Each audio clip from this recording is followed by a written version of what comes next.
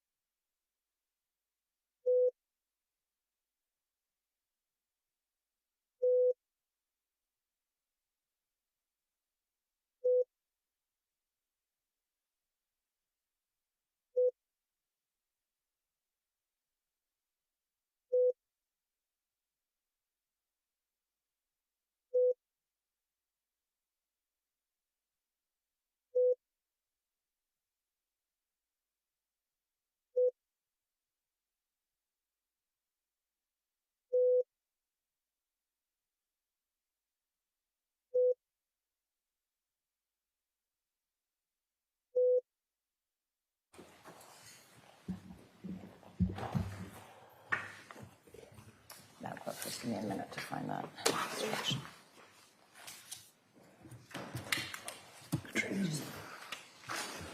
Oh, Your Honor, Yes. could we be heard again at Sidebar, just briefly, not about that issue, but about maybe a related issue that we might be able to take advantage of?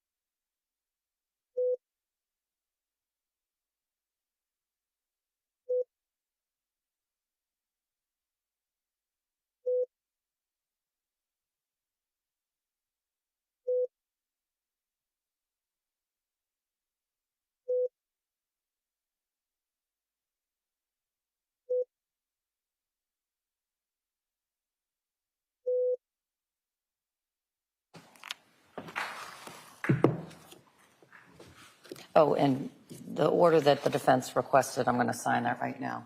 Oh, thank you.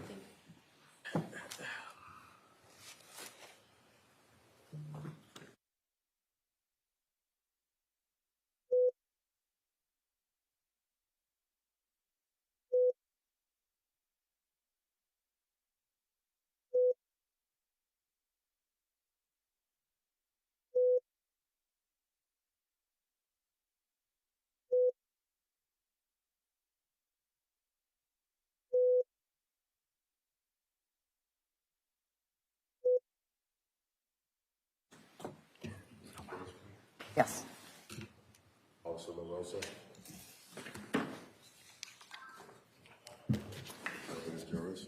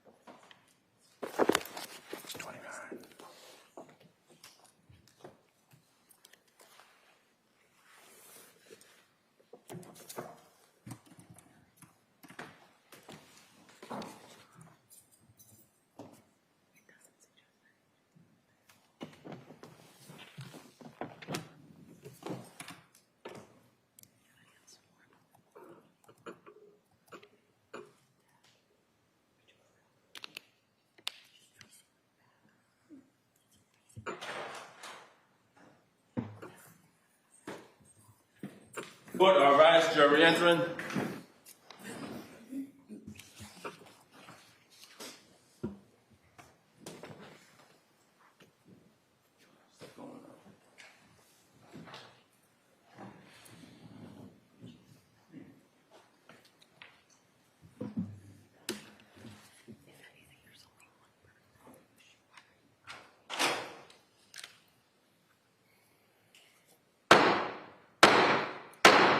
Hey. All persons have anything to do for this honorable justice. Diane Ferdinand, Justice of the Superior Court, now sitting in the County of Plymouth. Draw near, give your attendance, you shall be heard. God save the Commonwealth of Massachusetts. This honorable court is now in session. Please be seated. Good morning, Your Honor. May I proceed? Okay. Good morning, everyone. Before the court is a continuation of the jury trial in the matter of Commonwealth versus Christine Ricci. Ms. Ricci is present and is represented by attorneys Joshua Wood and Maura Barry. The Commonwealth is represented by Assistant District Attorneys Jeremy Kuzman, Shannon Buckingham, and Jason Haran. Good morning, jurors. Good morning. Jurors, I hope you had an excellent weekend and got to enjoy some of the beautiful weather that we had over the weekend. We'll start today with your responses to the 3 questions. Jurors, were you able to comply with my order that you not do any research about this case? Yes. Were you able to comply with my order that you not speak to anyone about this case? Yes. And do you all still have open minds? Yes.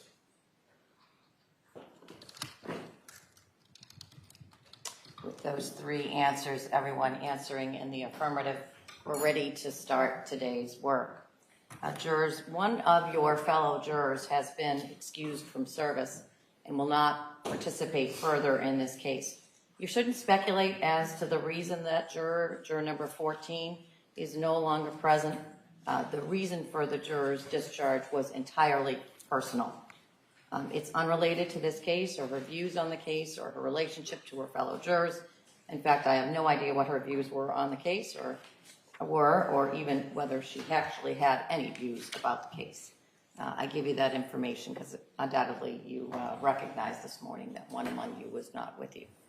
So we're ready to begin today's work. The Commonwealth may call its next witness. Thank you, Your Honor. Commonwealth calls Maureen Harnett, please.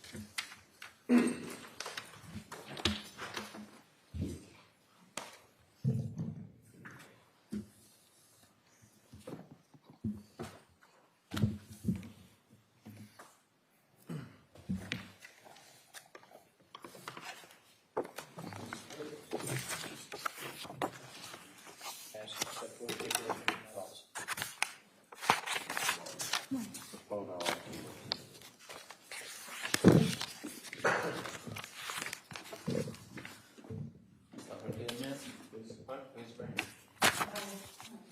solemnly swear that the testimony and the evidence that you report to the jury in the matter now pending in the Commonwealth and defendant of ours to be the truth, whole truth, and none but the truth, so help you God?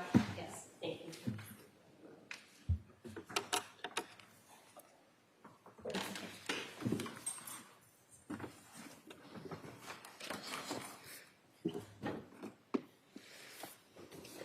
You may proceed. Thank you, Your Honor.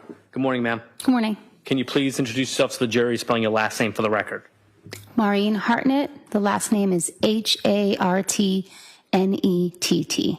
Where are you currently employed? I am a forensic scientist too at the Massachusetts State Police Crime Laboratory in the Criminalistics Unit. How long have you been with the Massachusetts State Police? I was originally hired in 2004, and I worked from 2004 to 2007 in both the CODIS unit and the Criminalistics Unit. And then I was most recently hired again in 2019 into the Criminalistics Unit. And how long have you been a forensic scientist too for? Approximately 4.5 years. How long were you a forensic scientist 1 for? Approximately 9 months. Okay.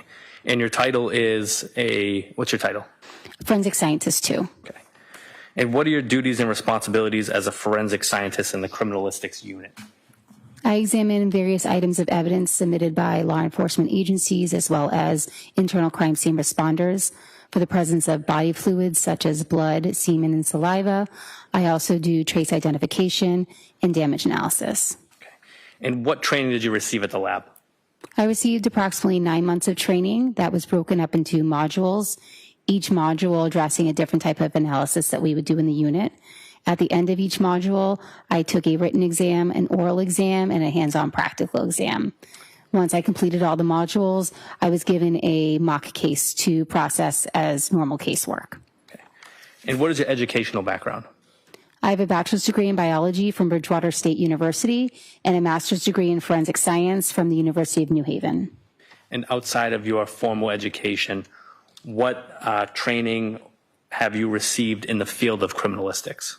In addition to the training, which I just spoke about, the 9-month training in-house at the State Police Crime Laboratory, I also received a 40-hour blood stain pattern analysis class. I took an ethics workshop and also a workshop on cognitive bias. And what, if any, continuing education do you do?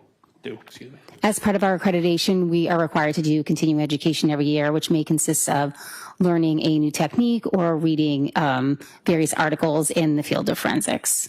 And who is the lab accredited by? Our lab is accredited by ANSI, National Accreditation Board. Okay. And you participated in competency and proficiency tests? Yes, I do.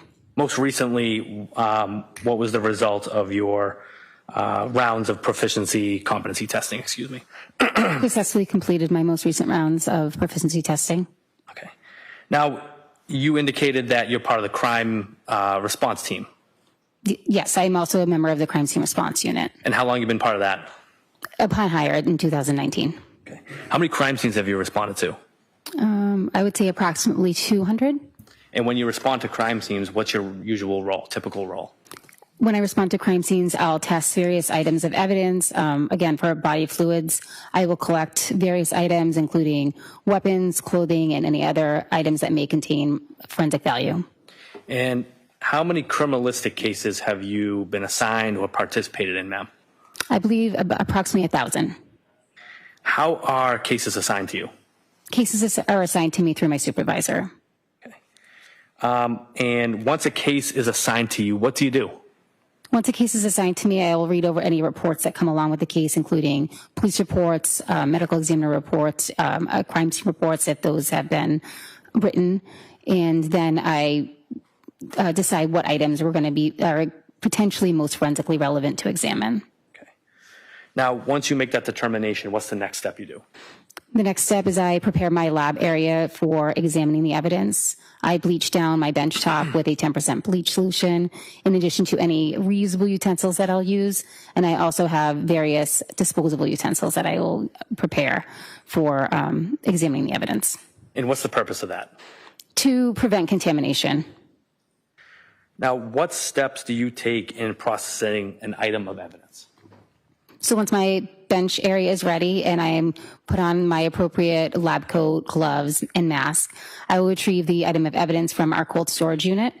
We have a computer electronic tracking system for every item of evidence within the lab. So once I put that evidence into my custody, I will scan it using the barcode on the package and scan it against the barcode that I have been assigned, so that the computer system is aware that I now can have custody of that item. Now, once that is completed, what do you do next? I photograph all the packaging to ensure that it was properly sealed. I then will photograph each item of evidence, front, back, interior, and exterior. And once you complete that, what do you do next? Depending on what the purpose of the examination is, I'll most likely be looking for any staining on the item, looking for trace materials on the item, and decide what type of testing will be done. Okay. And what is a screening test? A screening test is an initial test on a biological fluid. For example, a blood screening test will indicate whether or not blood may be present in that sample. And if there's a positive screening test, I will do a confirmatory test to confirm whether or not that stain is actually blood. And just very briefly, what does a confirmatory test do? A confirmatory test will determine whether or not the stain is blood. And what do you specifically use? What does that look like? So the screening test, I take something similar to a cotton swab, like a Q-tip. I rub it on the stain. I add 2 chemicals to that cotton swab. If it turns pink, it's considered a positive screening test. If the screening test is positive, then I'll then perform a confirmatory test where I either take a swabbing or a cutting from that stain. I put it in a buffer, which is just a liquid, to extract the stain from the item. That liquid is then loaded into a test card. It's something similar to a COVID test if you've done that. So you spot that liquid at the beginning of the card in the well. The liquid would travel up the strip. If it's 2 lines, it's positive. If there's 1 line, it's negative. So, Ms. Harnett, what happens when it tests positive? If the confirmatory test is positive, I'll prepare a sample for DNA. And what happens if it's negative? Generally, I don't prepare a sample at that point. So that for that particular item, it's concluded? Yes, for that particular stain, there'd be no further testing. What is QLIM, and what does quantity limited indicate? QLIM is a term that we use at the lab to indicate that the stain or the item being sent forward to DNA is not large enough to divide into 2 samples. Typically, when we collect a sample, we preserve half of that stain or sample for further testing. If the stain or sample is too small for a variety of reasons, we will then deem it QLIM, which means quantity limited, and that entire sample will be used up during DNA analysis. And QLIM is QLIM? Yes, that's correct. How are samples prepared for further analysis? Depending on what the substrate the sample is on, if it's fabric or a hard surface. If it's a fabric, I will cut a sample, place it into a plastic tube, and seal it properly to send off to the DNA unit. If it is a hard surface, I will take a swabbing of the stain, preserve it in a similar fashion. I'll put it in a plastic tube, which is then properly sealed and sent forward to DNA. And how are samples chosen for DNA analysis? Samples are chosen on what potentially will have the most forensic relevance. And who chooses? Who makes that decision? I make that decision. Okay. And once you make that decision, what happens next? The samples are sent forward to DNA. Okay. Now, I'd like to direct your attention to this lab number, in this case, lab number 21-02063. What was your role in this matter, Ms. Harnett? I processed the evidence in the criminalistics unit for this case. Okay. And do you recall who you received the evidence from? The clothing items I received from our crime scene responder, Amy Joy, or she submitted them into the laboratory. The 2 other items, the knives, were submitted by Trooper Thomas Laughran, and he submitted to the crime laboratory. Now, once these items are submitted to the crime laboratory and you obtain them, what do you do with them first? First, they will be scanned into my custody so that the laboratory understands that they're in my custody and I have control over them. Okay. Now, what items did you perform a general test on in this case? I examined item 1-3, which is a knife, item 1-4, which is a knife. I also examined clothing of Christine Ricci, which consisted of a shirt, a sweatshirt, a pair of shoes, and a pair of pants. And when you receive those items, are they already labeled? Do you label them? What happens? They are already labeled upon receipt. I want to focus on the knife, the first knife, 1-3. Okay. When you obtained that item, what did you do with it? I scanned it into my custody. I photographed the packaging and as well as photographed the item. Okay. Do you observe the item? Yes. Once that's completed, I make any visual observations of that item. And when you made visual observations of this item 1-3, what did you see? I saw a red-brown stain on the blade of the knife, and I also saw trace materials in the serrated portion of the knife. Why don't we do it now? Sure. We can do it now. Can we pause your honor very briefly? Yes?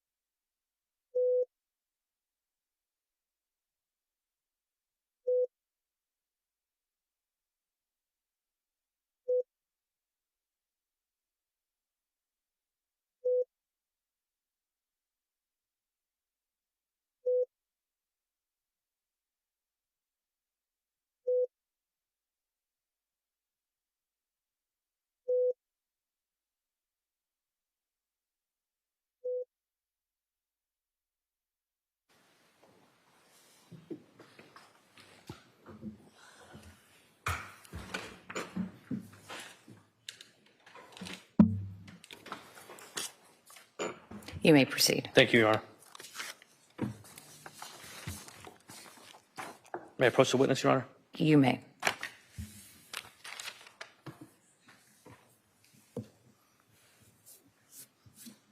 Hand you two photographs.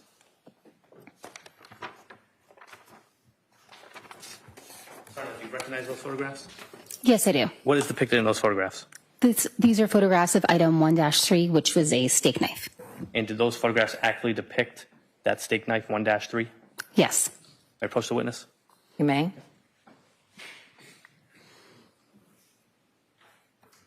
I'll move these items into evidence exhibit, the next exhibit. No objection. All right.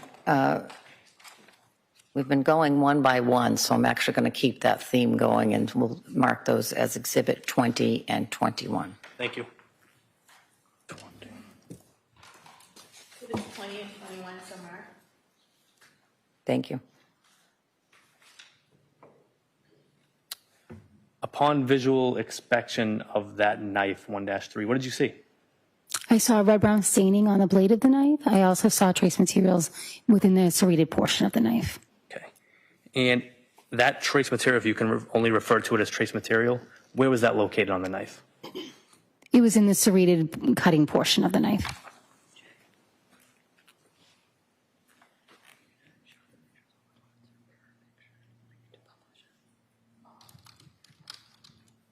May I approach the witness, Your Honor? You may. And you know photo. You recognize what is depicted in that photo? Yes, I do. What is depicted in that photo? This is a close-up of a portion of the blade of the knife. Okay. And does that accurately depict the blade of the knife on 1-3? Yes. May I approach the witness? Yes? I will move this item to evidence. I would ask for my objection to be noted based on the. Your objection is noted. The close-up of the serrated portion, cutting portion of the knife will be marked as Exhibit 22. Your Honor, if I may publish number 20 and 21 exhibits to the jury. Sure.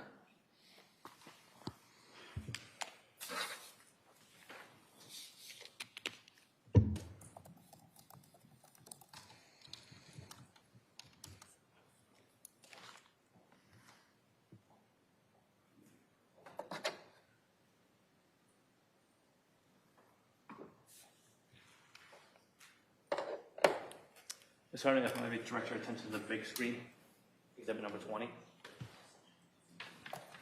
Can you point out for the jury, if you can see, where the red-brown stain was located?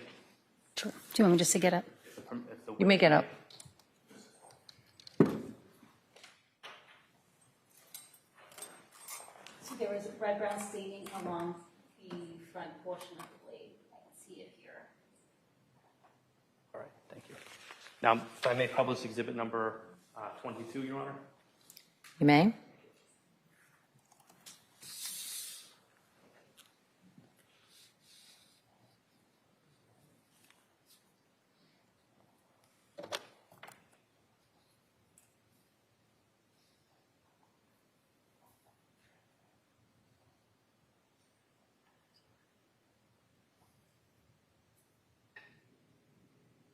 Ms. Harnett, what is the exhibit number 22 display? This is a close-up of that blade. And can you point out the red-brown stain that you observed? Yes. So this photo was taken under the microscope, and the red-brown stains on the blade of the knife. And that's at the bottom left of the photograph? Yes, that's correct. Now, after you observed those red-brown stains, what did you do? I performed a screening test on those red-brown stains, as well as a confirmatory test. Your Honor, if the witness may be seated. She may be seated. Now, when you performed the red-brown stains, a screening test on the red-brown stain, what was the result? The screening test was positive. And then upon receiving that positive on the screening test of the red-brown stains, what did you do next? I performed a confirmatory test on those stains. Okay. And how did you perform a confirmatory test? I took a swabbing of the stains. I cut a portion of the swab, put it into a tube, added the solution to the tube, which is a liquid buffer, to extract the stain from that swab. And then that liquid is spotted into the test card, as I described earlier, and flowed up the strip of the test card. The resulting card showed 2 lines, which is a positive result. And did you label that stain? A sample of it, was it labeled? The sample that I took, yes, was labeled. And what was that labeled as? That was labeled, I believe, 1-3.2.1. Was it labeled also with a letter? Yes. What was it called? I designated it as stain A on the knife. And that was the knife that was located on the dining room floor Yes, correct. of the home. Yes. In regards to that item, once the blood confirmatory was confirmed as blood, what did you do with it? I preserved a sample to send forward to DNA. Okay. All right. Is there anything else that you did with that item? I also collected the trace material from the item, and I also took a sample from the handle of the item for possible skin cell recovery. Okay. And in regards to the skin cell of the item from the handle, what would you do with that? That sample is sent forward to DNA. I don't do any testing for skin cells. It's just a sample that's taken and sent forward. All right. Now, I want to discuss with you item 1-4. Okay. What was that item? Item 1-4 was a chopping knife. Okay. And where was that located? I believe it was located on the dining room table of the home. Okay. And when you received that item, what did you do with it? I scanned it into my custody. I took a photograph of the exterior packaging as well as a photograph of the knife itself. Okay. And have you had the opportunity to review photographs of that knife? Yes, I have. May I approach the witness, Your Honor? You may. And you 2 photographs.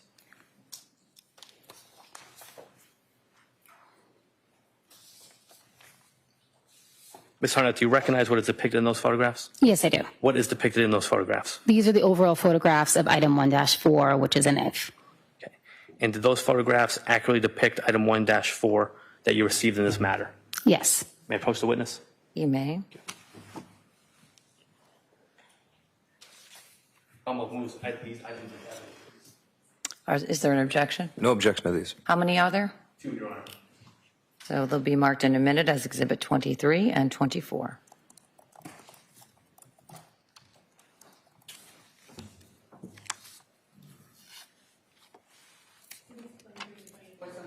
May I publish Exhibit 24, Your Honor? You may.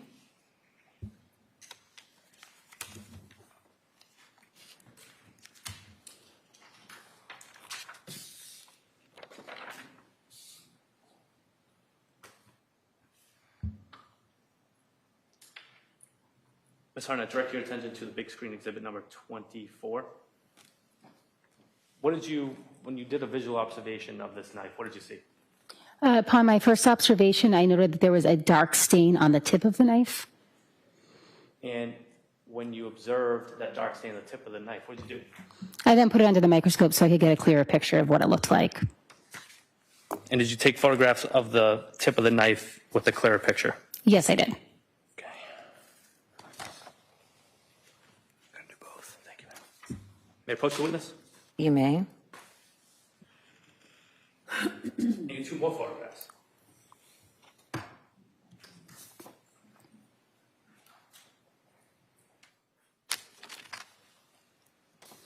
You recognize what is depicted in those photographs? Yes, I do. What is depicted on those photographs? These are the close-ups with of photos taken with the microscope of the blade of that knife and some of the staining on that knife. Okay. May I approach the witness, Your Honor? Yes. Actually, before I do that, did those photographs accurately depict the knife that you observed? Yes, they do. Or what is depicted on the knife that you had? Yes, they do. Move these into evidence. Renew my objection, Your Honor, for the record. He's renewing his objection for the record. Note your objection, exhibits 25 and 26, the close-ups of 1.4, are marked in a minute into evidence.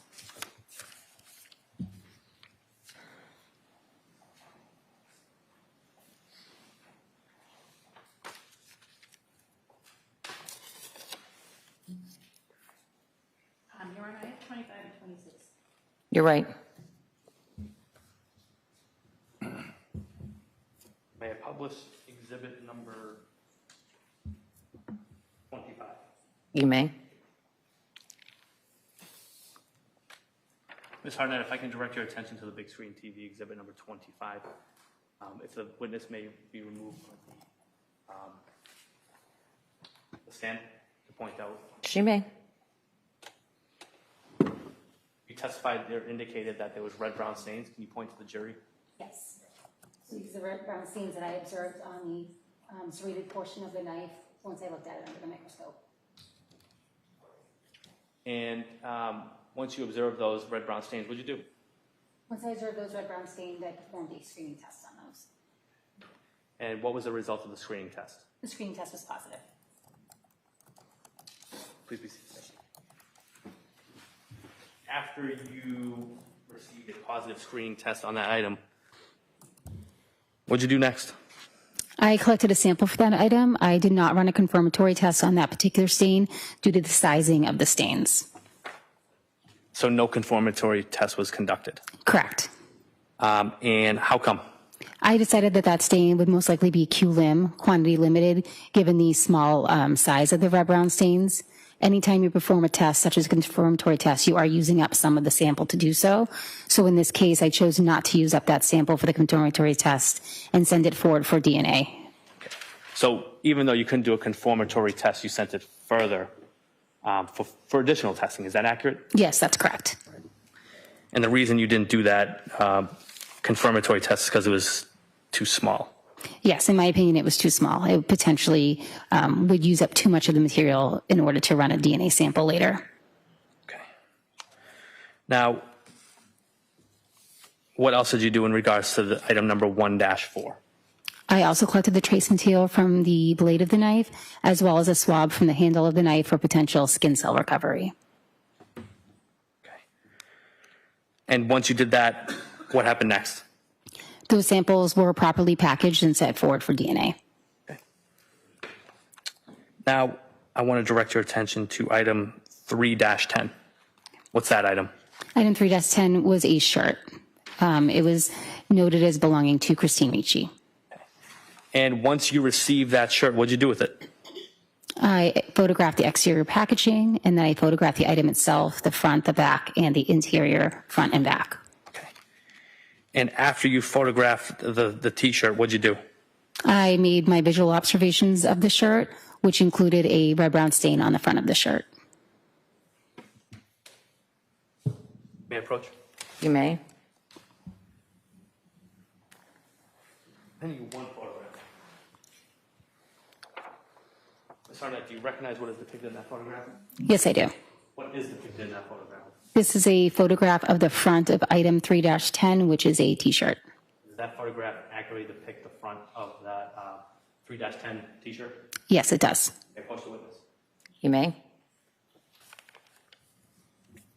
Commonwealth moves into evidence's next exhibit. Any objection? No, Your Honor. It'll be marked as exhibit and admitted into evidence as exhibit 27, photo of the front of the sweatshirt. May I publish this to the jury? You may.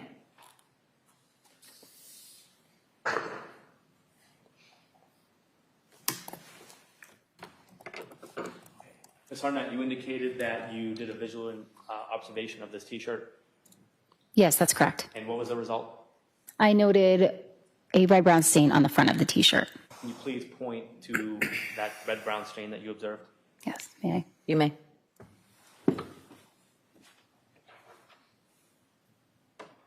The red-brown stain is in the upper left area of the T-shirt.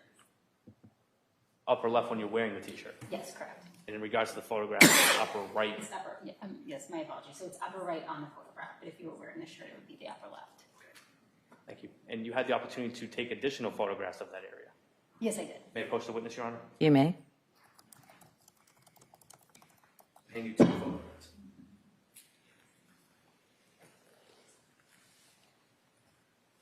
Do you recognize what is depicted in those photographs? Yes, I do. What?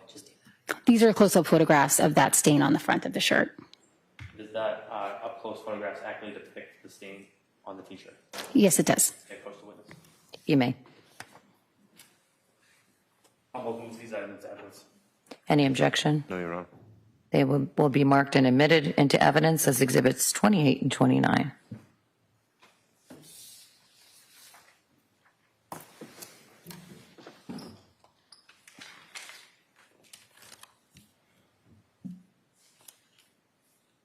Exhibits 28 and 29, so marked. Thank you.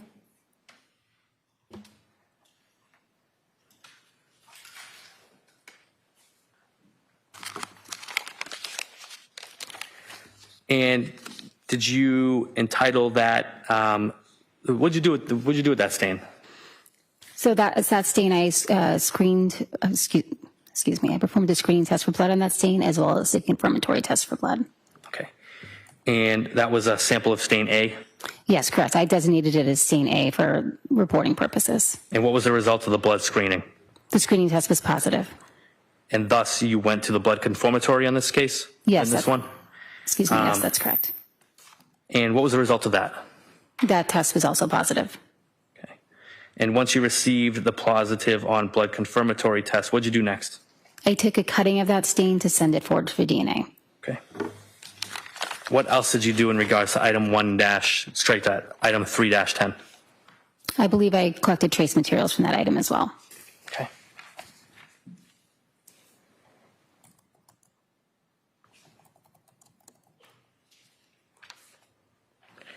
Once your examination of the items was completed, what'd you do? I prepared a technical report of my analysis. Okay. And is that report admin and technically reviewed? Yes, my report is always technically reviewed by a peer in my unit as well as administratively reviewed. Okay. May I have a moment, Your Honor? You may.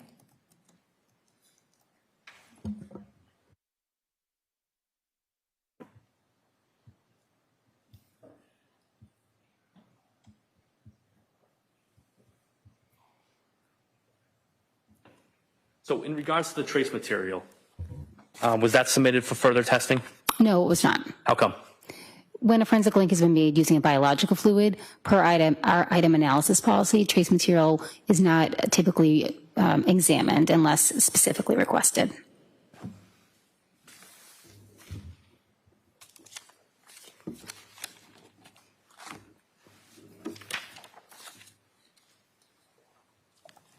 Thank you, ma'am. Nothing further, Your Honor. Cross-exam. With regard to the trace materials, you mean specifically requested by like the Commonwealth? It can be requested by the Commonwealth or as well as the defense. Or someone at your lab?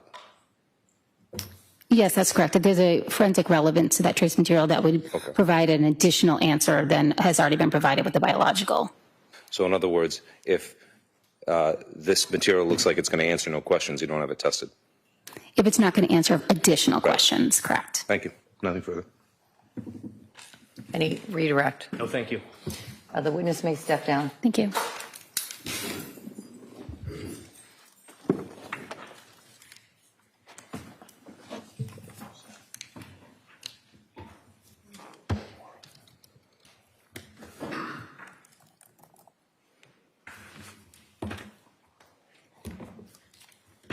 Commonwealth may call its next witness. Megan Little, please.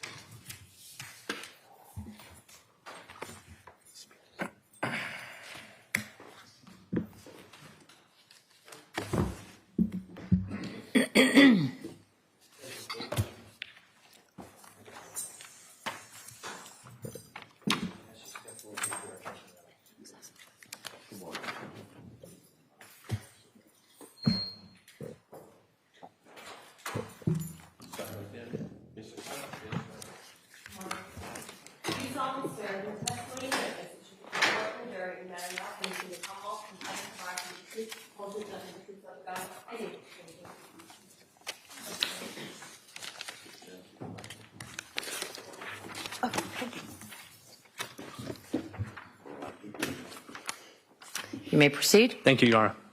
Good morning, ma'am. Good morning. Can you please introduce yourself to the jury, spelling your last name for the record? Yes, my name is Megan Little, Little. And where are you employed, ma'am? I am employed at the Massachusetts State Police Crime Laboratory How long have you been employed there? for 5 years. And what capacity are you employed as? I am a forensic scientist 2 in the DNA unit. And can you briefly describe your educational background? Yes, I have a Bachelor's of Science in Biochemistry from the University of Maine and a Master's of Science in Forensic Science from Marshall University. And can you just very briefly describe the nature of your work at the Massachusetts State Police Crime Lab?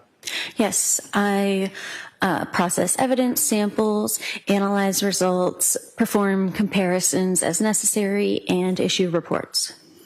And do you have any specialized training?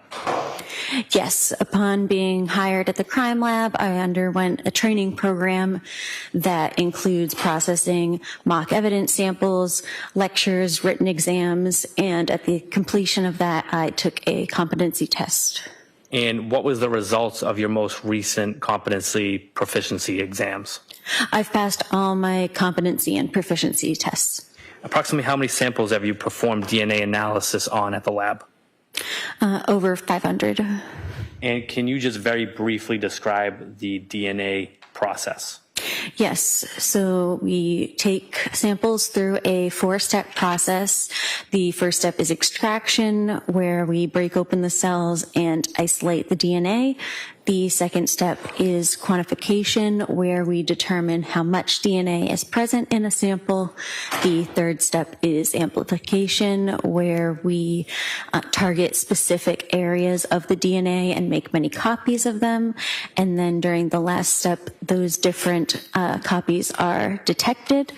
I then look at the data on a computer and determine the DNA profile.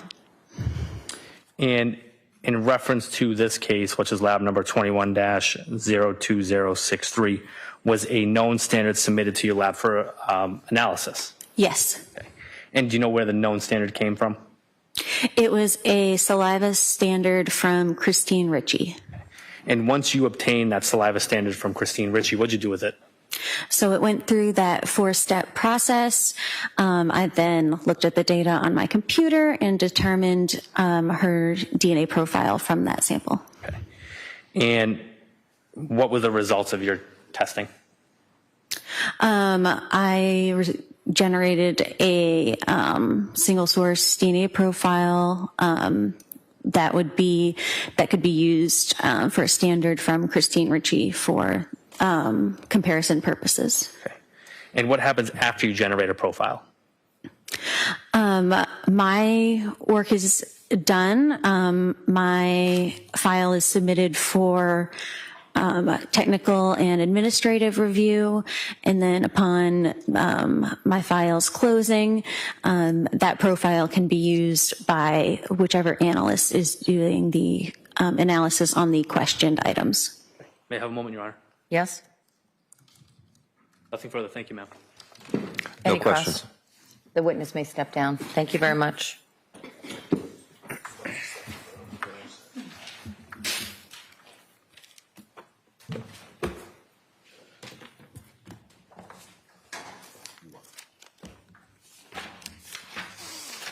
The Commonwealth may call its next witness. Yes, please. Commonwealth calls Lindsay Bird, please.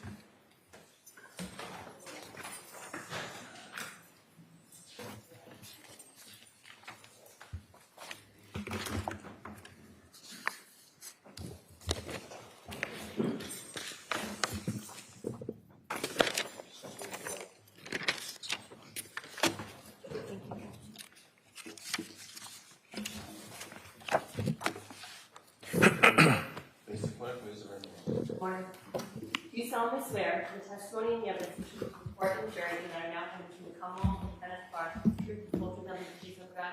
I do. Thank you.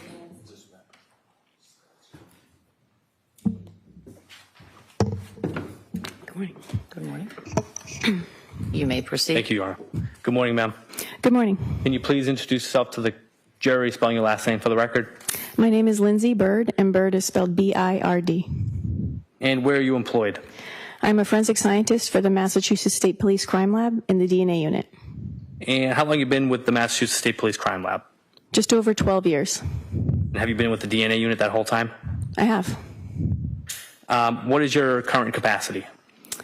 I am a forensic scientist 3 within the DNA unit, which is a supervisory role over other forensic scientists doing day-to-day casework, and I'm also in charge of quality control for the DNA unit. What is the duties and responsibilities of a forensic scientist 3? So we assign and review casework from other analysts and do casework ourselves. And in my capacity as a quality control supervisor, I also ensure that the instrumentation and the reagents that we're using are all meeting our standards before we use them. When did you become a forensic scientist number 3? 2 years ago. And how long were you a forensic scientist number 2 for? 9 years, and then the first year I was a forensic scientist 1, which is a designation given to trainees.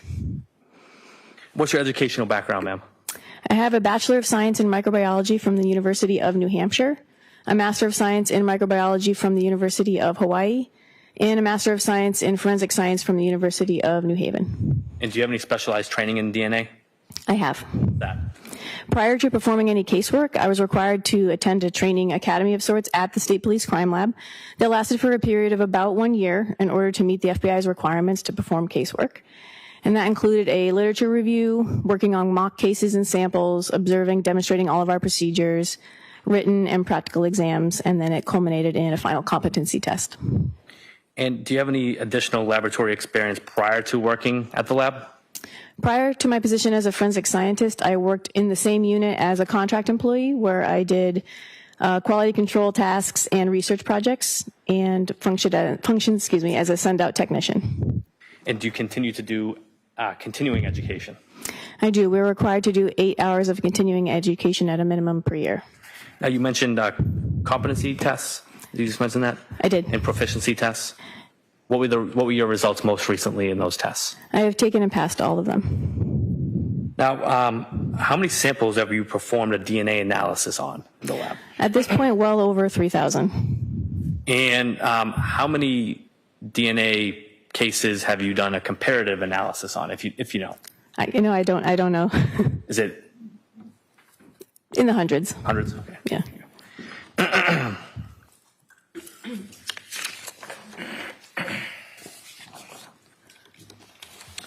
Now, I want to direct your attention to this matter, which is lab number 21-02063. What was your role, ma'am? For this case, I did data analysis and DNA interpretation for 4 items that were submitted to the DNA unit for DNA testing. And what happens when you receive those items? So we have a 4-step process that we do for all of our samples in the lab, and those samples are received from the criminalistics unit, and they undergo that 4-step process, and at the end, the data is interpreted and reported in DNA testing reports. So what do you do? For this case, I can do all of it. But for this case, I only did I picked up where the data started. So once the lab work was complete, it was given to me to do the data interpretation and write the reports. So you received the known DNA profile of Christine Ricci from Megan Little. Correct. And then you also received the YSTR profile of Michael Ricci generated by Madeline Richardson. Correct. And you also received the STR profile of Michael Ricci generated by Madison Frank. That's correct. So that's when you pick up your work. Correct. Okay. How do you do an interpretation of those DNA items? So my interpretation begins with the evidence items, the questioned items, that we are trying to answer the question of who may have left this behind. So I will look at the items of evidence first, the profiles generated from them, interpret how many individuals they might be from, if they are interpretable, if there is a profile there to compare to, and then I can do a comparison to any of the known standards that we have submitted with the case. So you received 4 items in total that you examined? Correct. Okay. And you take the question items and compare them to those 3 DNA samples? Correct, if they are comparable, yes. Okay. So I want to direct your attention to item 1-3. Your Honor, may I refer to my report? You may. Thank you. What was that? So I looked at the profile for item 1-3.2.1, which was described as a sample of stain A on the blade of the knife recovered from the dining room floor at 679 Moraine Street. And what did you obtain from that item? For item 1-3.2.1, the result was a male STR DNA profile was obtained. And what does that mean? It means that the profile generated from that location on that item produced a profile that appeared to be from one individual. And Ms. Bird, what is a contributor? So DNA profiles can be from one person, and we would call that a single source profile, meaning the data indicates that it was deposited by one person. So one contributor, one person contributed this DNA to this place. Other profiles can be a mixture of more than one person's profile. So we can see that there may be 2, 3, 4 people contributing to that mixture profile, and then those would have more than one contributor contributing biological material to that location. How many contributors were assumed on this matter, on this item? This item was consuming one contributor. Okay. Now, in regards to determining that, what did you do after? Once I determined that, I did a comparison to the known standards that were available for the case. And can you describe to the jury what you did, please? So I compared that STR DNA profile from item 1-3.2.1 to the known profile from Michael Ricci and to the known profile from Christine Ricci. In regards to Michael Ricci, what was the result? The result was that the DNA profile from this item was at least 9.1 million times more likely if the profile originated from Michael Ricci than if it originated from an unknown individual unrelated to Michael Ricci. And this provides support for an inclusion. What is inclusion?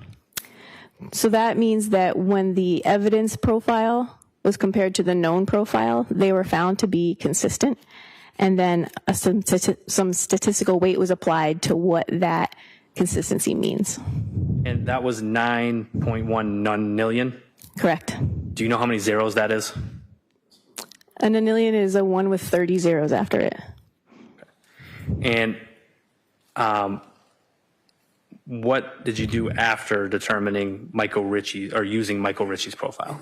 I then also did a comparison to Christine Ricci to the same profile. And what was the result of that, ma'am?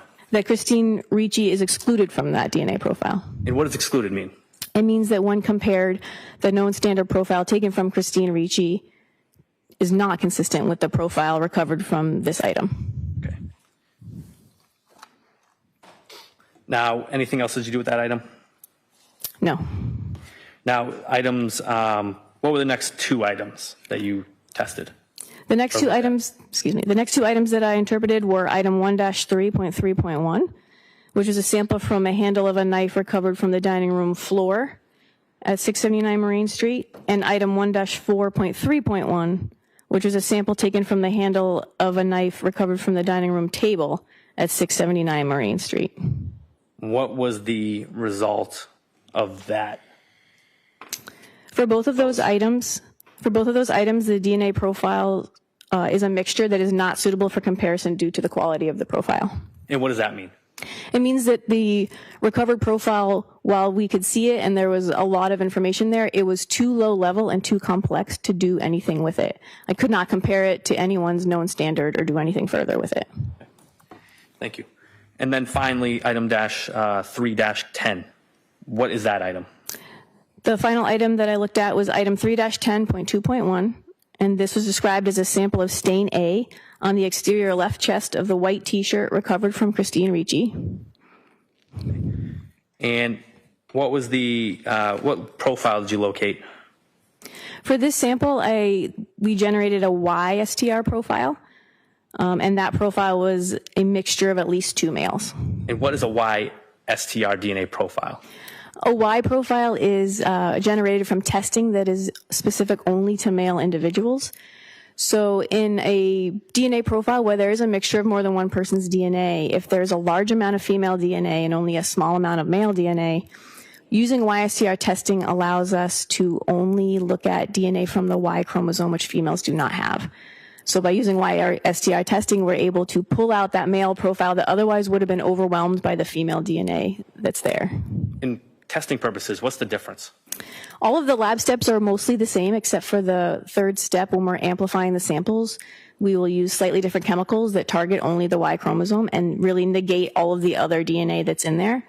At the end, all the other steps are the same, but the profile at the end is a little bit different. And what's the importance of that? The differences are important because they are considered to be patrilineal, meaning they are inherited through the Y chromosome down a family line. So an example would be a grandfather and a father and a son would all have the same YSTR profile as each other because it's inherited through the Y chromosome. And another example would be two brothers from the same father. They would also have the same Y profile as each other and as their father. Now, you indicated that the YSTR DNA profile was a mixture of at least two male contributors. Mm-hmm.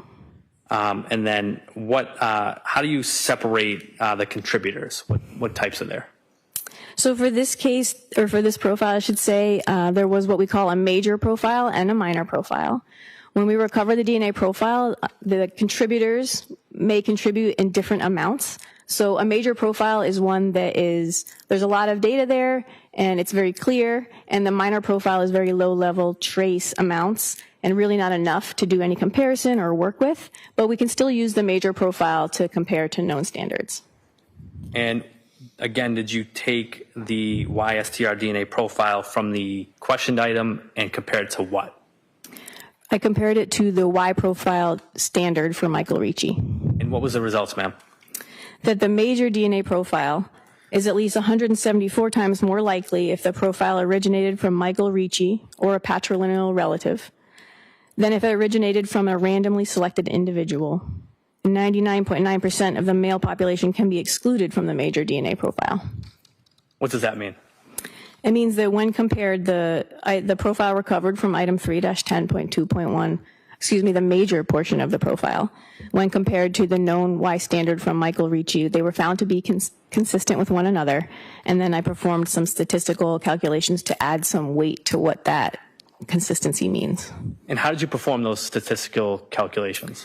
For the YSTRs, we use a database online that gives us some population statistics that we can plug into basically an online calculator in order to calculate what the likelihood is of seeing this profile if it did originate from the same source or if it didn't. And what was that source, if you recall? So my calculation is comparing the likelihood of this profile, seeing this profile if it originated from Michael Ricci or seeing it if it originated from somebody else. And what was your conclusion? That the major DNA profile was at least 170 times more likely if the profile originated from Michael Ricci than if it originated from a randomly selected individual who was not a patrilineal relative. And I'm not sure if you indicated this earlier. What was the result of the minor profile? The minor profile is not suitable for comparison. It was very low level, and there was really nothing that could be done with it. Okay. What, if anything else, did you do in regards to analysis on this item? That's the completion of it. Now, are you subject to technical and administrative review? Yes, I am. Was that completed in this case? Yes, it was. Okay. Did you do anything further? No, I did not. May I have a moment? You may.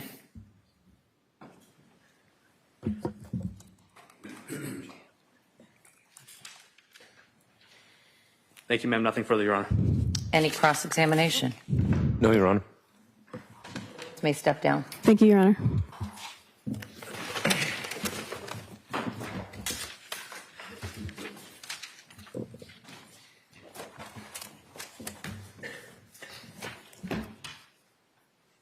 Commonwealth may call its next witness. Taylor Fedorchuk, please.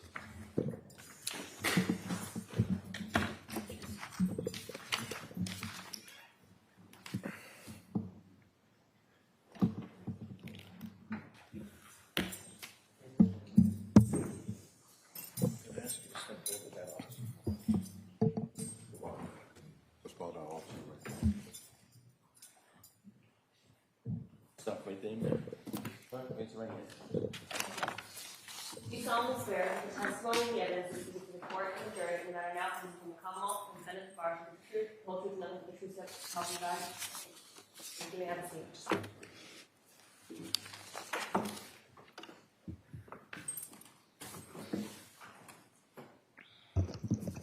You may proceed. Thank you, Your Honor.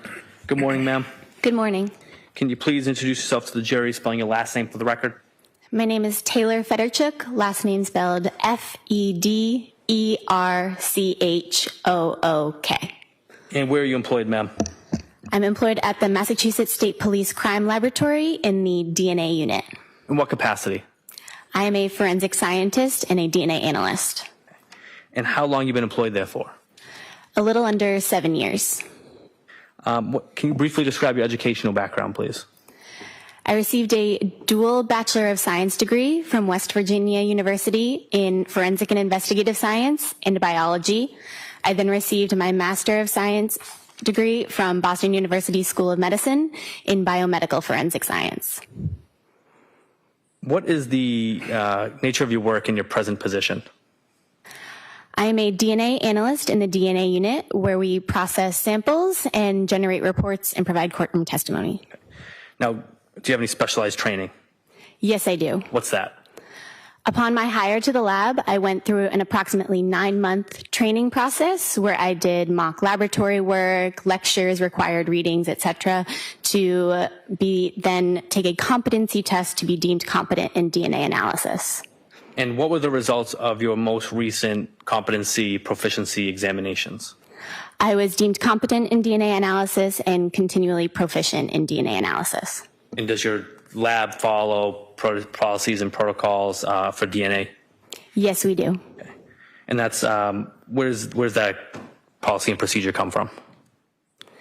We have protocols for each step in our process that are determined by the laboratory. Okay. Now, I want to direct your attention to this matter, lab number 21-02063. What was your role, Ms. Federtuk? I was the technical reviewer of DNA testing report 4. Okay. And what is a technical reviewer? All of our files go through a review process. The technical review is an independent review of the data by another analyst that is trained to do the review process, where we check for accurate and completeness of the results. And in this particular matter, what did you review? I reviewed the worksheets, the data interpretation, and the report for DNA testing report 4. Now, you had the opportunity to review item 1-4.2? Yes, that is correct. And what was that item? That item was sample of stain A on the blade of knife on the dining room table at 679 Moraine Ave, or Moraine Street, I believe, sorry. Now, what was, why was this tested at a different time than the other items upon your review? It depends when things are submitted, or in this case, this was an exhaustive sample that was tested later after authorization of exhausting that sample. And once an item is deemed exhaustive, how does the lab accommodate to that? There are either the exhaustive testing can be put forward or somebody can observe the testing as well. And was at some point the exhaustive testing was put forward? Yes. Okay. Now, upon your review, what was obtained, what DNA profile was obtained from that item 1-4? A male DNA profile was obtained. And how many contributors were assumed? We assumed one contributor. Okay. Now, upon your independent review, what were your findings, ma'am? The DNA profile from this item is at least 9.1 nonillion times more likely if the DNA profile originated from Michael Ricci than if the profile originated from an unknown individual unrelated to Michael Ricci. This provides support for an inclusion, and Christine Ricci was excluded from this DNA profile. And this was a STR profile? Yes, that is correct. And it's an inclusion of a fellow STR profile? Is that yes, accurate? that is correct. Okay. And you indicated Christine Ricci is excluded? Yes, that is correct. All right.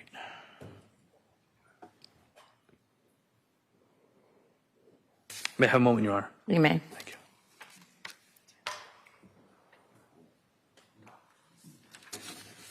you. Nothing further. Thank you, ma'am. Any cross-exam? Yeah, just a moment.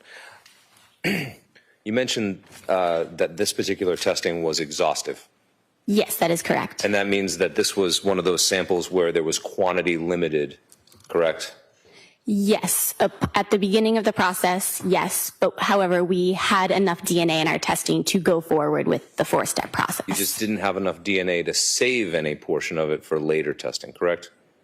Of the original item swab itself, yes, that is correct. Which indicates that there was a very small amount of DNA on this item.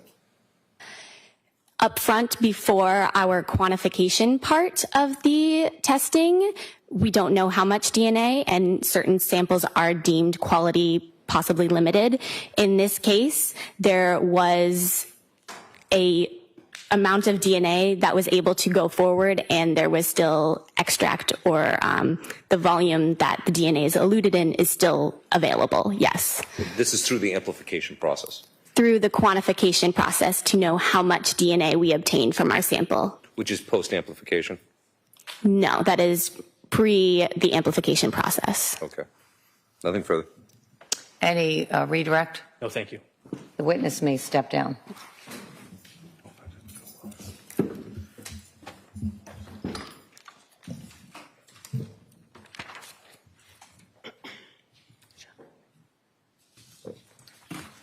Commonwealth calls Officer Hunt, please.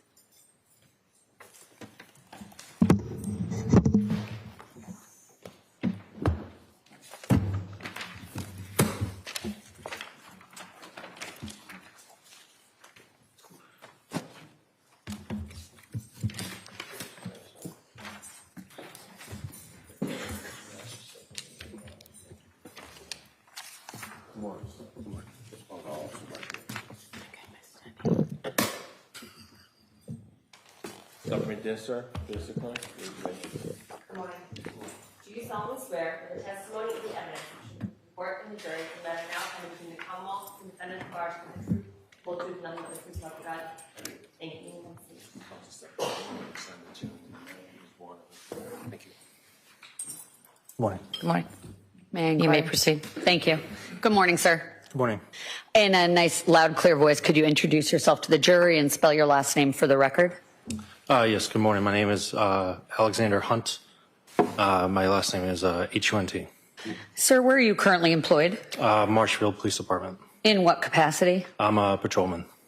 How long have you been employed by the Marshfield Police? About 5 years. Was that your first employment in law enforcement? Yes. And as a patrolman, what are some of your duties and responsibilities, sir? I respond to emergency and non-emergency calls. Drawing your attention, sir, to January 28th, 2021, were you working that day? Yes, I was. And as a patrolman? Yes. And what was your shift that you were working? I was working the 4 p.m. to midnight shift. And do you happen to remember the weather that day? It was cold out. There was snow on the ground. I believe it was in the 30s. And at approximately 4:48, sir, were you dispatched to a particular location? Yes, I was dispatched to Marine Street. And was that 679 Marine Street, if you recall? Yes. And what was the dispatch call for, sir? It came out Objection, as Your Honor, with regard to. You can answer.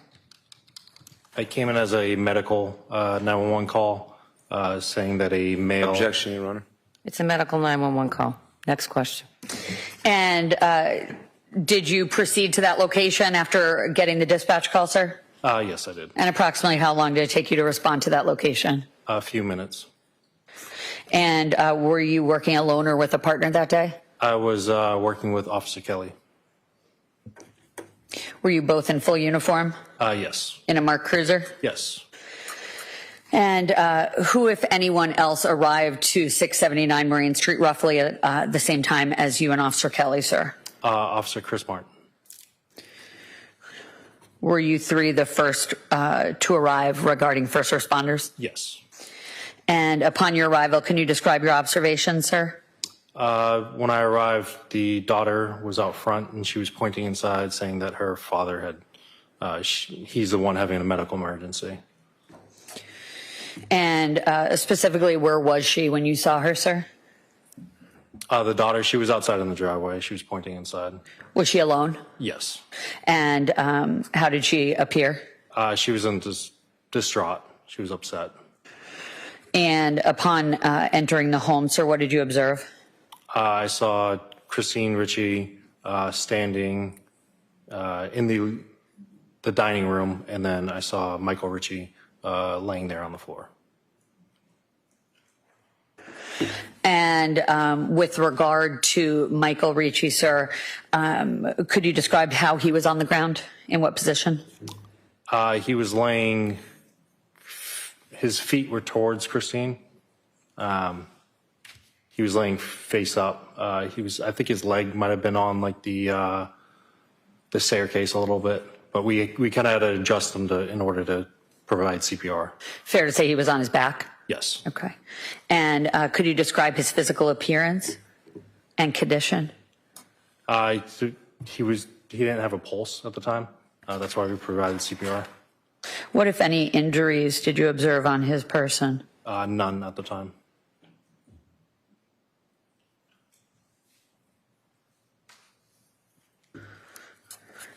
And what did you begin to treat him for? I provided rescue breaths using an ambu bag, and Officer Kelly provided compressions. And you indicated that the defendant, Christine Ricci, was standing near Michael Ricci, is that correct? Yes. Specifically where? She was standing a couple feet away from him, almost like facing him.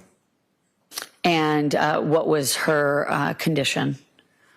She was upset, distraught. I couldn't really make out what she was saying. I know Officer Martin was speaking with her at the time while me and Officer Kelly were providing CPR.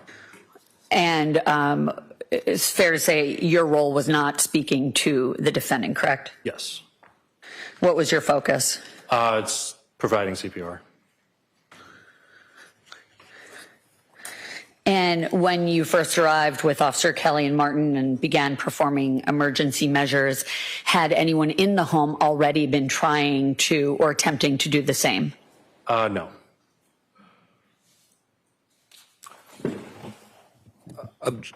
Excuse me, Your Honor. Objection. I move to strike that. I'll see you at the side of the bar.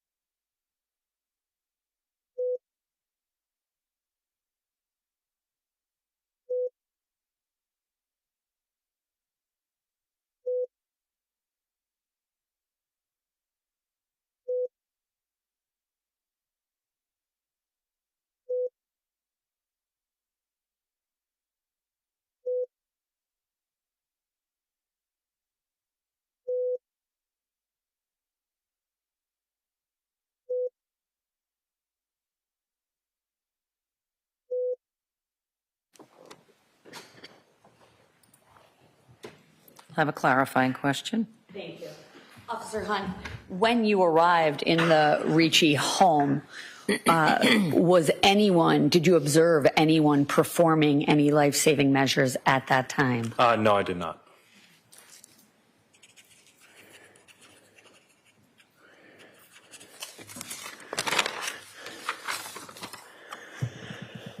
And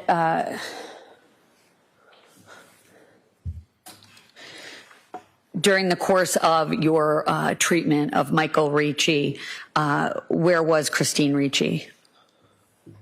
She was almost standing over him, kind of like, as I said, a few feet away. She was kind of in front of the stairs. And at some point while you were performing emergency measures, did anyone else arrive? Eventually, the paramedics arrived on scene. And what was their role in relationship to your role when they arrived?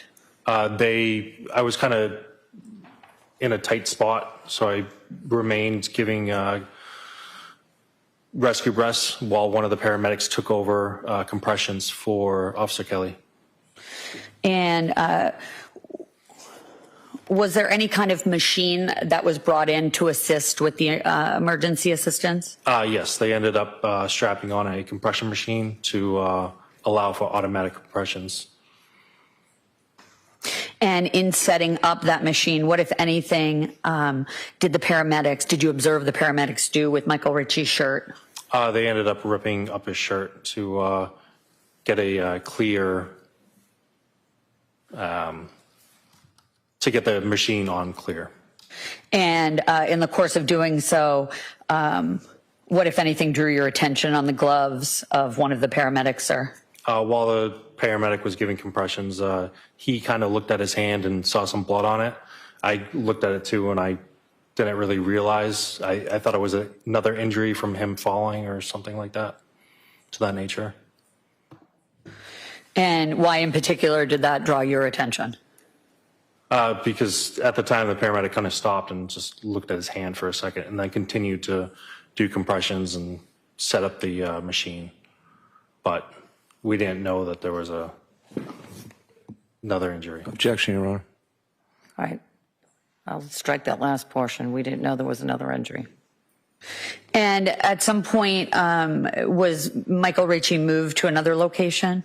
Yes, they strapped him on a backboard and brought him down to the ambulance.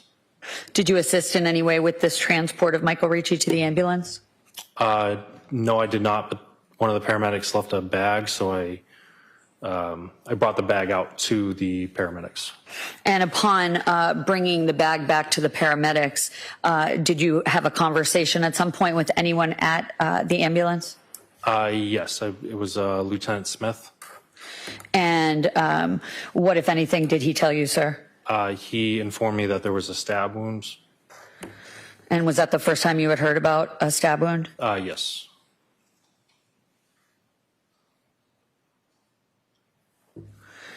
When did Lieutenant Smith inform you of this in relation to when Michael Ricci was placed inside the ambulance? He was already placed inside the ambulance. He was coming back up to inform us. And while I kind of met him like halfway up the driveway. And what, if anything, did you do with this information that Lieutenant Smith provided? Myself and Lieutenant Smith both went back up to the house and informed Officer Kelly and Officer Martin. And at that point, what happened next? Officer Kelly asked Christine Ricci who stabbed him. And what did she say? She said, "That's what I've been saying, there's blood. He's bipolar and schizophrenic." And had you heard her say that before? No.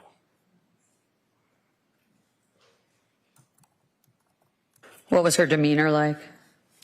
She was upset, kind of distraught. At the time, we were going to take her up to the hospital. What was the purpose of bringing, or the intention of bringing Miss Ricci to the hospital? Because we thought it was a medical emergency, which it was. So instead of having her drive up there, we were going to transport her to, not allow her to be distraught and get into an accident on the way up there. And prior to getting into that, what, if anything else, did Christine Ricci say had happened as it relates to this stab wound that was discovered?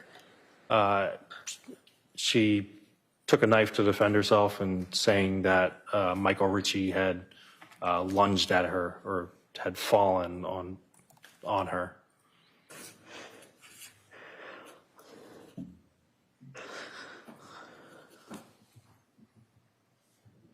And again, had you heard her mention anything along those lines when you had first arrived? No, I did not. And what, if any, knife was discovered while you were there, sir? There was a knife on the ground. It was behind her.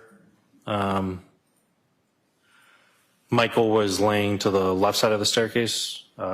Christine was in front of the staircase, and the knife was behind her a few feet to the right of the staircase. Had you previously seen the knife, sir? No. And what, if any, observations did you make of the knife once it was located?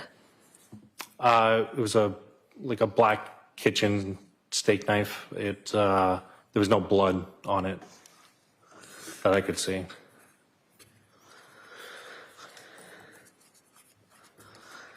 What, if anything, did Christine Ricci say about the stab wound to his back?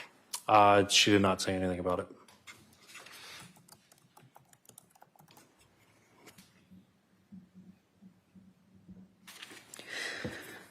What, if anything, did Ms. Ricci say about a cut in addition to this? Objection, Your Honor.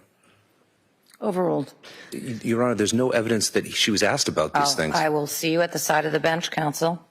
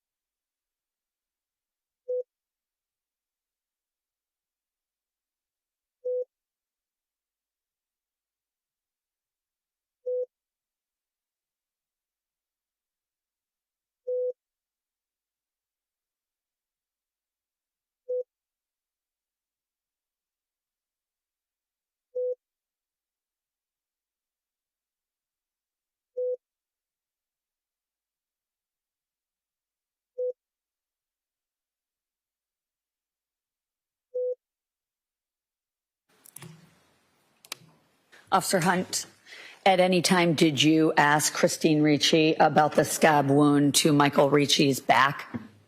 I did not personally. Were you present when anyone else did? No. And had, based on your training and experience, sir, had you been responding to a stabbing, how, if any, how would that response have differed than what you just described as your response being when you first got there? I would have applied direct pressure to the wound and attempt to stop the bleeding.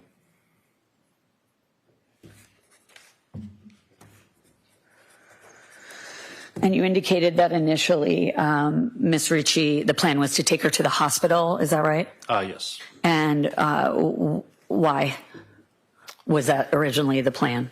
Initially because we thought it, he was having some... Objection, Your Honor. Ask the question differently.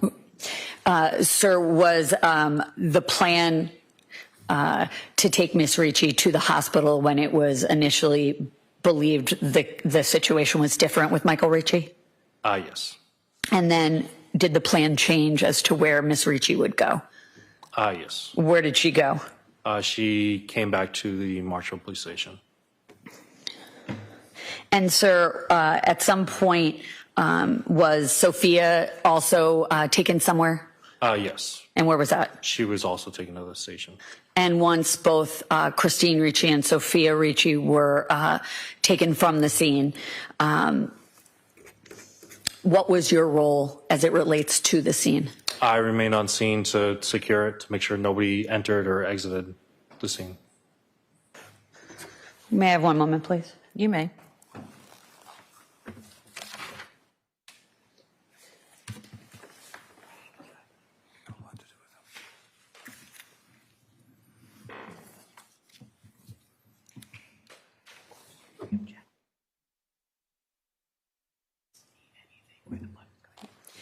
Sir, one last question, just going back a few moments. When you testified about the paramedics, when they had hooked Michael Ricci up to the machine, the compression machine, that line of questioning, and you observed blood on the glove of one of the paramedics, may I just ask you a follow-up question about that? Yes. At any point, where, if anywhere, were you able to see where the blood was coming from? We did not see. I didn't personally see where the blood was coming from. He had a couple lasers. Objection.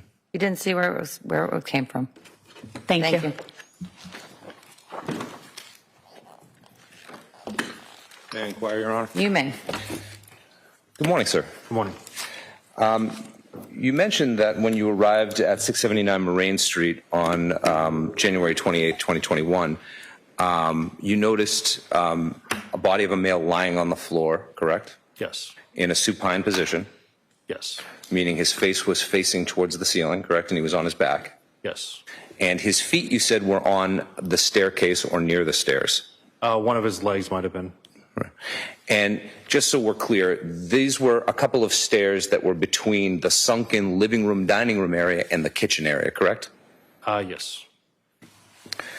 Now, you mentioned that you saw blood on the hands of one of the paramedics while he was giving chest compressions, correct? Yes. So this would have been while his hands were on the front of Mr. Ricci's body doing chest compressions on his chest area? Well, as you're doing CPR, you're supposed to give about 30 chest compressions, allow the person to give rescue breaths so that whoever's doing the chest compressions has to stop. So while he was stopping and I was giving the rescue breaths, he was looking at his hands. So in other words, just want to make this clear, the compressions are on the front of his body. Yes. And that's when you noticed blood on his gloves for the first time. Yes.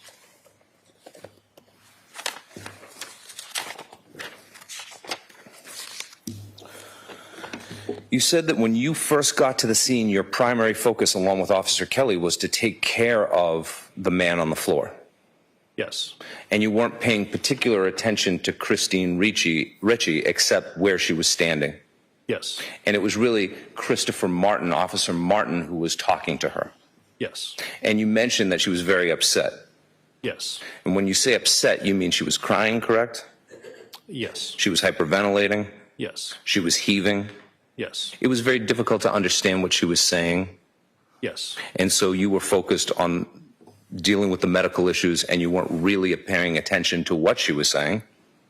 Yes. And you were leaving that task to Martin. Yes. And of course, she was saying a lot of things, but it was very highly emotional and it was difficult to understand. Yes. Now, when you arrived on the scene, you don't know whether Christine Ricci or Sophia Ricci at that point had done anything, any life-saving measures before you got there, correct? Not that I know of. Right. All you know is when you walked in, everyone back was away from the body by, as you say, a feet or a couple feet. Yes. Giving you the appropriate space that you needed to work, correct? Yes.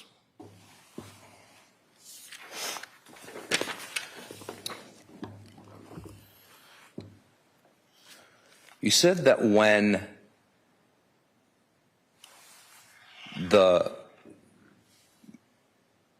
how did you put it, when Lieutenant Smith comes in and mentions the puncture wound, you're there when Officer Kelly asks again about, or asks Christine Ricci a question? When I went out to give a medical bag to the paramedics that they left inside, Lieutenant Smith met me halfway and informed me of the wound, and he came in along to speak with Officer Kelly. And Officer Kelly directed a question to Ms. Ricci at that point, right? Yes. And she began her statement with, "That's what I've been telling you." Yes. Right?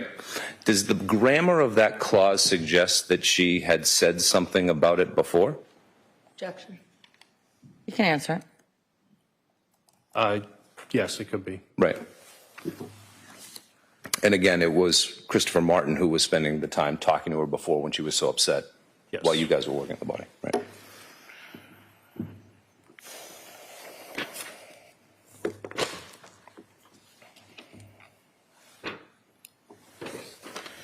At some point also she says, in describing how it all went down, she mentions that he fell on her. Is that your memory? Something to that nature, yes. Okay.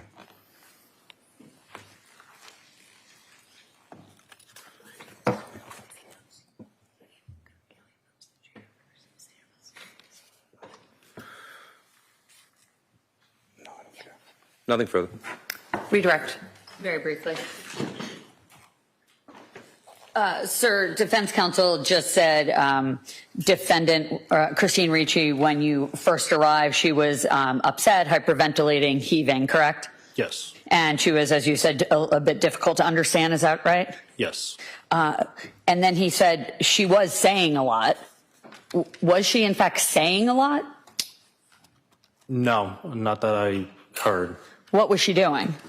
She was kind of just crying, mostly, from what I could hear. Do you hear any actual words you could decipher besides the tears and the hyperventilating? No. Did you ever hear the word knife until Lieutenant Smith asked about the stabbing? Objection, Your Honor. He said he wasn't listening to what she said. Overruled. No, I did not. Thank you. Recross. Yes. Sir, it was Christopher Martin that was paying attention to what Ms. Ricci was saying, correct? He was speaking with her, yes. Right. You were paying attention to taking care of the man on the floor. Yes, my main focus was providing CPR. Correct. And you don't really know what Ms. Ricci said to Officer Martin, do you? I did not hear anything. Right. Thank you. Nothing further. The witness may step down. Thank you.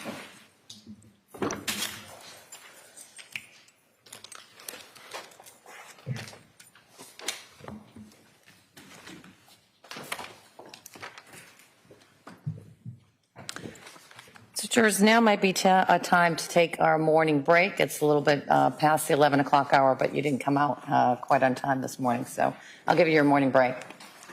Rise for the jurors. Let's place the notebooks in the chair and exit this way.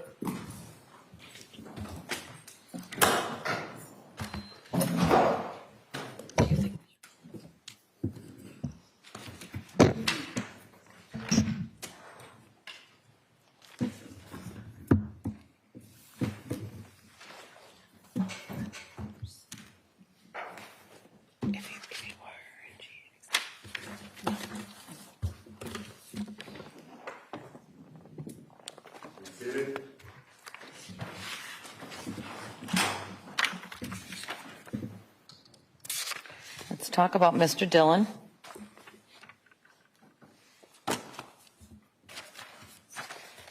What's the Commonwealth's proffer of what, well, you've had some conversations, as I understand it, over the weekend.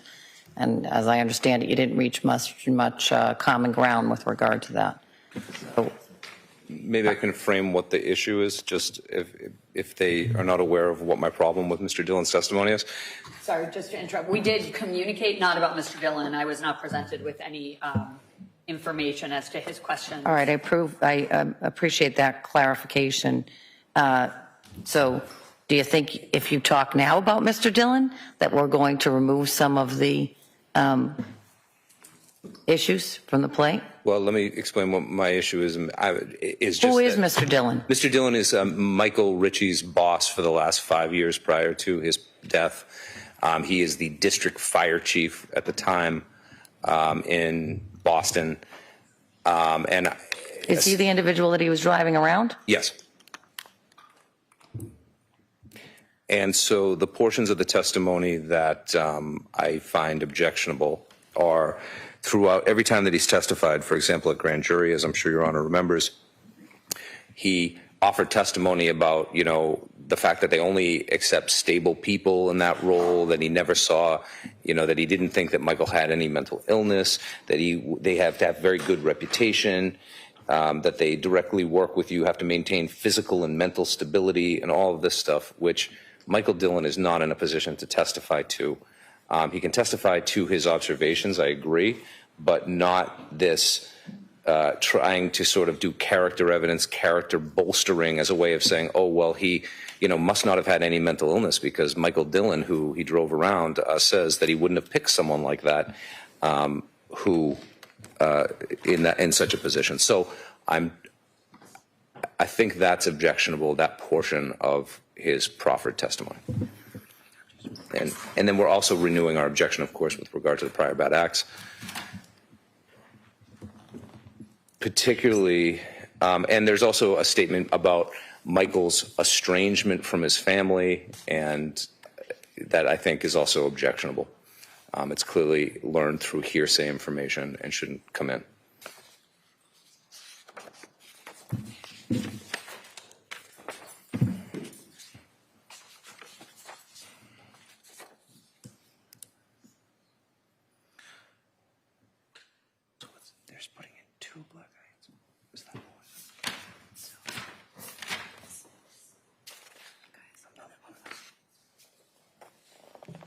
Yes. Your Honor, with regard to the very last thing defense counsel said, we do not intend to ask Michael Dillon anything about what he was told from Michael Ricci about his family or anything like that. So consistent with my order, right? Right, exactly. Right. Per your order, what I have gauged from it is that Michael Dillon can testify to his observations of alleged victim's physical condition and cannot testify about the alleged victim's comments about the defendant's temper.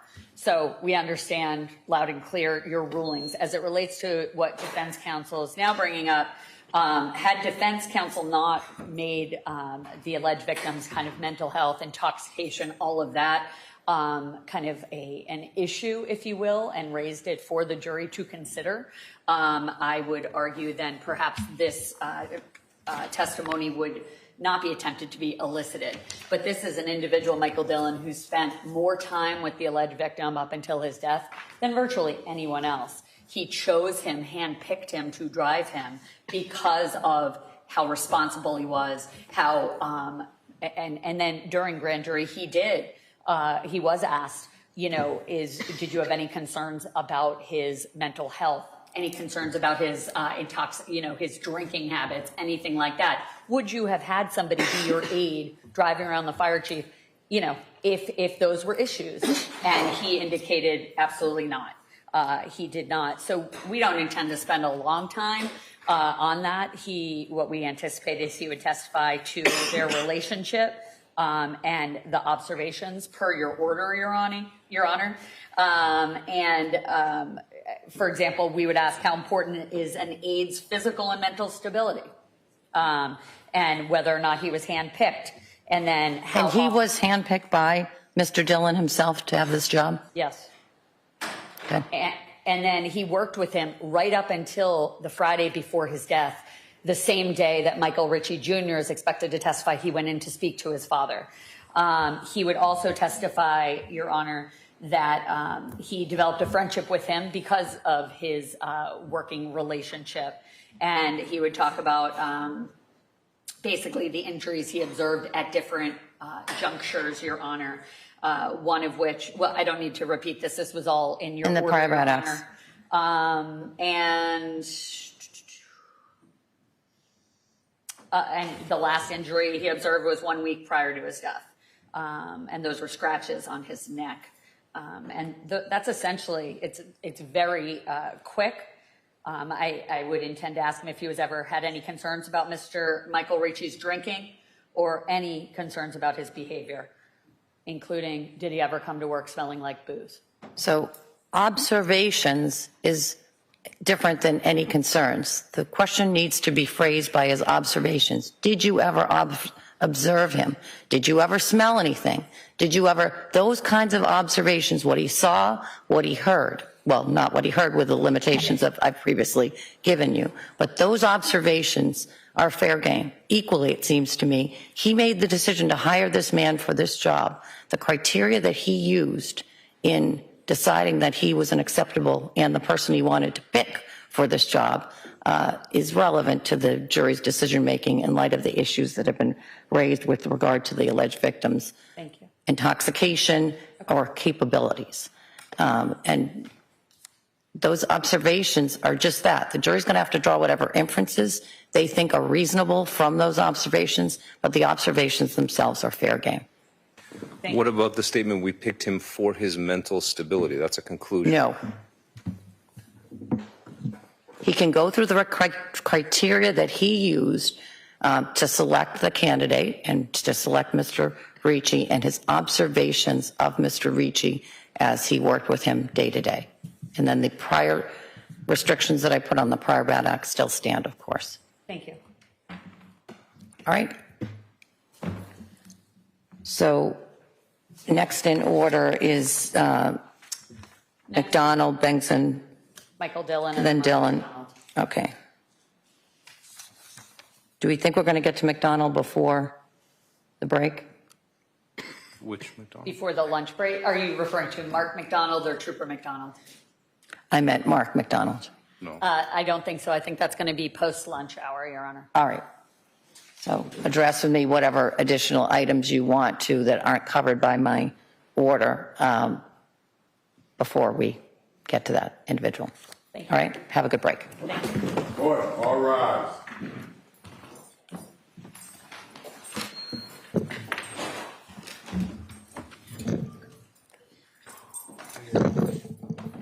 What's that? It'd be like $1 million. Yeah, sometimes I get so nervous at it, I forget.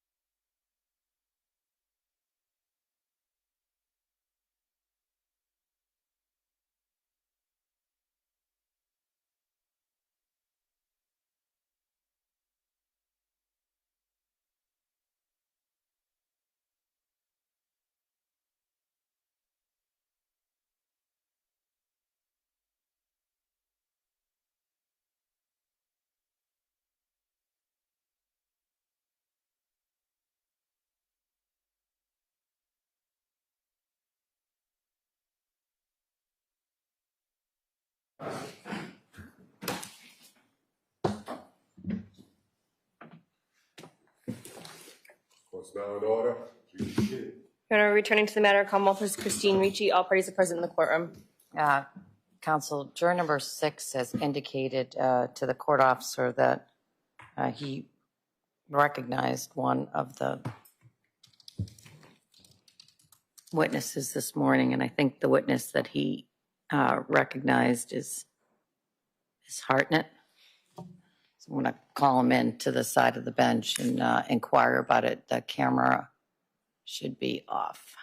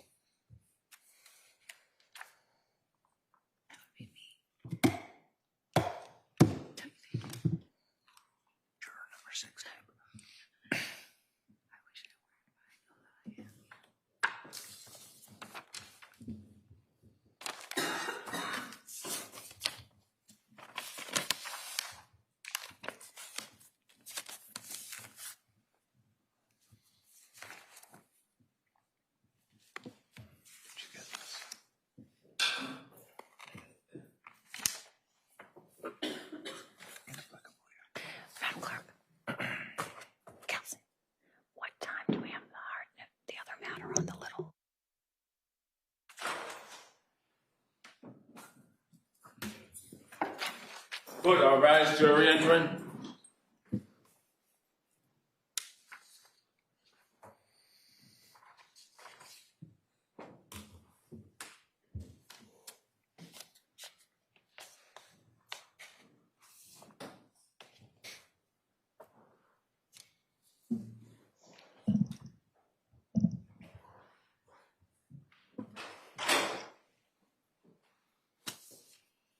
Court's now in session. Be seated, please.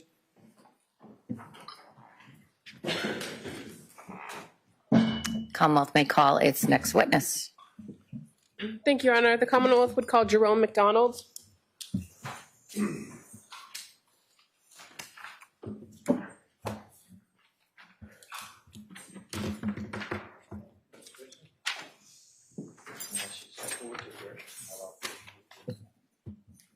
What is there?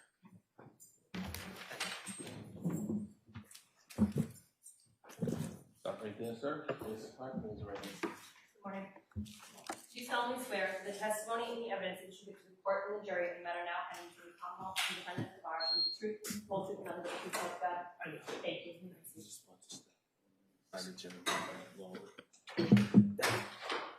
Come on, Your Honor. Good morning. You may proceed. Thank you, Your Honor. Good morning. Good morning. Could you please tell the jurors your first and last name and spell your last name for the record? Yeah, it's Jerome McDonald, MacDonald. And how are you employed?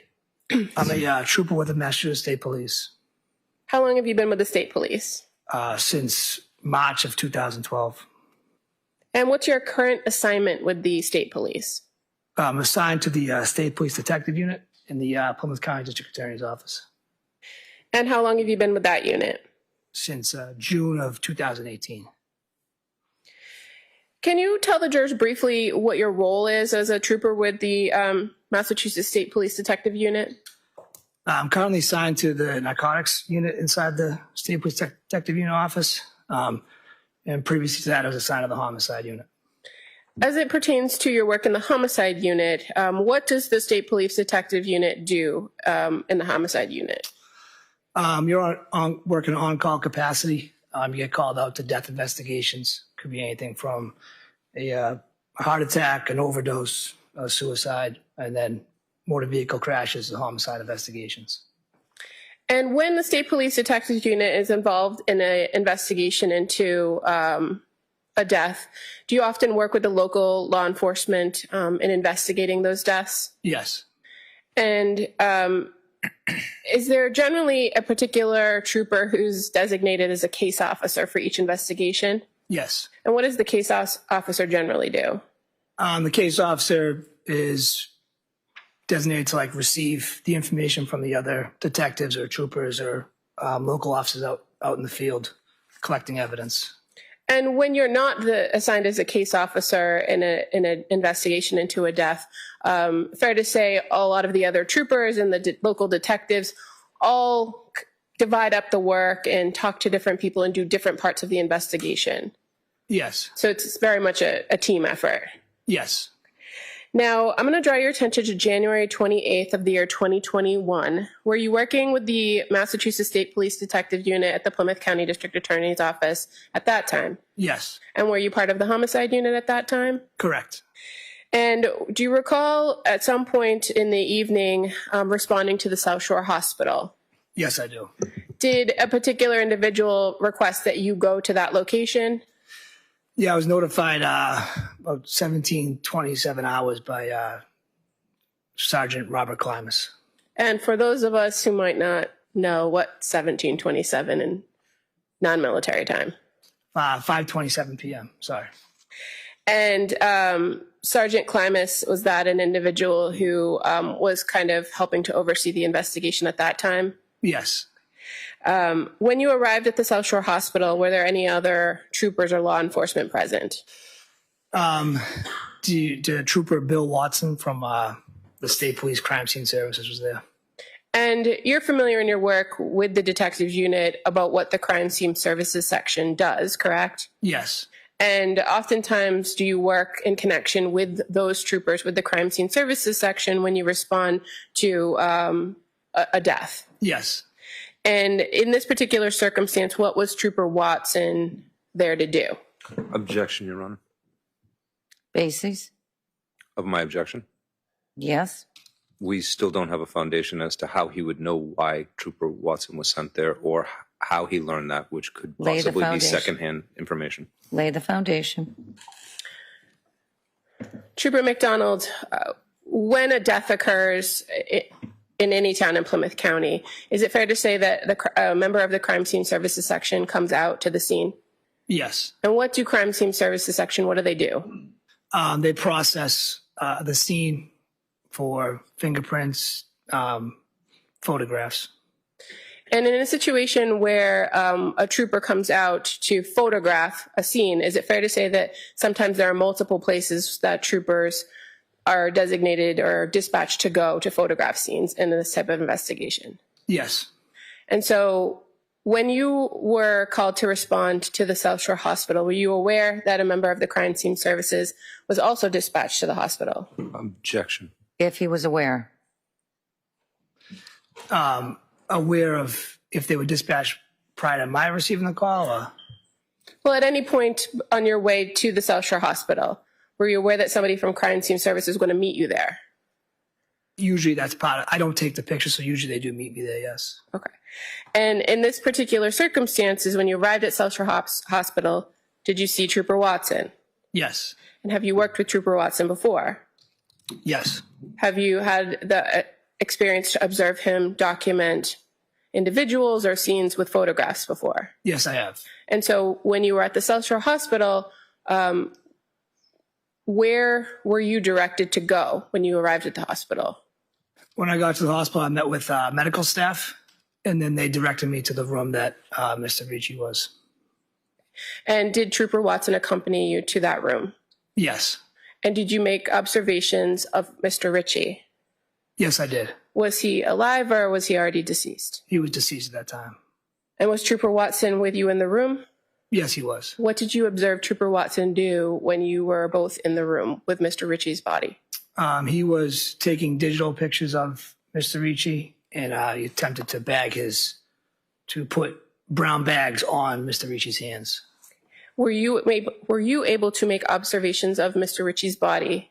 Yes. And did anything stand out to you on his body? Yes. What did you observe? I observed a wound to his left upper breast, a wound to the back of his shoulder blade here. I observed a wound to this, another wound to this part of the back. And just for purpose of the record, you're gesturing to the jury to the middle area of your back, correct? Yes. Is that where you saw an injury or some sort of mark on Mr. Ricci? Yeah, these three areas were injuries that were consistent with a sharp object. Objection. Overruled. Just your observations of what you saw. As far as the wound to the front of Mr. Ricci's body and his chest area that you described, what were your observations of that particular wound? This one, there was a hole, and there was blood kind of around that hole, dried blood. And as far as the wound that you indicated was on his rear left shoulder, what were your observations of that wound? This one here was a dark red wound in his, right in this part of the shoulder blade. Okay, and the wound that you described on his back, did that look different than the two wounds that you just previously described? Yeah, the one on the back was just a little lighter. Didn't seem like it was as deep as the other two. Okay. And was that wound on the back significantly longer than the other two wounds you observed? I can't say at this time. Now, you mentioned that Trooper Watson was photographing the body and that he bagged his hands. Are you familiar with what he was doing when Trooper Watson bagged the hands? Yes. Specifically on the right hand, there was a couple marks, small shot marks, and Trooper Watson was bagging the hands to preserve any type of possible biological or DNA evidence on his hands. And before the bags were placed over Mr. Ricci's hands, did you observe those marks that you described yourself? I observed them, yes. Now, again, at that point, you had learned that Mr. Ricci had already expired. That's correct. Did you take custody of any particular items from the hospital that were that had belonged to Mr. Ricci? Yes, it was the items that was on Mr. Ricci's person at the time. Okay. And was there clothing that was provided to you by hospital staff? Yes, there was. And was there a personal item, like a wallet, that was provided to you by hospital staff? Yes, it was footwear, pants, a wallet, belt, I believe a phone, and 2 shirts. And why did you take custody of those particular items? To take custody and transport them to the chemist. And as far as the items that you described as there were 2 shirts, do you recall seeing those 2 shirts before collecting those items from the hospital staff? They're usually, when I get there, they're usually bagged up at that point, but I know they were dark colored shirts. Okay, and when you take custody of a particular item, you're responsible for them until they get to the next person in the chain of custody. Is that fair to say? Correct. And so you would have looked at those shirts prior to collecting them to take custody of them? Correct. I would have kept them in the bag, though. Okay. Your Honor, at this time, if I may retrieve some items to show the witness. You may.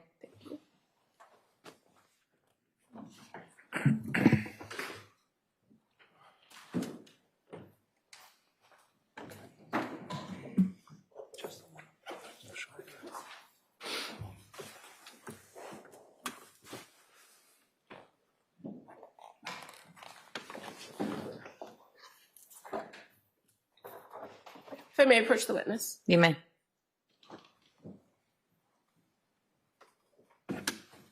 I'm just showing you an item. Can you see the item from where you're sitting? Yes. Are you familiar with this particular item? Yes. And what do you know this item to be? That's the short sleeve shirt that Mr. Ricci was wearing.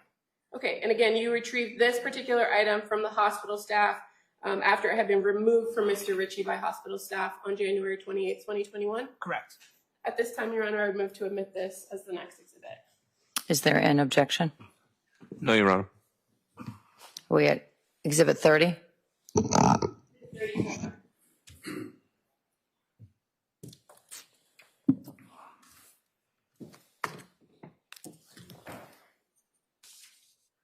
And Trooper, you indicated there was a second shirt that was in Mr. Ricci's property, correct? Yes. If I may approach? You may.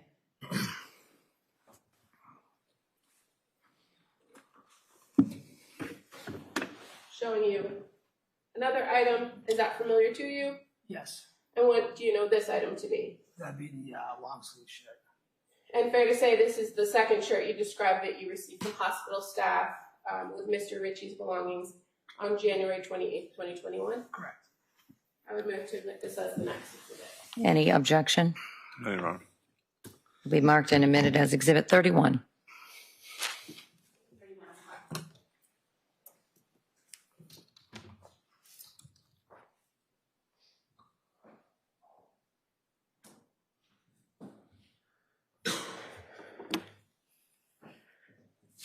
Now, once you collected the items from the hospital, including what's now been marked as exhibit number 30 and 31, as well as the other items you described, you indicated that you took those back and provided them to a member of the crime scene team?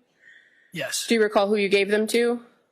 I apologize. I can't remember at this very moment.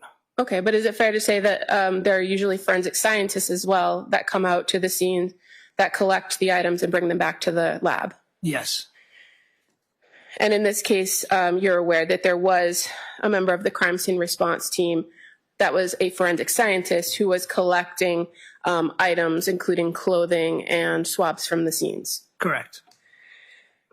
Now, while you were at the hospital, did you see and speak to Angel Ricci and Michael Ricci Jr.? Yes. And in your conversations with Angel and Michael, did you determine whether they had been at the home where the original incident occurred that night? I do not believe they were home at the time of the incident, no. Okay. And as far as what you observed of Mr. Ricci's body at the hospital and the items you collected, as well as your conversations with Angel and Michael Jr. at the hospital, did you report all that information back to the supervising sergeant and case officer on this case? Yes, And fair to say that's all that you yourself did on the evening of January 28th, 2021, in regards to this investigation? that's correct. Thank you. Cross-exam. One moment, Your Honor. Sure.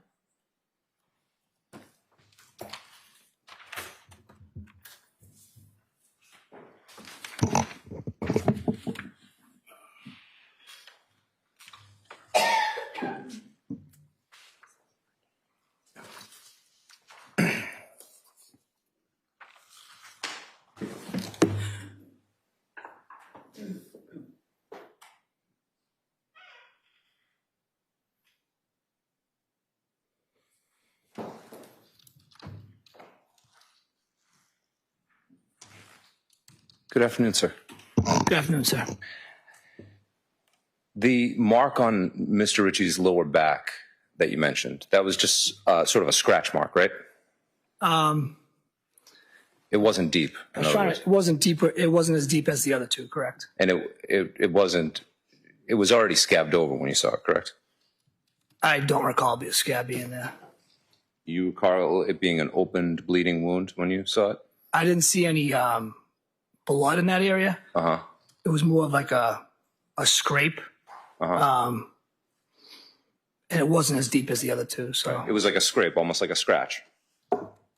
I didn't see any like fingernail scratches. It looked more like a sharp object scratch.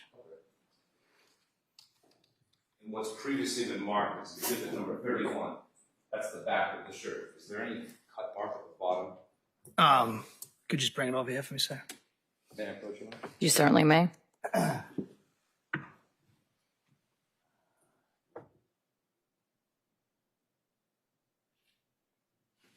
I can't see anything from that angle, no.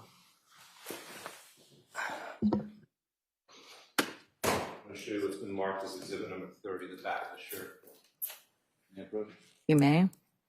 See any cuts at the bottom of that t-shirt? No, sir. No, sir. Thank you.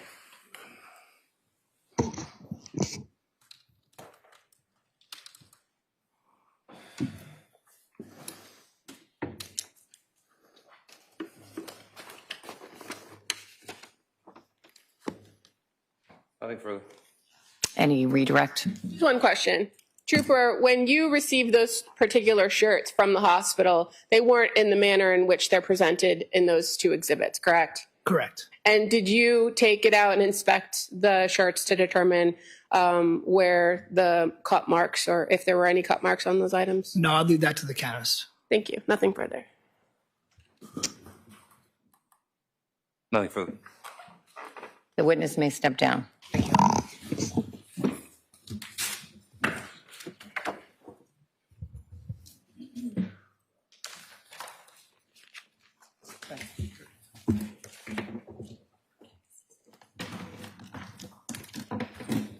The Commonwealth may call its next witness. The Commonwealth would call Peter Bankston to the stand, please.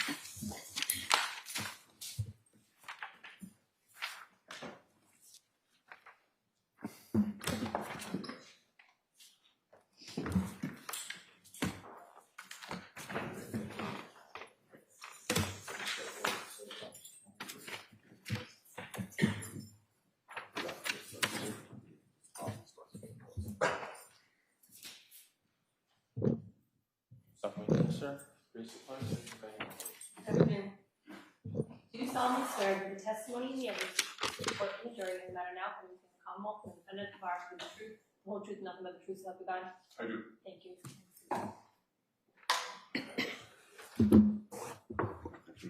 Good afternoon, sir.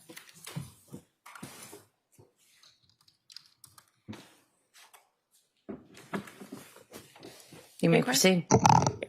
Good afternoon, sir. Good afternoon. Could you please tell the jurors your first and last name and spell your last name for the record? Yes, my name's Peter Bankson, and it's spelled B-E-N-G-T S-O-N. And how are you employed, sir? I'm employed with the Massachusetts State Police. And what's your current assignment with the state police? I'm a lieutenant and executive officer of the Crime Scene Services section based out of Maynard. How long have you been with the state police? I've been with the Massachusetts State Police almost 23 years now. And how long have you been with the Crime Scene Services section? 15 of those years. Do you have to undergo any sort of specialized training to be a member of the Crime Scene Services section as a trooper? Yes. Upon being selected for Crime Scene Services, an application process for this unit, you're assigned a initial 4-month training that's mostly handled with in-house training officers, as well as readings, competency tests, and practicals to show that you're proficient within the discipline of crime scene response in processing. Upon completion of that, you're now authorized to respond to crime scenes, and you can start attending scenes that we typically go to, unattended deaths, homicides, things like that.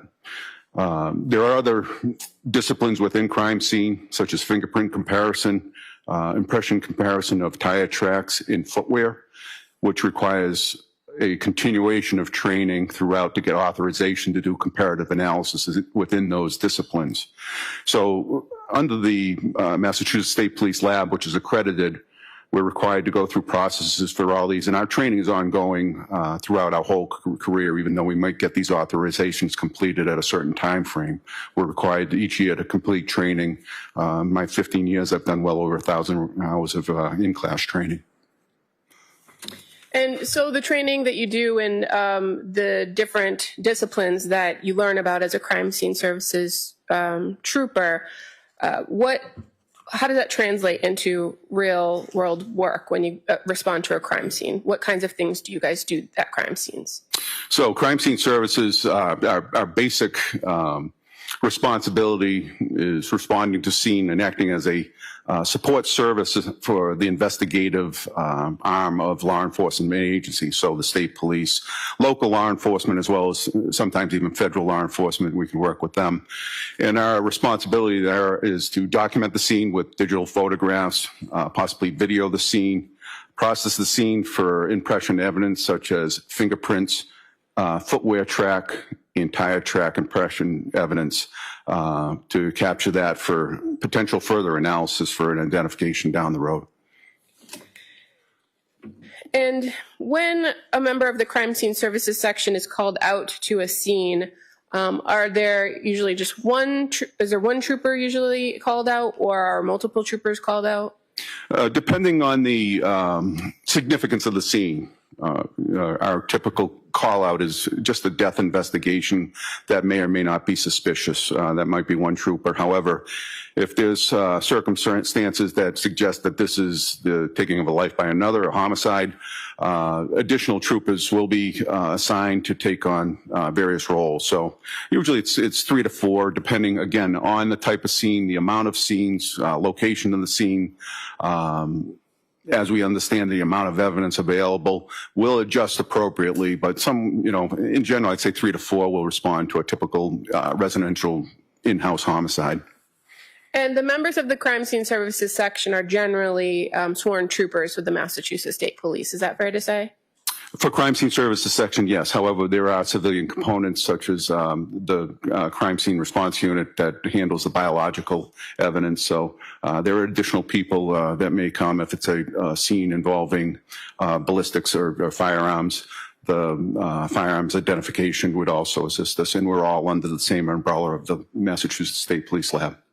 And as far as the crime scene response unit, you mentioned that those individuals are generally civilians or scientists, correct? Yes, they're trained scientists, usually in biology or chemistry background. And do you and the other troopers in the crime scene services section work in connection with the response team personnel when processing crime scenes? Yes, we'll work hand in hand and decipher the scene and decide how they appropriately approach a scene and capture the most evidence available. And currently, you are identified as kind of a supervisor in the crime scene services section. Is that fair to say? Yes, that would be fair. How does your role as a supervisor differ from some of the other troopers in the section? Well, at the time of this investigation, I was a sergeant. I was more of what we call a first line supervisor, where I have really hands-on direct supervision over the analysts working a scene and making decisions on how to approach a scene, things like that. Now as a lieutenant, more administrative. However, I still respond to scenes. I mentioned that the lab is accredited. I have a vast amount of my work is working with the civilian component of the lab to ensure that the lab is following the standardization that accreditation requires. In other words, following the set rules of we're way past the scope of the question, and now we're just accrediting things. All right. I think it's cumulative of testimony that we've already heard. You can move on. Lieutenant Bankston, I'm going to draw your attention to January 28th, 2021. Yes. Do you recall responding to Marshfield on that particular evening? I do. And you indicated at that time you were a sergeant. Yes. Do you recall being called out to 679 Moraine Street? I do. Do you recall what type of location that was? It was a residential home in a residential area. Were there other law enforcement already on scene when you and your team arrived? Yes. Fair to say members of the Massachusetts State Police Detectives Unit as well as the Marshfield Police Department were already on scene? That would be correct, yes. And to your knowledge, had the scene been secured before the crime scene services arrived? Yes. And who was working with you as far as members of the crime scene services section and the response team on that particular evening? I had Trooper Tom Loughran, Trooper William Watson, and chemist or forensic scientist Amy Joy. And what was your role that evening on scene? My role was to just supervise the actual process of processing the scene. And as far as Trooper Watson, what was his role that night? Trooper Watson, I believe, did a diagram as well as videotaped the scene. How about Trooper Loughran? I believe Trooper Loughran was the case officer where he photographed the scene. And you mentioned Amy Joy was the forensic scientist, correct? Yes, so she'd be working on biologicals from the scene. Okay.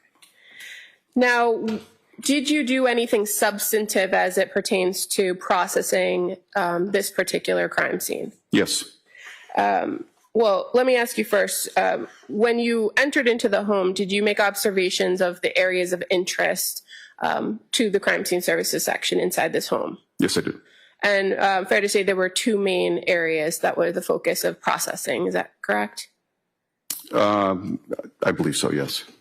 Well, what were the areas that were the focus of processing in your? I would call it the kind of living room, dining room area, as well as the threshold to the kitchen areas where we spent most of our time. Okay. And did you make observations of particular items on scene that were significant to the processing of that scene? Yes. And I'm just going to show you, it's already been marked with exhibit number 12 on the screen.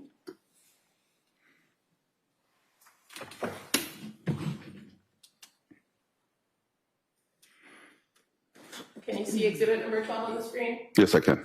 And that's marked by a placard, correct? Yes. And does the placard indicate something of significance?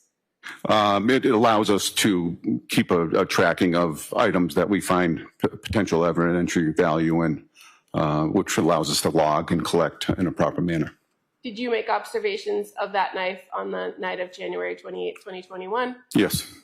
And I'm going to show you what's been marked as exhibit number 13, placard number 2. Did you make observations of that particular item as well? Yes. And what particular item in that box was observed as potentially relevant or significant? The larger knife on top, I observed that there was some type of substance on the tip that seemed unusual. It didn't look clean. I referred to it as like a gel-like substance.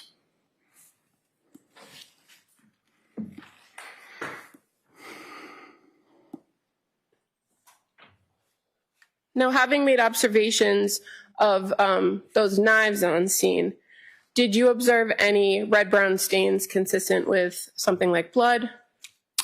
There were very few. I believe there's some clothing items that may have had some red-brown stains on them, if I remember correctly. Okay. As far as the area where placard number 1 was was placed, the knife on the floor, did you make any observations of red brown stains in that particular area? I did not see anything that I would have considered red brownish. And based on the information that you were kind of learning as you are at the scene, processing the scene, did the information that you learned result in you conducting a particular type of test on scene? Yes. And what kind of test did you perform? I used a chemical called leucocrystal-violet. This is a chemical that can react with the hemoglobin portion of blood. And the purpose of it is to bring out areas that might not be visible to the human eye for some reason with blood being present, whether there's just so little of it or it's been worn off on a shoe over a course of time and it's not showing up. And this chemical will turn the blood impression, if there is one, a dark purple against the background, making it visible to the human eye. Okay, and is this a chemical that you are trained to use on crime scenes? Yes. And how do you use it when you're out at a crime scene? What do you do with it? It's a chemical that we actually mix on scene. It comes in 3 parts. Once it's mixed, it's in a liquid form that we can spray a mist over the area of interest, of potential interest. It goes on in a light manner, and within a very short time, if that hemoglobin hem component of blood is available, we'll see a reaction to that dark purple, giving us the type of evidence to see if there's some type of fingerprint or footwear impression within that area. And when that substance reacts with the hemoglobin, does that become then visible to you as the investigator? Yes. And you said that oftentimes you're looking for potential for footwear, fingerprints in what's illuminated. Yes. Okay. Are there any limitations of this type of testing when you're using it on an active crime scene? The limitations, the purpose that we use it for is to find potential comparative evidence. There potentially are some other types of evidence or types of things that it could react to, but they're fairly limited. Sometimes animal blood you might react to with it or things like that. So there's just an awareness. But our purpose is not to call it blood or anything like that. Our purpose is to see the impression that it may have been left behind, whether it's a fingerprint, a footwear impression, or a tire track impression. Obviously, this is in the house. It's not going to be a tire track impression. But we're looking for an impression evidence that might have comparative value. And where in the house of 679 Marine Street did you use this LCV chemical? I concentrated on the location of that placard one where there was a steak knife in what I would call the threshold to the kitchen. It encompassed both a kind of a wood floor or laminate floor as well as a carpet within the living room. And in those areas, did you observe any visible red-brown stains? No, I did not. And when you applied the chemical, did you observe any non-visible reactions? I didn't have any reaction, so I didn't see any type of reaction that would suggest some type of impression from blood. And are those the only areas of the household that you tested, the area placard number 1 in the threshold with this chemical? Yes. Okay. I have nothing further. Cross-exam.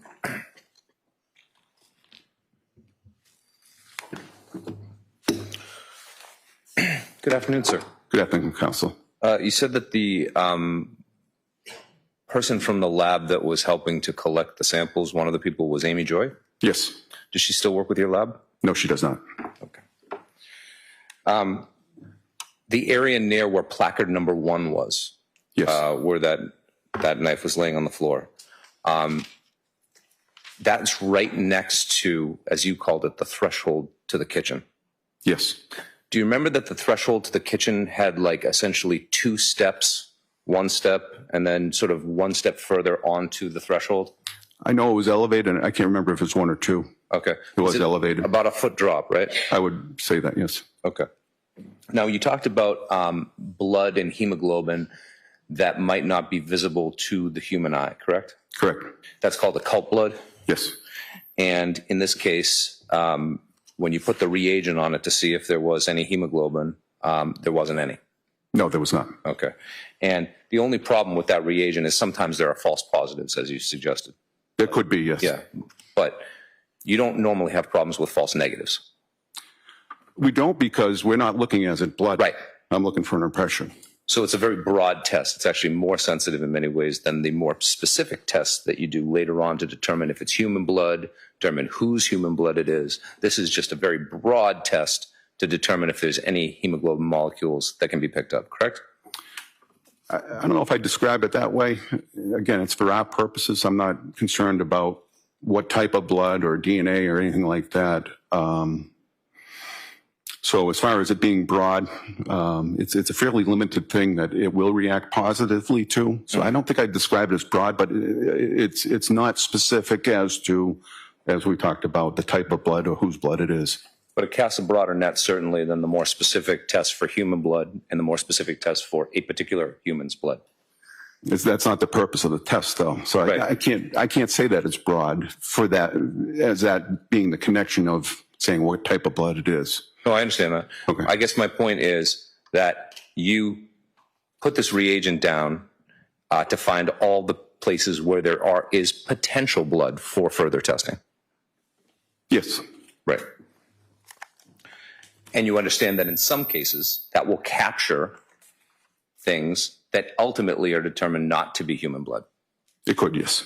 So in other words, it captures a broader class of things than what subsequent tests do that narrows it down further. You could characterize it that way. Thank you. Nothing further. Thank you. Witness may step down. Thank you.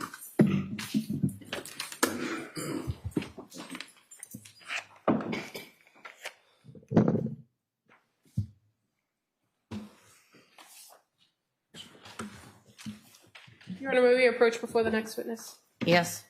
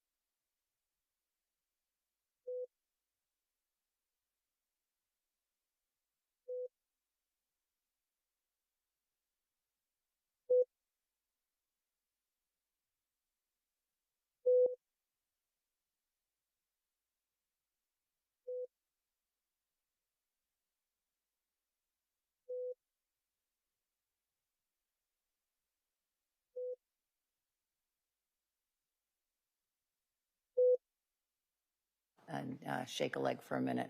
I need to attend to something on my computer. I'll be with you in one moment.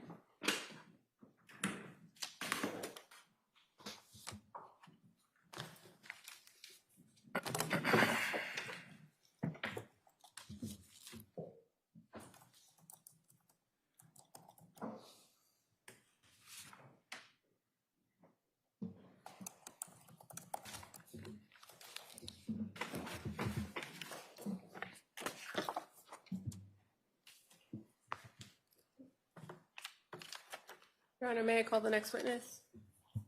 You may. Commonwealth would call Mark McDonald.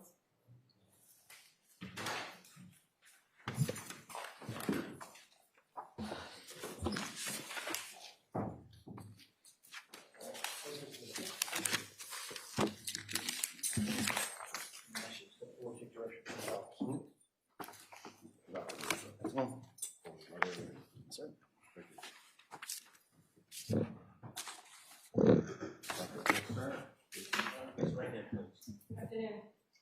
You solemnly swear that the testimony and evidence which will be brought to the jury in the matter now and in the Commonwealth and defendant the bar to be the truth, the whole truth, nothing but the truth, so help you God. Thank you. Sir, okay, appreciate it. You may proceed. Thank you. Good afternoon, sir. Good afternoon. Could you please tell the jury your first and last name and please spell your last name for the record? I will. Mark MacDonald, last name MacDonald. And how old are you, sir? 54. Where do you live? What city? Pembroke, Mass. And how long have you lived there? 55, sorry. I cheated. You're 55 years old? 55. Okay. And you live in Pembroke? I do. How long have you lived in Pembroke? 5 years. And where do you work? Currently in Pembroke. Okay. And what kind of work do you do? Fire sprinkler testing, How long have you done that kind of work? 20 years plus. Do you work for a particular company? I do. Mess code compliance. And so generally you refer to that as MCC? It is.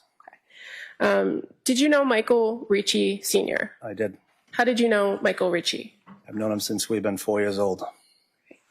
And where did the two of you grow up? In Hyde Park. We're a couple doors down from each other. Did you have a close relationship with him? Extremely. How would you characterize your relationship with him? He was my brother. And you said you knew each other since you was you were 4. Did you grow up together as teenagers? We did. We went all the way up into the high school years. And after high school, we split up a little bit when he went into the military and I went to the military. It was 2 different assignments, but we stayed very close and during the military. And then after the military, we re-engaged, and not too long after that, he moved to the South Shore. Okay. And we were back together. And for a period of time, did the two of you work together? Yes. And what type of business did you work with Michael Ricci? We were doing fire sprinkler inspections and testing. Did you know him to work another job at some point? Boston Fire Department, yes. Do you know how long he had been at the fire department? Over 20 years, I believe. And so when he would work with you doing the fire sprinkler work, was that a part-time job? Yes, it was depending on his shift. They rotate shifts, but yeah, most of the time it was whatever days he wasn't working and there was no other obligations, he would come in and work with us. And were you familiar with Michael Ricci's family? Yes. And how many kids did he have? 3 total, but 2 of them were his and 1 was adopted. And did you have any special connection to one of his children? Goddaughter. And his daughter, Sophia, was my goddaughter. Okay. And all 3 of them, they were very close to me. They call me Uncle Mac. Okay, but as far as Sophia goes, you were actually her official godfather. Yes. Now, were you familiar with Michael's wife? Yes. And did you know her when they kind of started dating, or were you around when they got together? Yeah, I was. That was kind of when Mike was working another job, just getting on to the Boston Fire Department, I think, is when they first met. So he was in transition, doing his probation year with the fire department when they first met. But then after the fact, yeah, I did. That's when we kind of came back together, when his schedule got more even. And then from then on, yes. And were you familiar when they got married, Michael and Christine? Yes, but I was not at the wedding. That's right after September 11th, and I went to a different job overseas. And as far as your work with Michael, when did he come and work for you at MCC? We both worked together for another company for probably 10 years. And then as that guy was retiring, he kind of asked and suggested I started my own, which I did, and Mike came along with me. So Mike was probably with me in my role as owning the company for probably about 10, 12 years. And then at some point, did you step back from your role as owner from the company? Just recently, actually, I did. I dissolved it after what happened with Mike and a lot of the... Objection, Your Honor. All right. Move to strike. I'll strike it. It's not relevant. You recently dissolved the company. Next question. When you worked with Michael Ricci, or when he worked for you, I should say, did you see him on a regular basis? If he was working, did you see him that day? I did. It was usually 3 to 5 days a week. And did you guys have kind of a home base or a shop that kind of business started out of for the day? Yes, we ended up for years and years over in Pembroke. It was a small shop that was an upstairs, downstairs with a big shop downstairs. And at some point in your personal and your working relationship with Michael, did you observe a change in your relationship with him? Yes. Was there a point where you didn't see him as often? Yes. Was that on a personal level or a professional level or both? I believe it's kind of hard to say. We're still best friends. It's just that I think business-wise, he went in a different direction. He needed to work on some things, he said. Did you notice a change in his behavior at work when he was working for you? Yes. What were your observations of him before the change? What type of worker was he? He was great. He was one of the best guys everybody wanted to be with him, and he was a great worker. And he was always fun to be around. And it changed. Near the end, it changed. He was not happy. Well, let me ask you some Your questions. Honor, move to strike. Yep. Stick to your observations. I'll strike the last. When you would work with Michael, would you guys hang out after work sometimes? Sometimes, yep. We would. How frequently would you go out after work? If it worked out and everybody was back to the shop in time. On a Thursday, we would get together, and it was kind of our informal session of complaining about everything and maintaining all the tools and having a beer or two or order a pizza and make it at the shop. Okay, and was that generally kind of a once a week thing or multiple days? It would usually be once a week. It was Thursday because we pretty busy schedule, and of course his schedule was different than ours, so it was hard. And did you notice after a period of time, Michael not coming to what you called Thirsty Thursdays? Absolutely, yeah. Well, he all around, he was just not around as much. Yes. Would he come in for work and then just leave? Yep, he would go directly home. Did you have any issues with him as his supervisor with his work? None. How about with coming into work on time or coming into work on his scheduled days? He was actually coming in on time, doing fine until maybe about 6 months before he stopped working with us. He was coming in a little bit late or not as reliable about coming in. Even on the days that he was scheduled to come in, there was a conflict of interest or scheduling. Okay. And when you noticed this change in his behavior, did you notice any physical changes as well? Yeah. What did you observe of Michael specifically physically? Okay, physically, he looked like he didn't look good. In other words, he didn't look like the Mike I knew when everybody knew, to the point where we'd ask, is everything okay? Or pull him aside, is everything all right? Because he had scratches a lot on his face, a lot. He had a fat lip. He had a bleeding nose. One time we thought his nose was broken. We asked him if everything was all right, something you want to talk about. Okay. Objection, Your Honor. Could be heard at sidebar. Yes.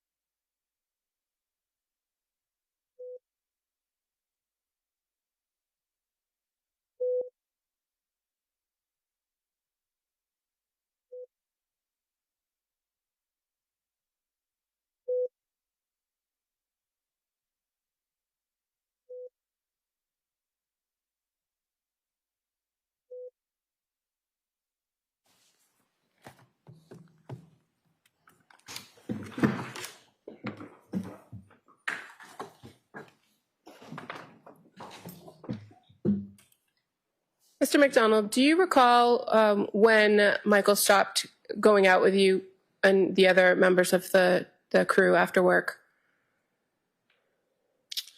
Yes, it was probably 2019, I believe, in that area. Any sense of whether it was early on in 2019 or later in the year?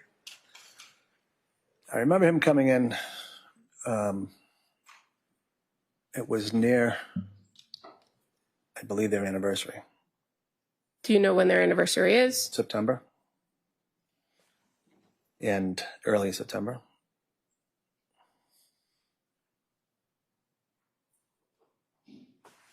And when you observed these changes in Michael's physical appearance, do you recall when that was in relation to when he stopped going out with the group? He may have stopped going out with us a little bit before that as well. He was becoming more quiet, and for lack of a better word, when the guys talked, we didn't know how to approach him. Why don't we have the next question, please? In that fall or so of 2019, did you know Michael to be going to AA at that time? It was around the fall, yes. He started to go to a program. He said he was going to... Not what he said, but just your knowledge of whether he was attending. Sure. We had GPS in the trucks. I know for a fact where he was going, yeah. He went to AA and counseling. And at that time, you had allowed him to use a work truck? 100%. And was he allowed to take that work truck home with him? It was, because he would use it for emergency service as well. If there was an emergency service call, he could use that truck to go to the call. Okay. And during the same time period of the AA and not going out, is that the same time period when you made these observations of his physical appearance? It is.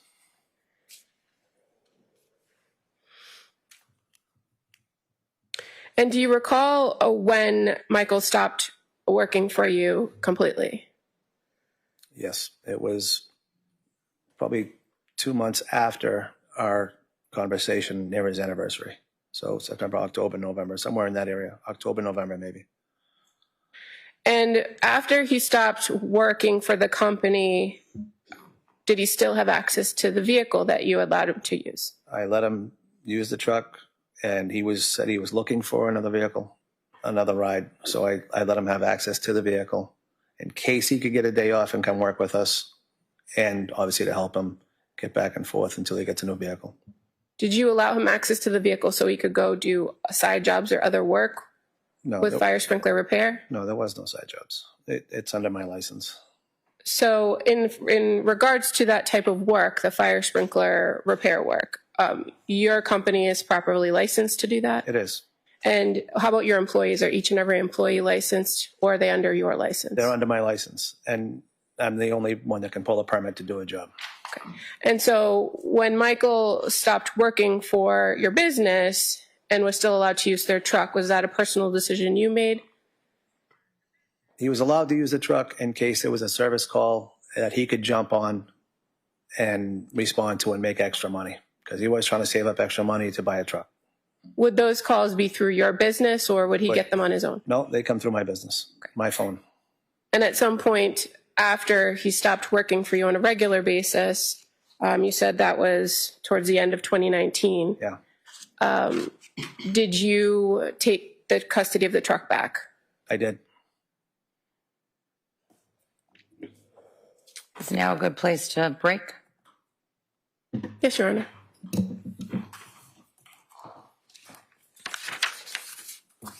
Jurors, I'm going to send you off to lunch. I'll see you back at about 2 o'clock. I do have a list at 1:45, so if it's a few minutes after 2 o'clock, it's just because I'm handling other matters. Court all rise for the jury. Suspending notebooks on your chair. Exit this way.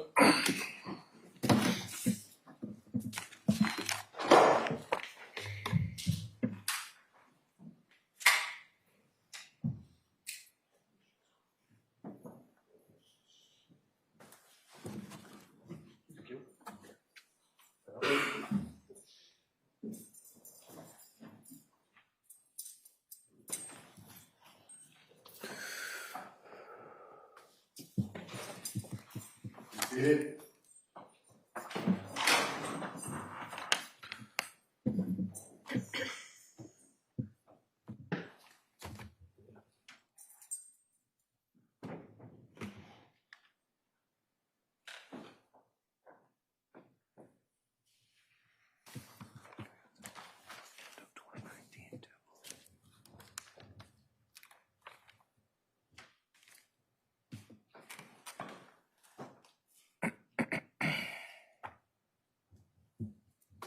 I'll see counsel at the side of the bench.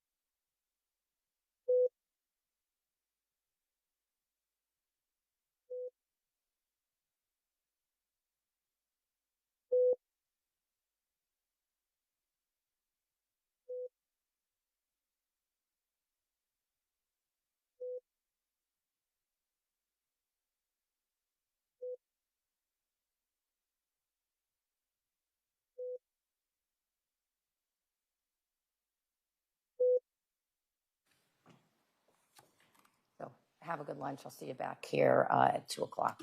Thank you.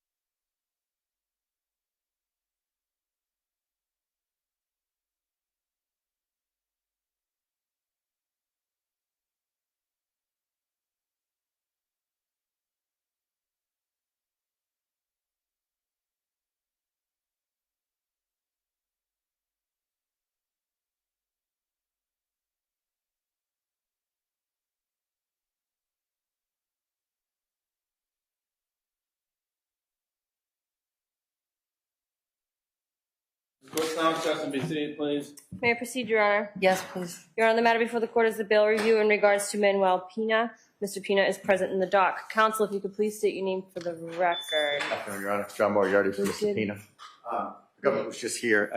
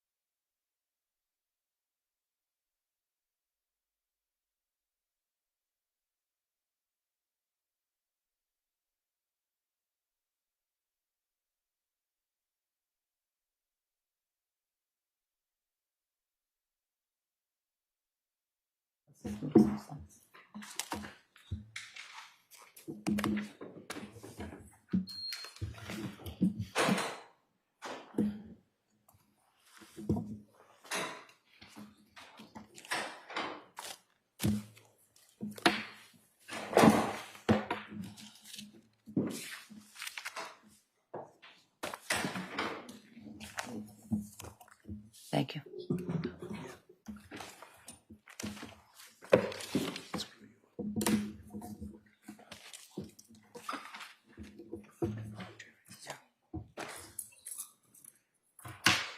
You know that FDR is off? Did you know? Yeah, that FDR is off. Okay, thanks.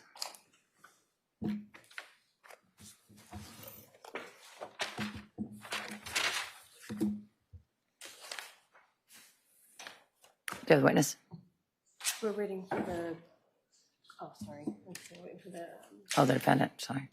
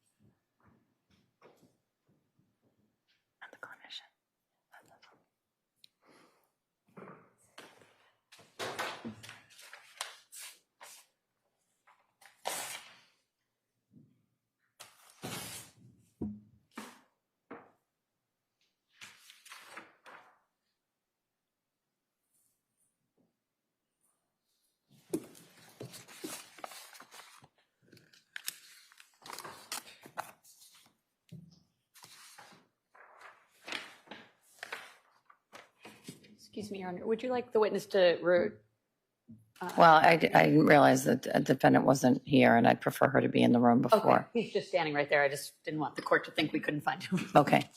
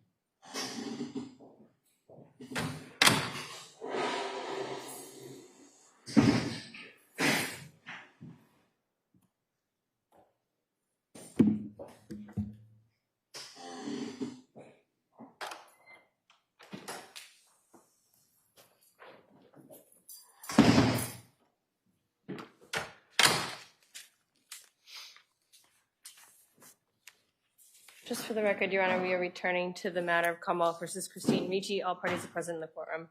All right, you can get the jury and we can have the witness back on the stand. Officer LaRosa. Bring the jurors in.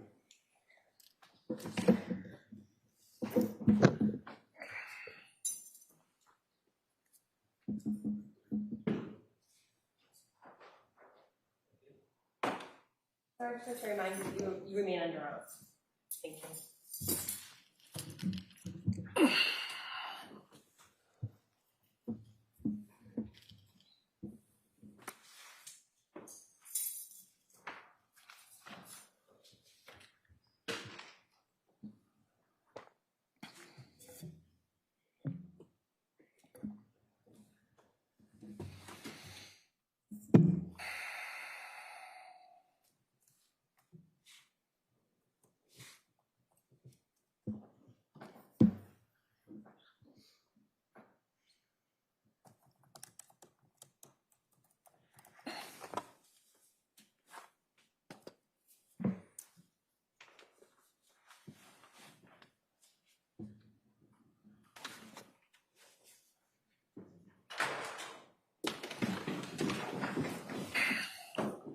Court all rise, jury entering.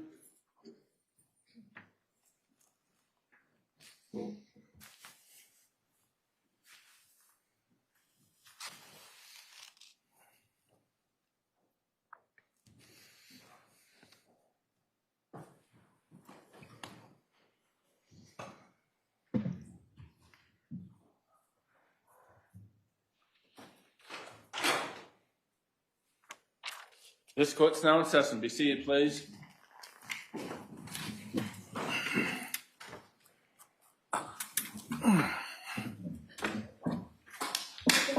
You may proceed, yes. Thank you. Mr. McDonald, before we took a break, we had talked a little bit about, or you had testified about Michael stopped hanging out with you and your work crew after work to go for drinks, correct? Yes. That you made observations of changes in Michael's physical appearance. Yes. And that you testified that Michael worked less and less for you over a period of time. Correct. Is that fair to say that that was a progression that occurred over the course of several months in the year 2019 or some other time? Okay. Now, one of the last particular times that you saw Michael Ricci, where was that you saw him? He came to visit my office.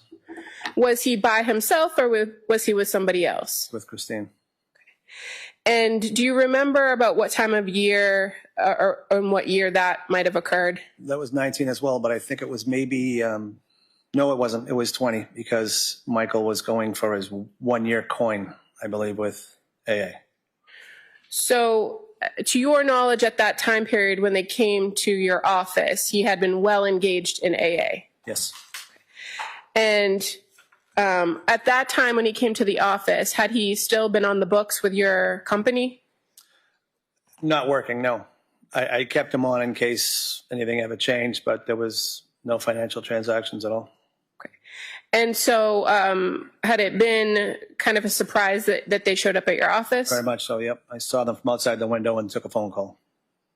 Now, when Michael Ricci came into your office, did you have the occasion to make observations of his physical appearance when he came into your office? Yes, I did. And what did he look like as far as his physical appearance went during that visit? He looked tired. He was hunched over. And I literally thought he worked all night or something because he looked like that. But instead, he was just very...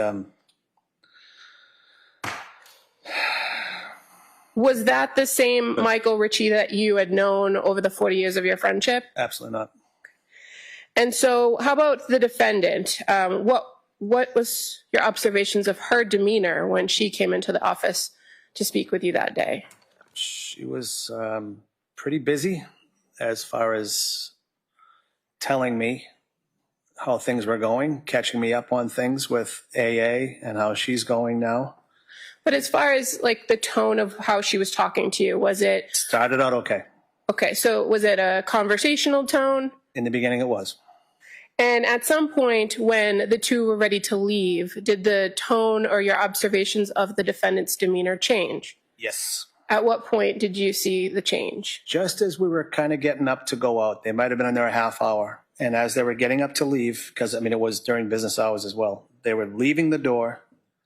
My office is on a second floor in a joint area where there's a lot of other offices.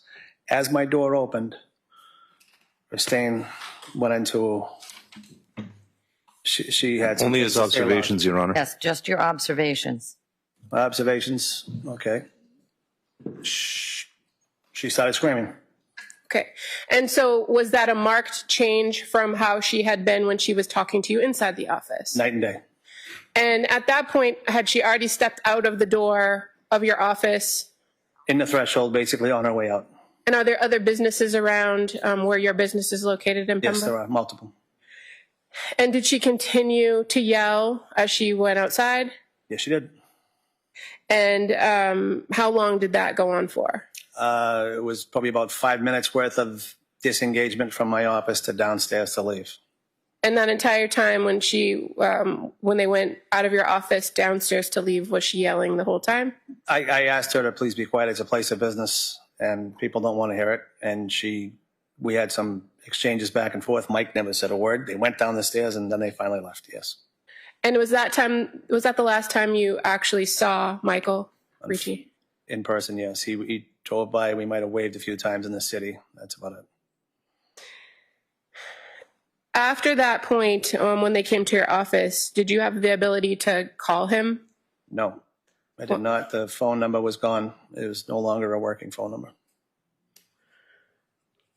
Did you have the occasion to go to the Ricci household after that? His younger son, his middle son, Michael Jr., worked with me and for me quite a bit. So I also knew that it wasn't probably a good idea to go by the house. I would object and ask to strike that. I strike the last as non-responsive. Do you recall the next time you spoke to Michael Ricci Sr.? I do. And is it fair to say that he called you? 100%. And were you surprised by his call? Yes, I didn't recognize the number. I have a service line, so I have to take every phone call no matter what time of night or day. So I answered the phone and not knowing who it was, and it ended up being Mike, yes. And as a result, not saying what the conversation was, but as a result of your brief conversation with him, did you make a phone call? I did. And who did you call? Christine. And when you called Christine on the phone, well, first off, do you know in relation to that office visit, that last time you saw them, how long it was when you got this out of the blue phone call from Michael Sr.? Maybe a month after. It was towards Christmas, I know that. That time of year. Okay. And when you got on the phone with the defendant, with Christine, what was her tone on the phone call? Very angry. Unhinged. Did you... Objection. Move to strike the last statement of the witness. I strike the characterization. She was very angry. I'm sorry, Your Honor, is the angry stand in the... Angry stands, the characterization does not. Thank you. Now, when you were speaking with Christine, did you learn where she was trying to go? I did. And did you have a conversation with her about where she was trying to go? I did. And do you know who she was trying to find or who she was trying to talk to? She did tell me. Who was the person she was trying to talk to? Janine, which... Were you familiar with the name Janine? I did. I do know, yes. Do you know a woman by the name of Janine Bouchard? Yes. And did you know her to be an individual that Michael had a brief affair with? Didn't know it was an affair. Or that he had some sort of relationship or friendship with? Now, during this conversation where you learned that Christine, the defendant, was trying to go to Janine's house, what was her tone during the course of that conversation? Very angry. Very, very angry. And what were you doing to try to remedy the situation? Well, I had her on the phone and I had her on speakerphone because it was kind of late at night and You know, Were you at home when you took the phone call? My wife's right next to me, yes. So I put it on speakerphone so my wife could hear it. And then I told her maybe get Pembroke because I didn't know what town it was. I was trying to narrow down what town she was in. I was going to tell my wife to maybe get the police on the phone. So let me just stop you there. When you're on the phone with Christine, are you asking her a series of questions to try to figure out where she might be? Mm-hmm. Is that a yes? Yes, sorry. And so are you able to determine that she's in Pembroke? Yes, And you live in Pembroke? I do. Now, throughout the course of this conversation, do you continue to ask her questions about where exactly in Pembroke she's looking to go? I was.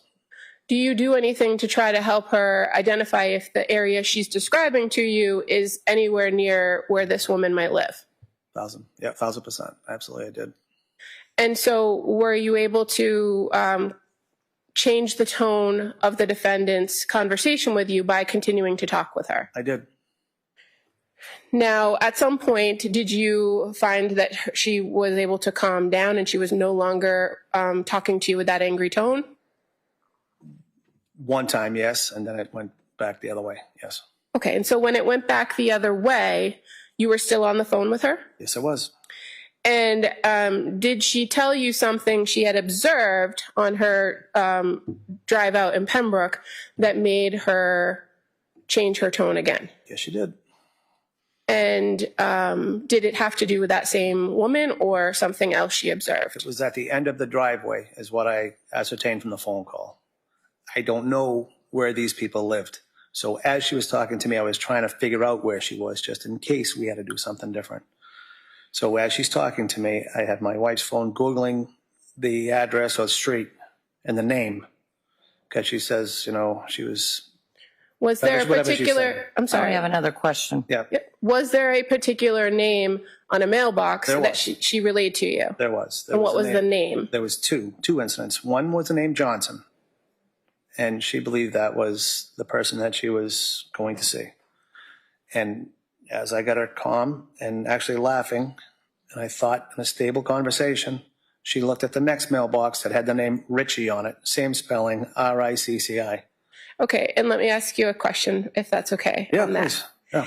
And when she told you that she saw that name on the mailbox, did you again note her tone to change? Oh, yeah. Yes, very much so. And so what was her tone at that point when she told you whose name was on the mailbox? She screamed that. Well, not what she said. No, I'm sorry. Well, she was yelling to me, so I was trying to understand what she was saying. Okay. I'm sorry if I said that, but that's how it was really loud is what I'm saying was the change. So she is now yelling and loud again? Yes. After you had previously got her to calm down? Yes. And so after she started yelling, did you again try to calm her down? By asking what set her off, and she said she saw the name Ricci on a mailbox. Okay, and let me ask you another question first.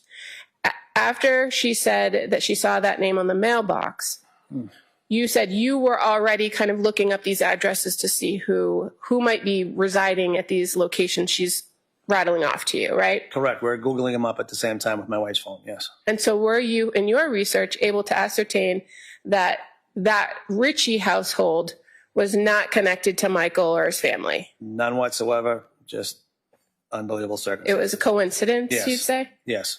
And when you were able to relay that to her, to the defendant, did she then again calm down? Yes. And then did she again get kind of laugh about it? And Laughed it off. And then was that the end of the conversation? Promised me she would head home. Okay.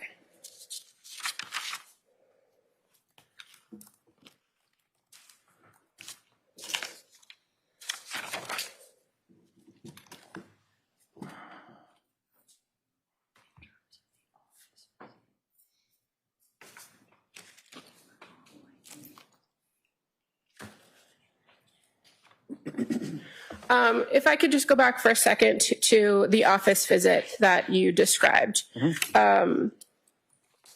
Who would you say spoke most in that visit? Not what they said, but who was talking the most? Christine spoke almost 95% of the time. Okay. And it was just, were there other people in your office at that time, or is it just you and Christine and Michael? It was just me, Christine, and Michael, because I think it was going to be a personal moment, so I made sure no one came in.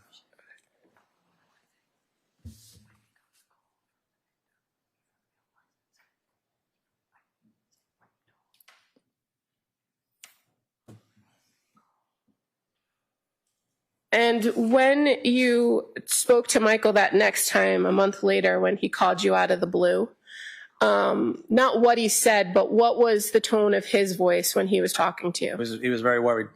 Okay. And based on that, you picked up the phone yourself and called the defendant? Immediately. Thank you. I have nothing further. Cross-examination. Good afternoon, sir. This event that you talk about happening where you call Christine while she's driving looking for, as you say, Janine Bouchard's home, you think that happens in 2020 around Christmas time? I'm trying to remember, sir. There's a lot going on. I don't remember exactly when it was, but I think it was after that we had that event at the office. So after the conversation that you had, which was right before Michael's 1-year chip?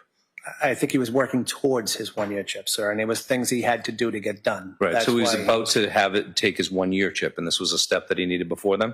It was part of the process, I guess, yes. That's what I was told. Right.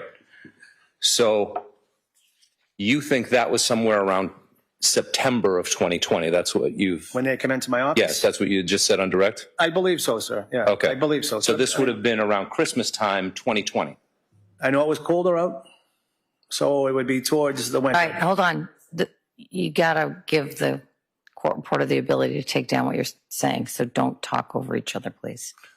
Just to go back, you think the conversation where he came to talk to you was just before September 2020? I believe so. And you think that the conversation that you had with Christine that you mentioned a few moments ago would have been around Christmas time, 2020?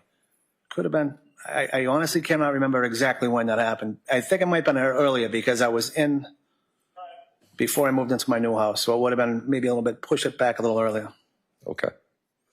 But certainly it was the case when you had that conversation with Christine, she did not know where Janine Johnson lived or Janine Johnson Bouchard lived. Oh, no, she was parked. She was parked. She wasn't driving. She was parked when I spoke to her on the phone. But one thing that became clear through the context of your conversation was she did not know Janine Bouchard's actual address at that point. She thought she did. I didn't know because I don't know where it is. Well, no, hold on, sir. You had said that you looked up the address and determined that it was a complete coincidence that the name Johnson was on a mailbox, right? Asked her where she was when she called me, right. Sir. And based on your search of the internet, you realized it was a coincidence that the name Johnson was on the mailbox, right? I didn't say it was a coincidence. I said the residence shows that it's a Johnson who was 74 years old. So not Janine Johnson. Not Janine Johnson, the one that she thought she was going for, right? I told her it was that's not Janine. I said if that's where you're trying to go, it's some woman like say, I don't know what her name was, but it wasn't Janine. Okay, so my question to you is, it was clear from the context of your conversation that when that happened, Christine did not know the Janine Johnson that she was looking for's address. That must be clear, right? I can't say that for sure, sir. She might have, and for all I know, so in other words, you think that it's possible that she knew where Janine Johnson lived and she went to the wrong address on purpose? That's a hypothetical. How would I know what she's doing, sir? She was erratic and on the phone with me. Do you think that when she said she was going to go to Janine Johnson's home that she was talking about the Janine Johnson that you knew? You want to know what she actually said instead of Janine Johnson? I'm asking you whether or not you understood that she was going to the Janine Johnson that you knew and not the 74-year-old nurse that you thought was a mistake. No.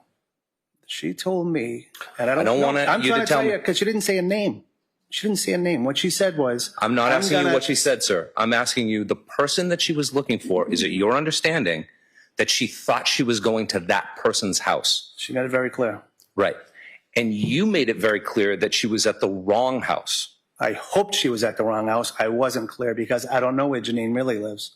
So I tried to de-escalate the situation by telling her it was an older person's house, go home. So you made that story up? No, the internet said she was 74 years old. Okay, and the Janine Johnson that she was looking for was not 74 years old? No, she was not. Okay, so from that, can you infer that at that time she did not know Janine Johnson's actual address? Objection. I can't. You can't conclude that. You don't answer I it. couldn't. Either way. Sorry about that.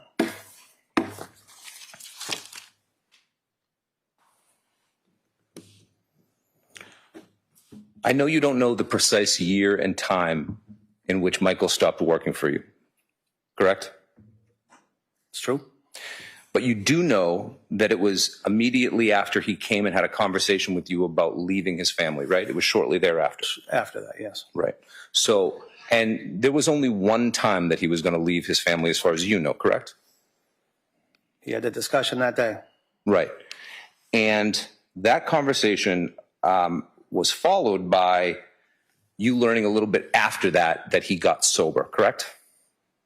I did find out he was going to, and yes, he was doing therapy, I believe, yes. And after the conversation where he told you about getting sober, I'm sorry, about leaving his family, he went home to his family and he took some time off work at MCC, didn't he, for a little while? Yes. Try to straighten things out? Yes. And that was at your recommendation? Everybody's, yes. And then after that, he never really came back to work for you after that, right? He did. He came back for a bit. For how long? I'd say over about 60 days worth of back and forth. Okay. Yeah. So maybe a little longer, but it was probably about 60, 90 days. Do you remember talking in front of the grand jury in this case? Yep. That happened about close to 3 years ago? 3 or so years, yes, sir. Okay.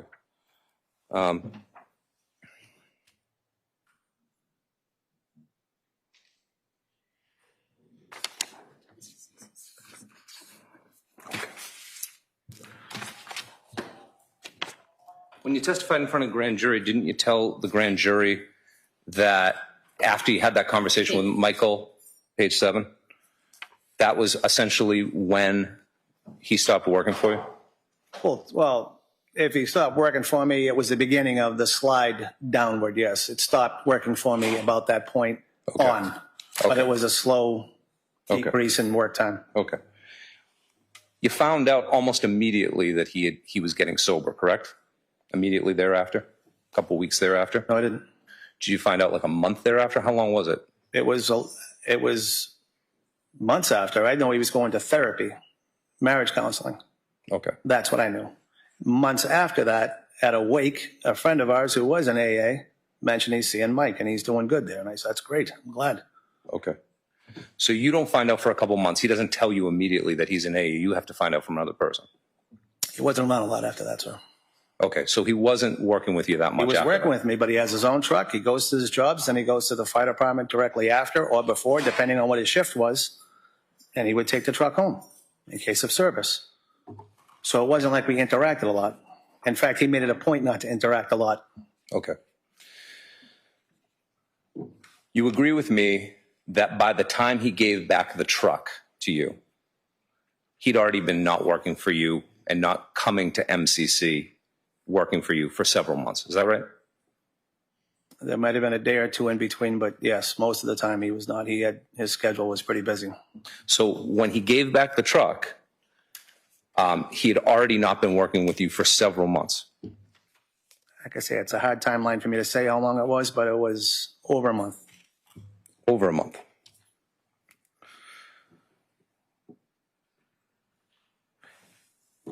Your understanding was how many months before the conversation at your office did that occur when he gave the truck back? Once again, it'd be hard for me to nail down that exact date for you, so it's hard for me to figure out what it was. But it was after, obviously it was well after I had the truck back, because they were still doing counseling. And if I remember right, she said I'm not asking you what she said. Well, I'm trying to get a track of like what event she was talking about to give you an idea what time frame it was. And she was talking about they did a trip together somewhere or something like that. It was after they went away. So would this be the renewal of the marriage vows? Don't know what it was. I wasn't Did she there. tell you about going to Hawaii? She mentioned that they went to Hawaii.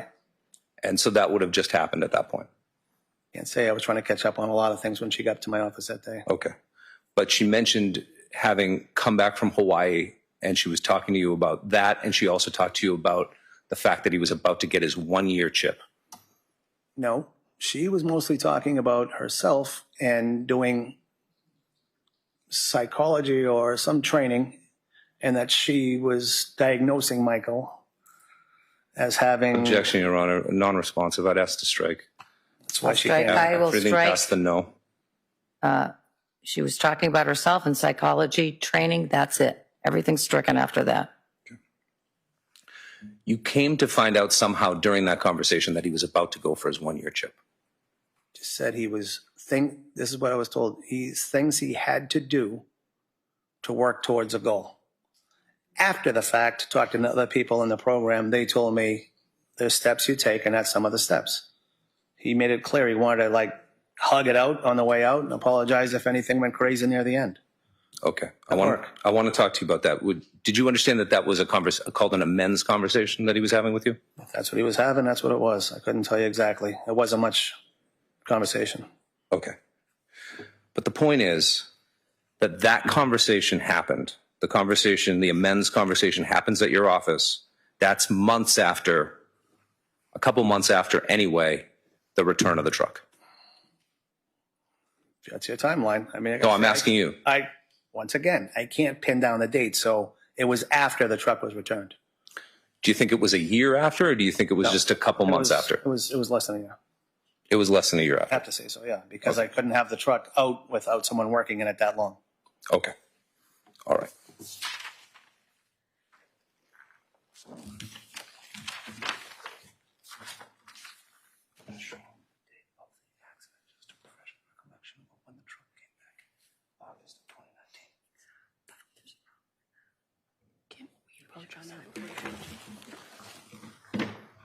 Would you like to come up and talk to me?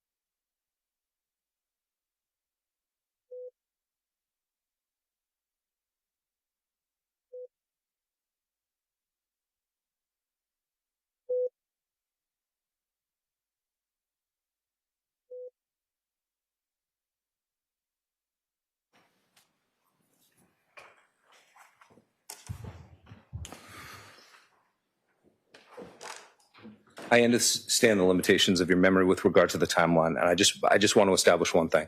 You're sure that the moment in which your employment of Michael Ricci started to taper down after the conversation that you had with him about his desire to leave his family, whenever that took place? It progressively winded down. And it progressively wound down over the course of maybe, as you say, a couple months. Did I have that right? It was months. It was months, yeah. I mean, it could have been 6 months. I don't know. We work 18, 20-hour days, so we're always out. It's hard. It's hard to judge exactly. But when he did come in, it was not when I was there a lot either. So our interactions just became less. Okay. But certainly his work for your company began to taper down, coinciding with when you had that conversation with him about leaving his family. You want to spend more time with the family, yes. Yeah. As you said a moment ago, you and Michael were extremely close friends. You grew up together. Yes, sir. You spent time together throughout your entire adult life, all the way up until whenever it was that you had that conversation about him leaving his family, correct? Right. Yes, sir. After that, your relationship, as you say, changed? I don't think the relationship changed. It's just the circumstances changed. Well, the relationship changed in the sense that you saw him a lot less. Absolutely. And over the course of a couple months or a few months, he stopped working for you altogether. It's true. And whatever else your thoughts were, you clearly put the blame on Christine for that decision. No? You put the blame on anybody. Objection. I'll let his answer stand.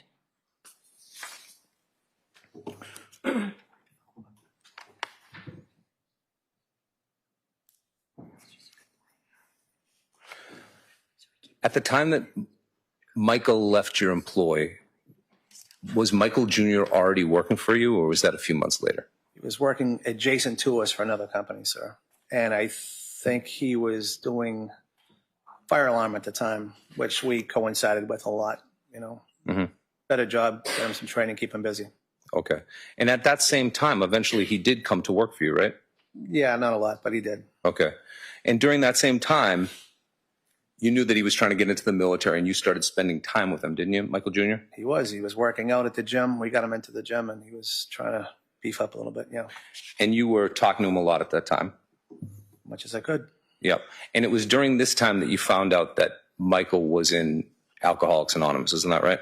Yeah, I don't think it was from him. I think I knew about the counseling through him. There was a lot of counseling going on, like whether it's family counseling or marriage counseling, whatever. I tried to keep myself out of it, keep everybody happy. Okay. Did you hear at this time that Michael was claiming to have sort of broad-based memory issues for a period of time in 2018? Michael Jr. or Michael Sr.? Michael Sr. Basis. Hearsay. Multiple levels of hearsay, actually. So I'm not offering for its truth. It's the same thing. I'll see you at the side of the bench.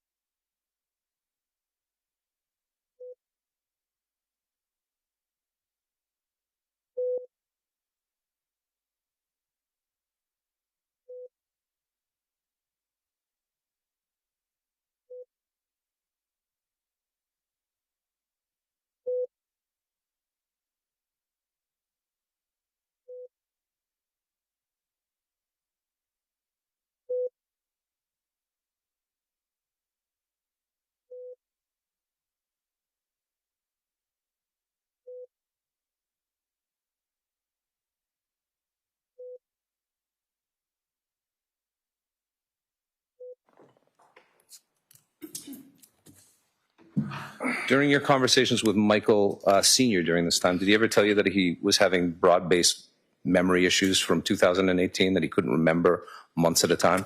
No, sir. Okay.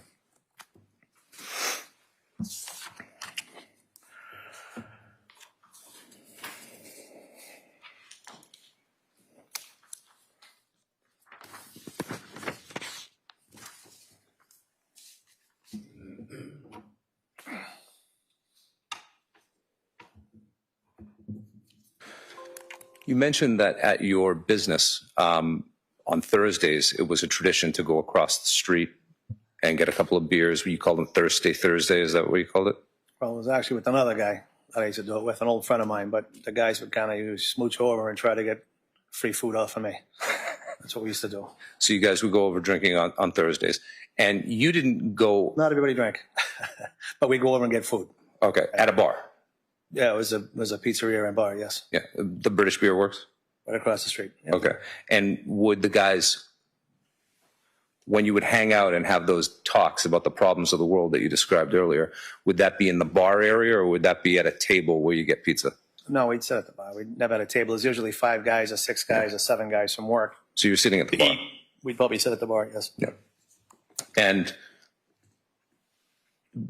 drinks were ordered during that time? If someone was having a beer with their pizza or a soda with their pizza, it worked both ways. Not everybody was over 21. Would you always get a drink when you went to the bar with the guys on Thursday? Not always. We have a service company, so some guys have to maintain. Okay. Other than the Thursdays that you would go over to the BBC, there were other days where the other employees would also go when you didn't attend. Isn't that right? I'm sure they did a lot of things I don't know about. Okay. On days they wanted to, yeah. Right.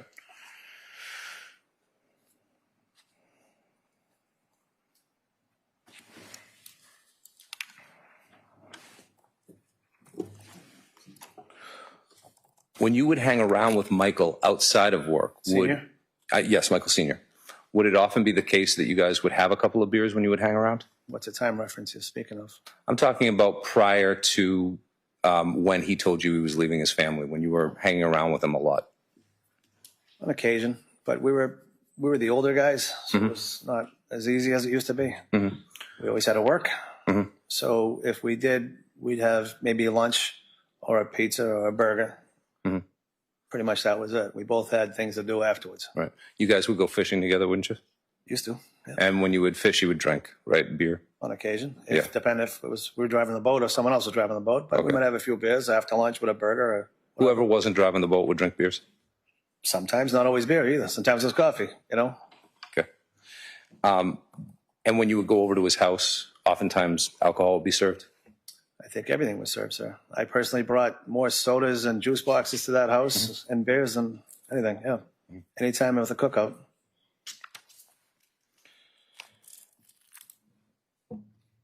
It's fair to say that a lot of the time that you spent outside the home with Michael, Michael would be in a circumstance in which drinking would be occurring by the people around him, right?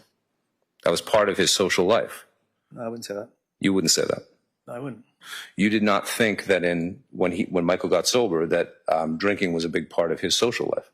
No, I think he was trying to save his marriage, and if that meant taking a sacrifice or changing his ways or dedicating more time, that's what he was doing. That's my personal belief. So your personal belief was that Michael's saying that he was an alcoholic, that was something that he said to sort of keep Christine off his back? He didn't say it to me. He didn't say it to you? Say it to me. He and does that mean that you felt that he wasn't telling the truth when he would say that he was an alcoholic? Hang on again. You're saying that Michael said to me he was an alcoholic, and what I'm asking you is, he went to AA, correct? I found out he was going to AA. Yeah. And you found out that he was working the steps of AA, correct? He was working his way through, I believe, yes. He was going to AA meetings every day, correct? I don't know about every day. I know he was going to therapy. I couldn't tell you what his schedule was. Okay. You understand? Counseling, I mean. Okay. I know they were doing marriage counseling. Okay. Was he doing therapy on his own as well? I don't know. I know that there was just counseling. That's what I was told. Therapy and counseling. So I don't know what the family's tried. I tried not to delve into that with him. It was his personal life. Okay. So you didn't ask any questions with regard to therapy and counseling, but you did know that he was going to AA? I did find out he was going to AA, yes. And is it your understanding that part of AA is standing up and saying, I'm an alcoholic? Never been AA, sir, so I'm going off of third-party information. And after the fact, people told me it might be one of his steps making towards his one-year coin. Okay. So based on what you knew, he was going to AA, he was working his steps. Do you know if he had a sponsor? I have no idea, sir. Like I said, I literally knew him as my best friend, and I did not want to make him uncomfortable talking. So anything he wanted to talk to me about, I wanted to let that happen. But you had skepticism personally, you had skepticism that he was an alcoholic. Who said I had skepticism that he was an alcoholic? I'm asking you, you had skepticism that he was an alcoholic, didn't you? No, I didn't have a feeling either way. Didn't you say that this was something that he had to tell his wife in order to sort of smooth things over, or did I misunderstand that? When did you hear me say that? Just a few moments ago, sir. No, I don't think I said that. I think I said he was going to steps to do things to make the home life better. And I knew that was marriage counseling and couples therapy or whatever that was. If the AA thing came in, that was their decision at home. I mean, I know that they both were drinking, so maybe they both decided not to drink and move on, which was a good idea. You felt that was a good idea? If that's what made them get through the marriage, I think anything's a good idea. But you had skepticism as to whether Michael was an alcoholic. I don't like when you're saying I have skepticism about Michael being an alcoholic. I don't have a feeling either way about Michael. It's like me saying he was or he wasn't. Who are we to diagnose somebody?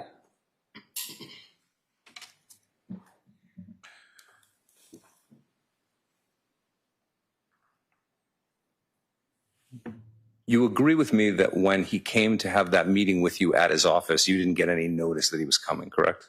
You're talking about the one at my office? Yes. When he came, which meeting? When he was with Christine or when he came alone, sir? I'll talk about the one where he came alone before. That was like more than a year or more before that, right? He called me, asked if I could meet him at the office. I think it might have been an off day, maybe a Saturday or something like that. This is when he wanted to tell you about him maybe leaving his family?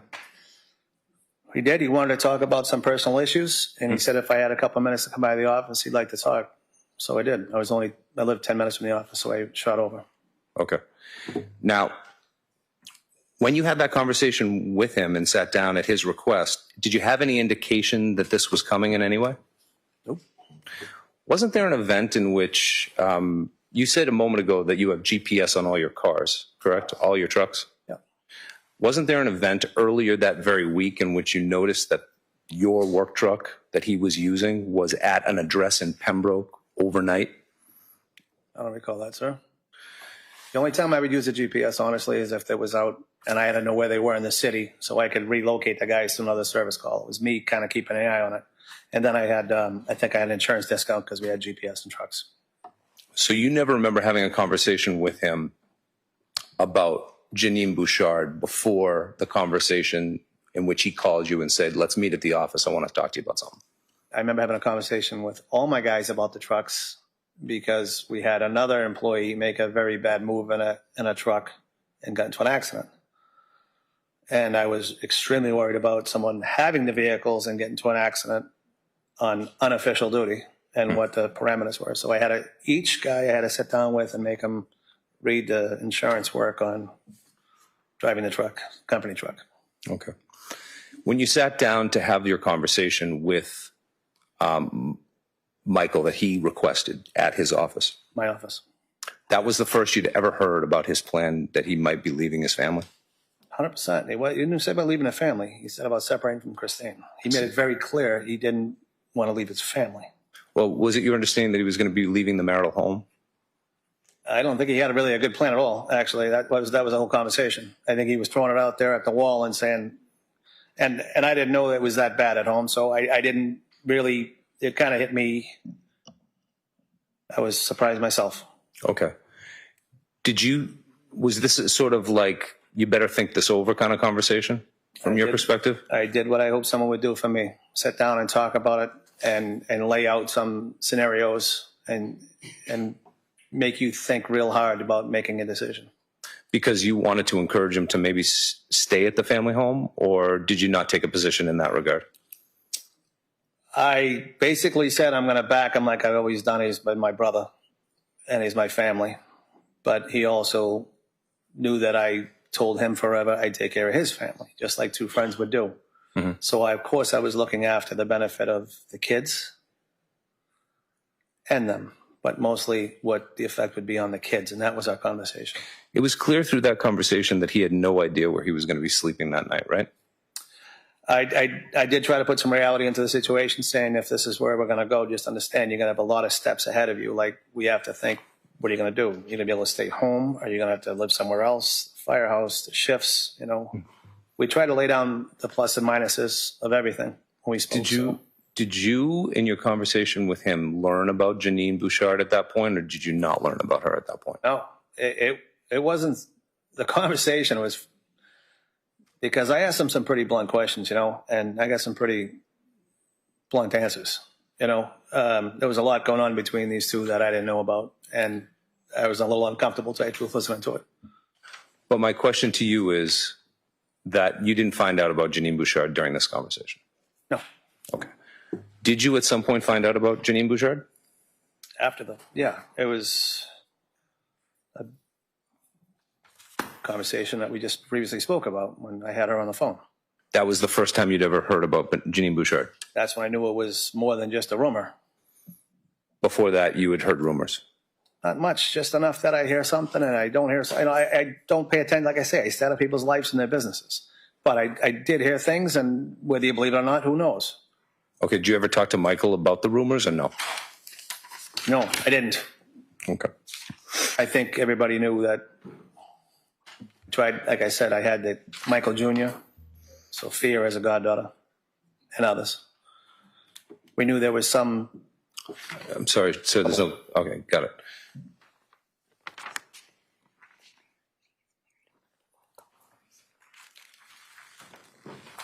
Do you remember that the conversation that you had with Michael about leaving his family was about maybe 2 months or so after you yourself got married?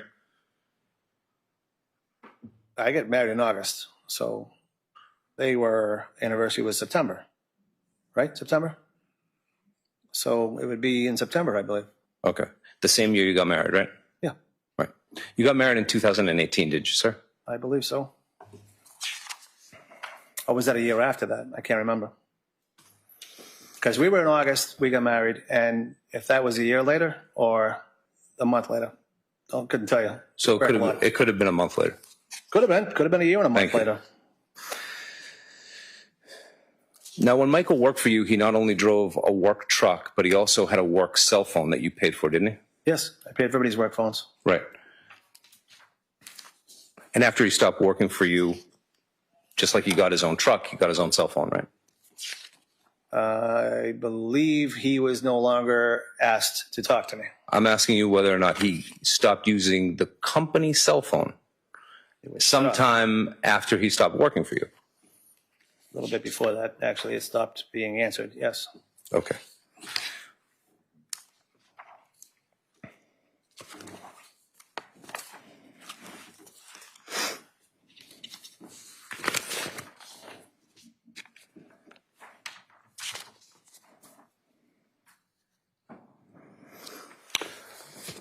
Now, with regard to the conversation, that second conversation that you had with Michael when he showed up at the office with Christine. With Christine, yeah.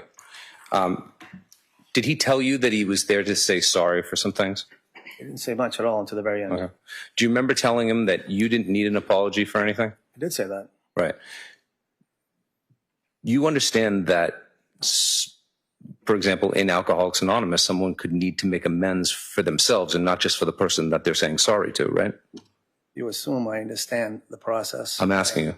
I don't. I didn't know, and I still don't know. Okay. I just told him he didn't have to apologize to me for anything. He's my best friend. Right. Did it occur to you that someone who was struggling with alcoholism might have shame about things they did when they were drinking? Did not occur to me, because I have the same answer again. A brother doesn't have to apologize to me. Okay. But do you understand that he may have felt it was necessary to apologize to you, even if you didn't want to receive an apology? In hindsight, that's easy to say. Sustained.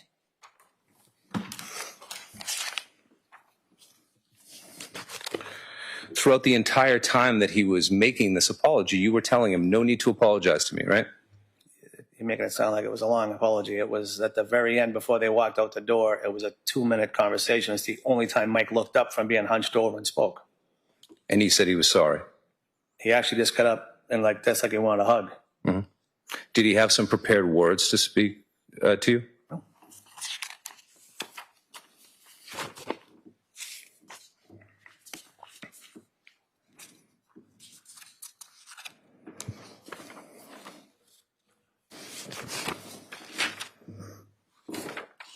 Is it your testimony today that you never spoke with, that you never expressed skepticism over whether Michael Sr. was an alcoholic?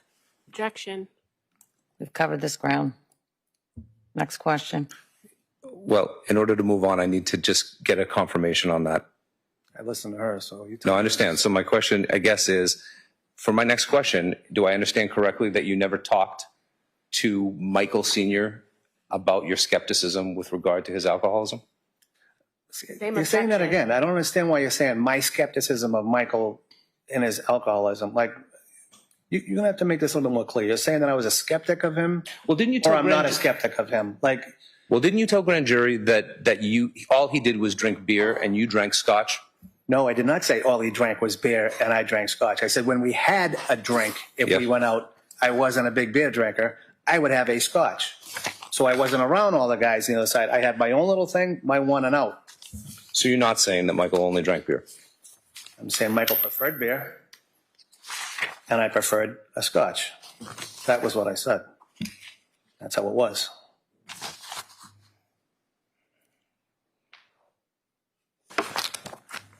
May I approach the witness, Your Honor? You may. Page 10.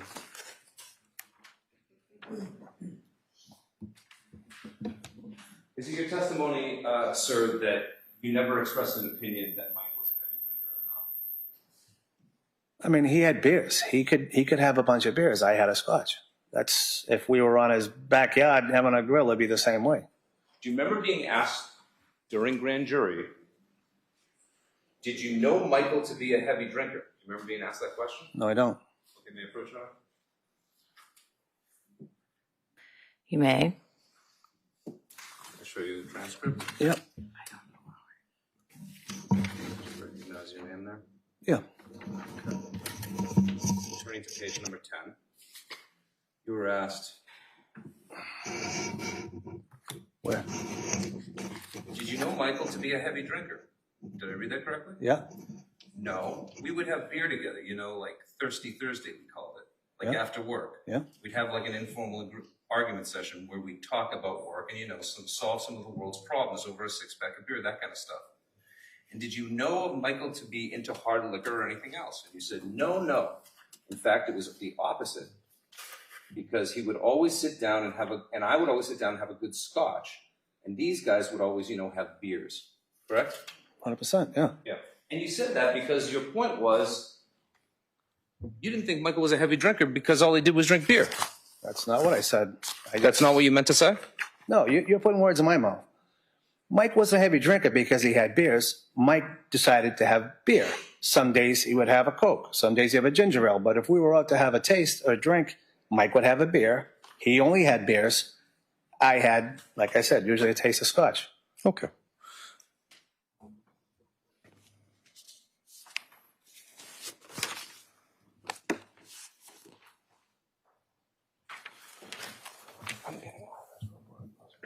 Nothing further.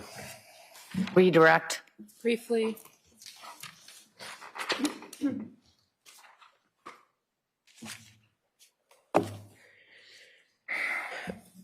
Mr. McDonald, fair to say you didn't know when Michael started AA? Did not know. Because he never told you he went, right? He went silent. You heard from other people and kind of put the pieces together? Hmm? And Yes, it was, sorry. when you were just asked about being asked if Michael was a heavy drinker, would you observe Michael when he would drink beer, if he drank beer when you guys were out? Yes. Did you have any concerns about his level of intoxication on those times that you were with him? Oh, Mike held himself well. He wasn't sloppy. He didn't show like he was out of control. And you were asked on cross-examination about memory issues. Did you, in your time working with Michael Sr., ever observe him to have struggles with gaps in his memory? No, I didn't. In fact, he was actually doing better as the last couple of years we were together. And you were asked on cross-examination about the meeting that you had alone with Michael when he called you and asked to meet you at your office. You recall that line of questioning? Yeah, I remember going there, yes. And you indicated that you kind of weighed the pros and cons with him. Tried to, yeah. And about, what it would mean for him to leave and get separated at that time. Yes. And fair to say, you at that point were close with the defendant as well. The whole family. And the kids were of a huge concern to you. 100%. And so you, in weighing the pros and cons with Michael, were talking out with him the bigger picture of what something like this could do to his family, correct? 100%. And did you later learn that he decided to stay with the defendant? Yes. You were also asked about a cell phone. So you said Michael had a work cell phone. Yeah, I bought all the phones for the guys. Everybody in the company, I paid for the work phones. And you indicated that a lot of times Michael would get called out to help out with service calls, even when he was only working with you sporadically. Yeah, 100%, because sometimes the guys were wiped out or they had to be somewhere else the next day, so Mike would pick up the slack if we needed it, yeah. But did you know him to have another phone that was his own personal phone? No, I did not. So was that work number the only number that you had for him? It was. Did you know them to have like a landline at their house? They did. And were you able to reach him on the landline after he stopped communicating with you? No, I did not really call the house much after he decided to work things out with Christine. She spoke a lot to my house. She called my family a few times, my wife. And that was about the extent of the conversations. We didn't really communicate much. We figured Mike was separating and doing his thing. Okay. When you turned off the work phone because he wasn't working for you anymore. I can't remember if I turned it off though, or if it was just like all done and it was no longer mine. Like the communication was made pretty clear that wasn't very. So you were never provided another number to reach him at? No, that's why I answered the phone that night when it came thinking it was a service call. It was Mike's other cell phone that he called me on, and and I didn't know who it was. I said, hello. I literally answered like it was a service company. Hello, MCC. And that was the first time that you had talked to Michael on a different number? That's when I saved the number, yeah. Nothing further. Thank you. Recross.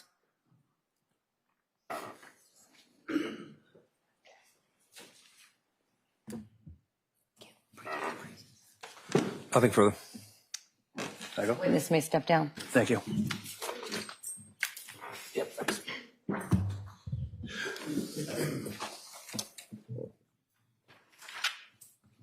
Thank you. Commonwealth may call its next witness. Thank you. Michael Dillon, please.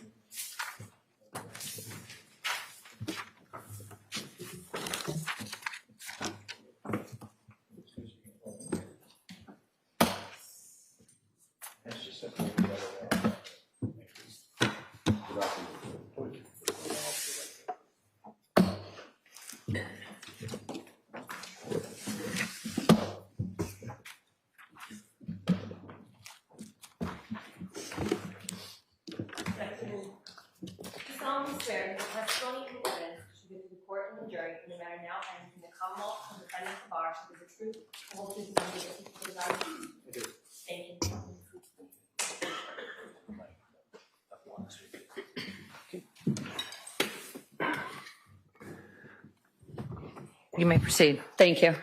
Good afternoon, sir. Good afternoon. In a loud, clear voice, can you please introduce yourself to the jury and spell your last name? My name is Michael Dillon, Dillon. And your date of birth, sir? 3/3/1963. And your address? 56 Keens Way in Pembroke. Are you employed, sir? I am. In what capacity? I work for the Boston Fire Department. And what do you do for the Boston Fire I'm Department? a district chief. What district? I'm currently assigned to the Arson Investigation Unit, but prior to that, I was in District 9. When did you switch roles into your current role? A year ago. So what was your position back in 2021? I was a district chief. And what location was that a district chief of? District 9, which encompassed Roxbury and part of Jamaica Plain. And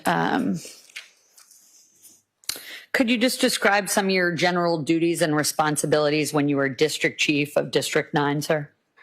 I oversaw 3 firehouses in the district, 6 line companies, 3 technical rescue companies. We responded to all incidents in my district. They could be hazmat, building fires, technical rescues, things like that. And did you know somebody by the name of Michael Ricci? Yes, I did. May I approach the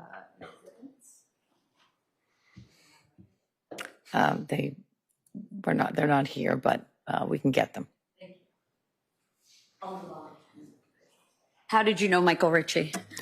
We were co-workers. I probably met Mike about 15 years ago. How'd you first meet him? We worked in the same section of the city. I would see him at incidents. And where did he work, if you know, when you first met him? The first time I met him, I believe he was working in Ladder 6, which would be Dorchester.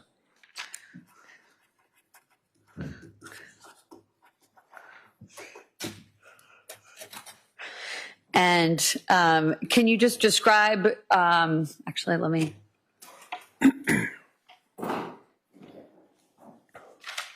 Just so there's no mystery to the jury. The exhibits get locked up at lunchtime, and they were locked up and they hadn't come out. And I jinxed Madam Clerk because she just alerted me that time, and I said, you'll be all set. The exhibits are back out from their locked area. Thank you. So I'm just going to show you what was previously marked as Exhibit 1.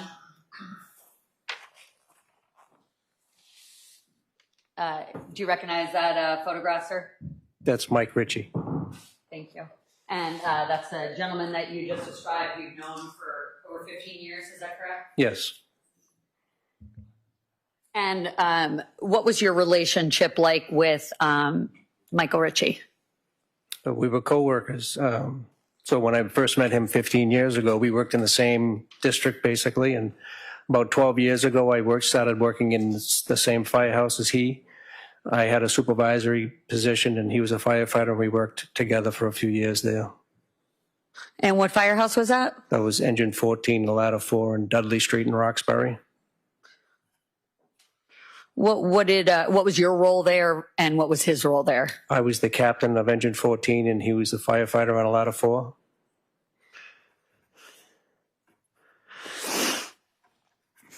And aside from your working relationship, did you have a friendship with him? I would say we were work friends. I didn't socialize with Mike outside of work. I would see him at retirement parties and things like that, but that would be it.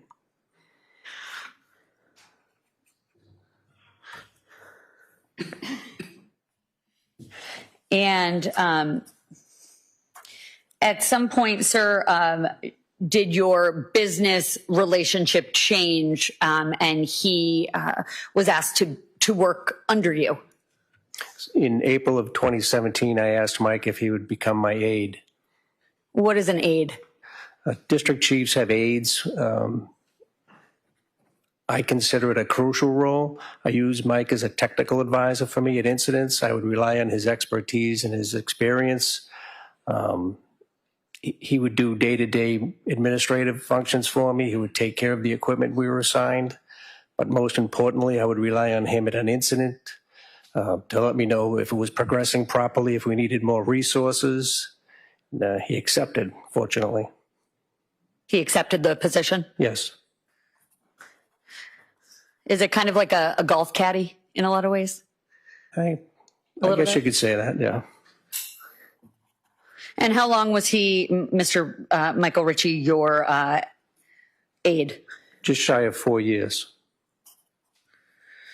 And as your aide, how often would the two of you work in close proximity? Daily. He drove me. We were in the same vehicle daily at incidents. We were very close at work.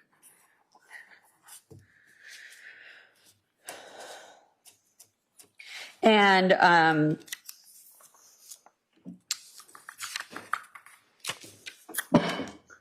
What, had you ever had a different aide prior to asking Michael Ricci to be your aide? Just one prior to him. And what kind of criteria do you use to select or decide who becomes your aide, sir?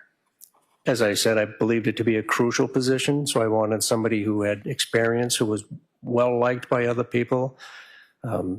He had a steady head. If I asked him to do something, that it would get completed.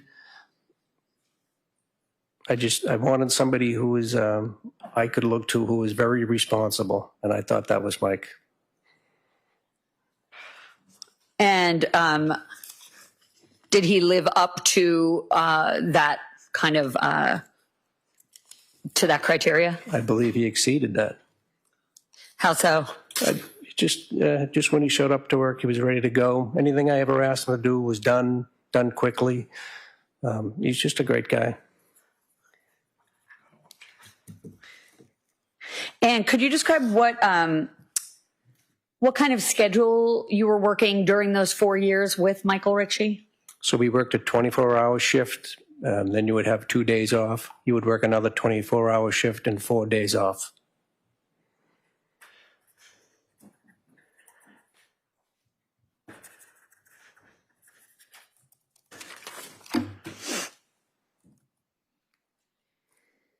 And when was the last time you worked with Michael Ricci? That Friday before his death.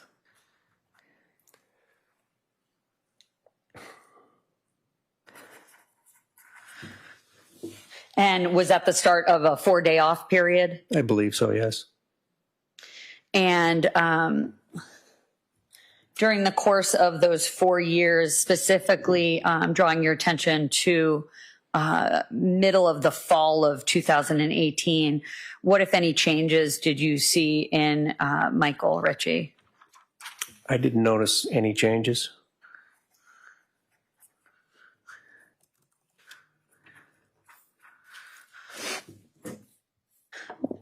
And drawing your attention to the middle of 2019, what, if anything, drew your attention with regard to any injuries he had on him? He reported to work one morning with 2 black eyes. Had you ever seen him have black eyes before, sir? No.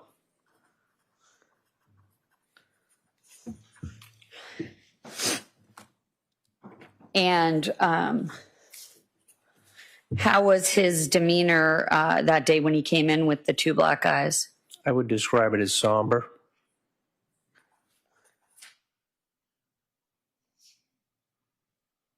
Did you ever know Michael to be kind of a barroom brawler? Never.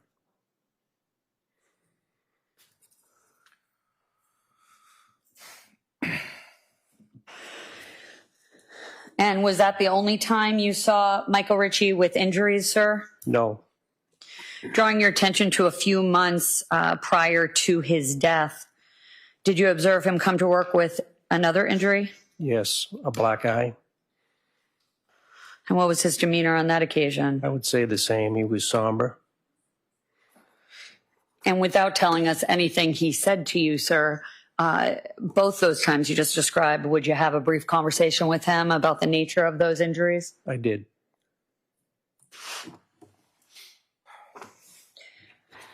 And drawing your attention to 1 week before Michael Ricci's death, again, without telling us anything he told you had happened, what, if anything, did you observe on his neck?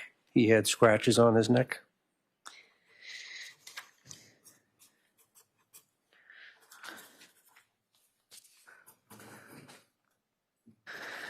Had you ever met his wife, Christine Ricci? Yes.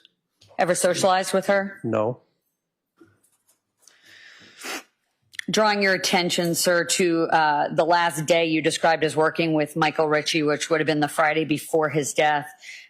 Who, if anyone, came to visit him at the station? His son, Michael. Is that Michael Jr.? Yes. Had you met him previously? No. Had he, as far as you know from others, had he ever come to the station before? I had never seen him in the station. And that was the Friday before his death that he came in? Yes.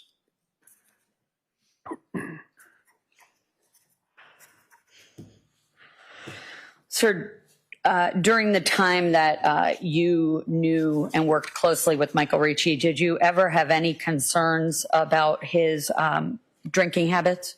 No.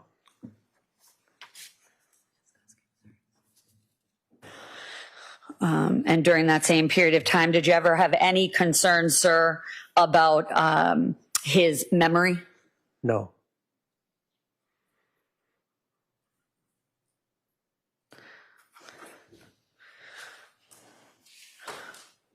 And when was the last time you saw Mr. Ricci? That Friday before he died. May I have one moment, please? You may. Nothing further. Cross-exam. Back to come to sidebar, Your Honor. You may.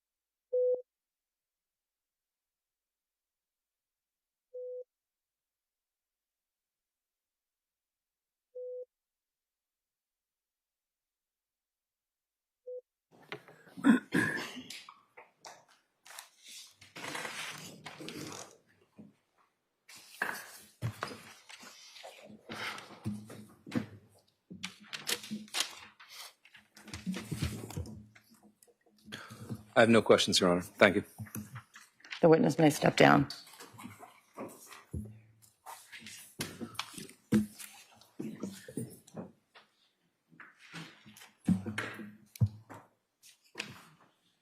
I'll see you at the side of the bench quickly.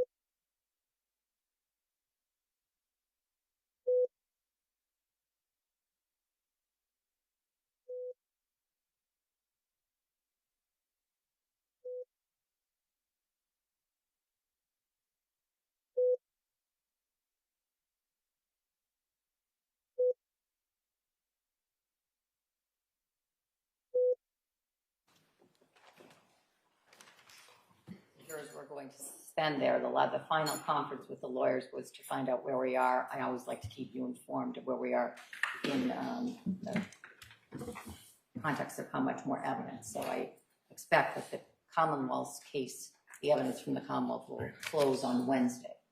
So all day tomorrow and then sometime on Wednesday, the Commonwealth will rest its case. All right? So I give that additional information. Jurors, I send you off tonight with those warnings. Be vigilant to those warnings. Don't talk to anyone about this case. Continue to have open minds and don't do any research about this case. We'll see you back here, ready to work 9 o'clock tomorrow morning. Thank you. Court, all rise for the jury. Just place your notebooks on the chair. Exit right this way.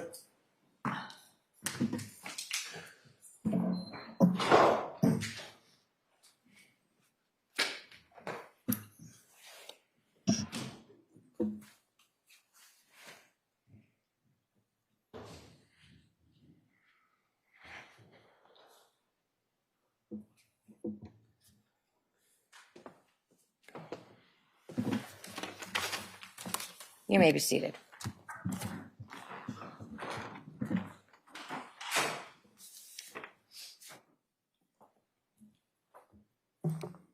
All right, what do either of you wish to discuss before we suspend for the evening?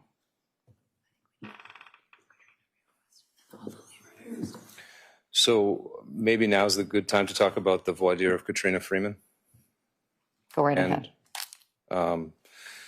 So we have a text message that the Commonwealth used to refresh Angel's recollection about the timing of the so-called suicide attempt with a knife. Somebody get that to me so I can look at it again.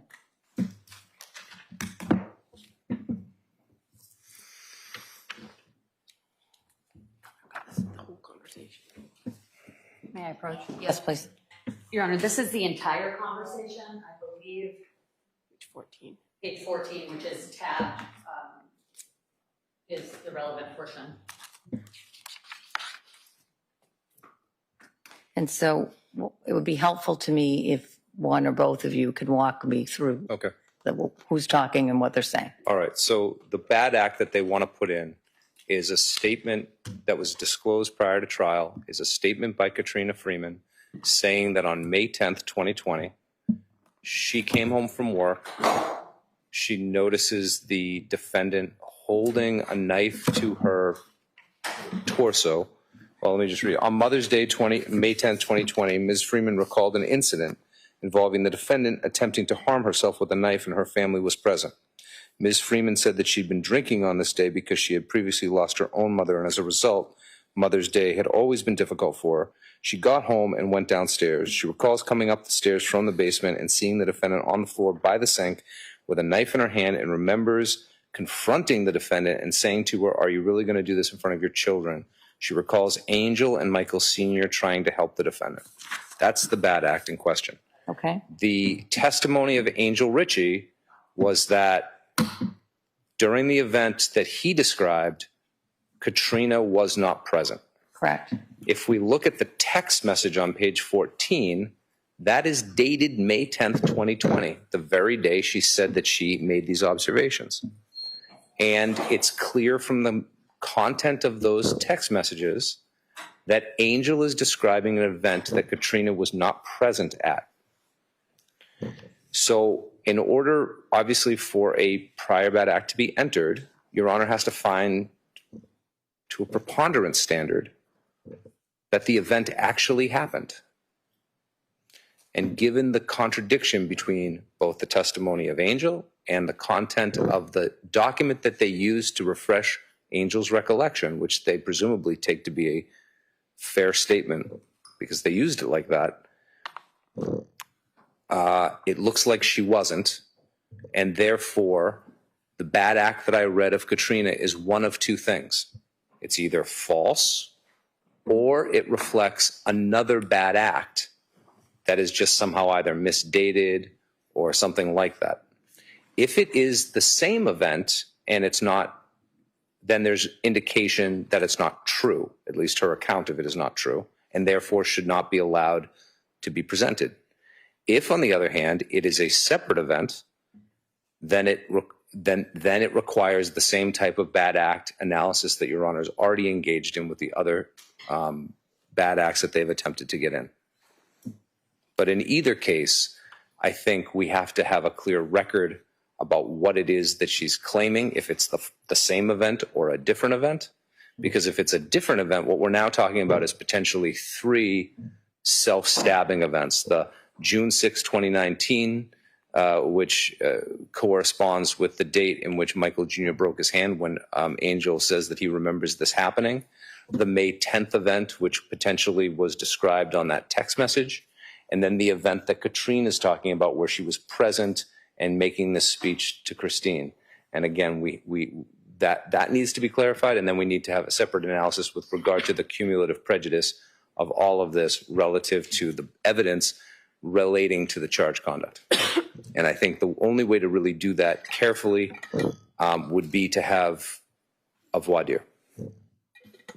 Your Honor, just so you are aware of what you are looking at, the blue is Katrina, the green is Angel. Thank you. That was your first question. The second is, I think Green the reason is Angel. Okay. the reason why we provided you the whole exchange and the reason why we asked Angel when he was looking at it to look at a few pages before leading up to page 14 was to get the context of the entire conversation. Katrina mentions in that text exchange that she is drunk that day. Angel references how intoxicated she was that day. Excuse me. And there's multiple back and forth about Katrina's concerns about being in the households, about concerns for Sophia, because she has a history of cutting behavior. Before you get to that conversation or that bubble where Angel makes that comment about the big knife, I don't think it's as crystal clear as counsel wants it to be that it's clear she wasn't there from that incident and that Angel's telling her. It's just Angel makes that comment in a series of other conversations about the incident or about what's going on in the household as a whole. Ms. Freeman actually came in and told us about her recollection and her recollection of it being on Mother's Day of 2020 before we even went and located those texts that's an extraction from Angel's phone, not from her phone. It was her memory of what that incident was. And when you heard the testimony from Angel the other day, it wasn't as clear that he was clear as to the timeline. It wasn't as clear about what parts of it he clearly remembered and didn't. I believe when he was asked about whether he recalled Katrina being there on cross-examination, he said he couldn't remember seeing her face there in his memory of it. Therefore, he doesn't believe she was there. That doesn't mean she wasn't there. It just means that his memory of it now is that she might not have been there. I don't think the fact that two witnesses have a slightly competing view of the same event doesn't make them not the same incident. And again, the Commonwealth maintains that it is the same incident. We're not alleging there's a third incident. We're alleging that she What is the harm in voir diring her specific to that issue? Mhm. That is the issue of whether or not there's more than one event. The Commonwealth doesn't have a problem with that. And or but- unwittingly, what I don't want to step into, and I think a valid concern raised by the defense, is the idea that we would unwittingly step into a different prior bad act because of a lack of knowledge. At a minimum, it seems to me to be in everyone's interest for that to be fleshed out before she takes a stand before the jury. We just asked that the voir dire be limited to that very narrow issue because counsel did raise a series of issues in relation to Ms. Freeman's testimony. And what we would not want to see happen is his ability to get a chance to examine her fully before she makes a direct testimony. So if the court is inclined to voir dire on that narrow issue, we would certainly have her available before the jury is expected to convene tomorrow. All right. Counsel? The only two things that I want to talk to her about, and it doesn't even need to be me that talks to her about it, is to determine, so the court can make a clear finding about whether or not she was there by a preponderance of evidence, given the nature of that text, given the nature of Angel's testimony, and given what she's going to testify to. That's it. I'm not going to do a complete examination outside of the view of the jury. And then the second issue is, well, that's really it. That's the big issue. And is it the same? Is it the same incident? Is it the same incident? Right. All right. Is it the same incident, and was she there? Until I have any other conversation with you, both of you, if I do, that's the limits of what the voir dire will be about. The Commonwealth can start the voir dire, and if defense wishes to ask questions limited to that, I'll hear them. Thank you, Your Honor. Mm-hmm. Thank you.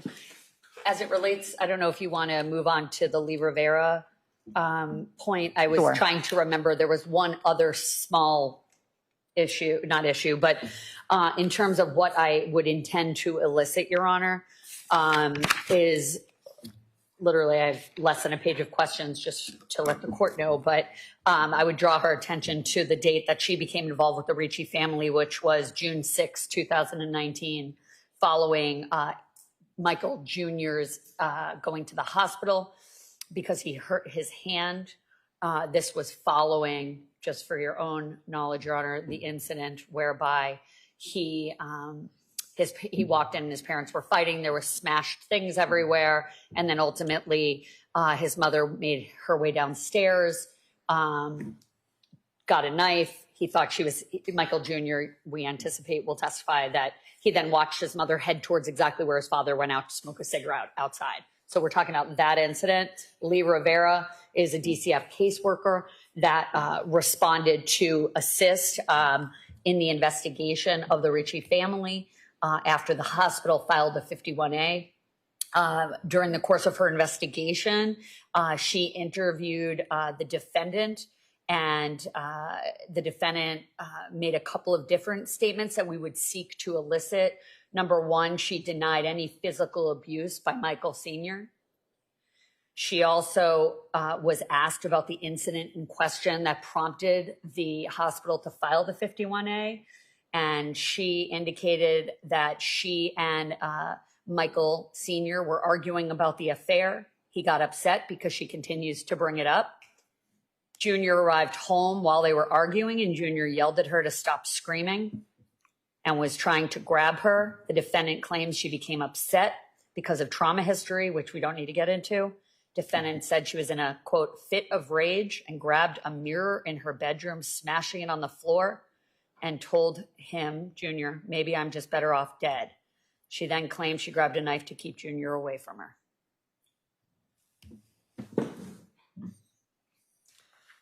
And that DCF report was provided early on, Your Honor. All right, can I have a copy of it? Certainly.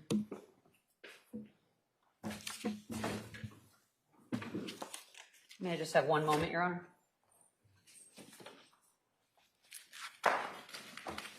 Is he still here? Let me hit pause to that button and discuss something else. Juror in seat number 5 recognized someone in the audience.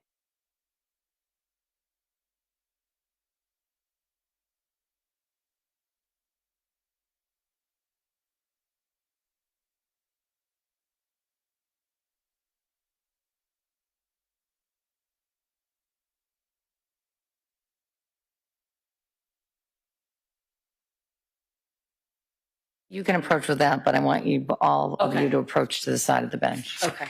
Or to the side of the witness box.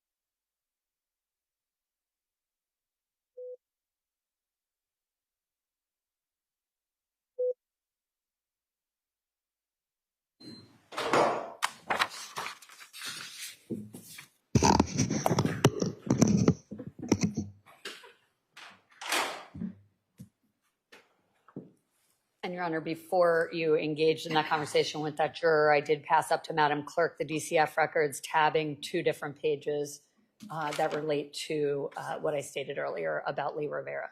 All right, just give me a second to make a couple of notes here.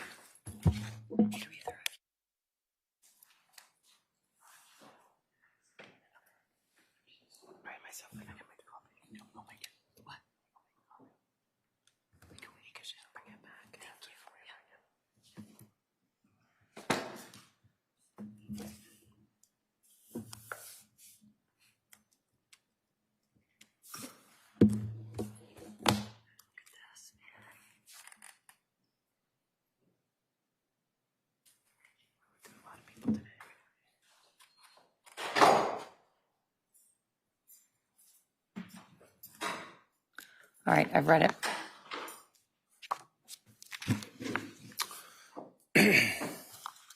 So, Your Honor, if what they're doing is they're calling Lee Rivera to recharacterize the June 6, 2019 event as being directed towards Michael Jr. and not towards Michael Sr., then I think that constitutes 2 distinct bad acts.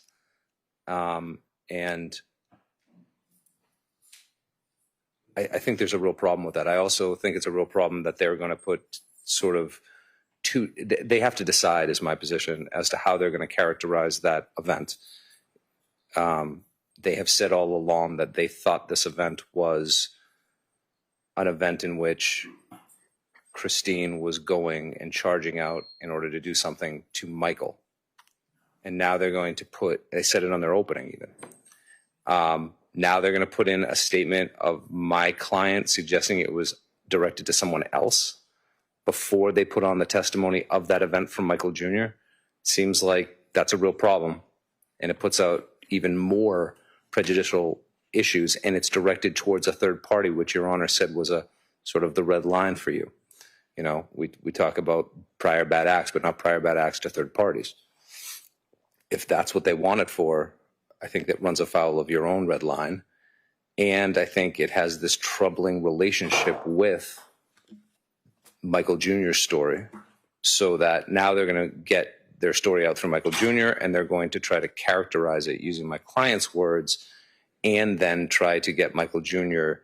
to sort of suggest that she was charging towards Michael Sr. And it's sort of hard for me to know. Well, it just amounts to 2 separate characterizations of a single event. I think that we could probably excise out or tailor certain statements that my brother indicated are troubling to maybe simplify it. By no means are we trying to offer the defendant's statement to show that she was protecting herself from Michael Jr. In fact, it is my firm belief. What are you offering it for? Did she change her story? No, what I'm more saying is that part isn't really that important to me. The part about she grabbed a knife to defend herself against Junior. The more important part is that she was in a fit of rage and broke things. And also when confronted with, has Senior any physical abuse, she denied any physical abuse by him. And in a case involving self-defense, I think that's highly probative.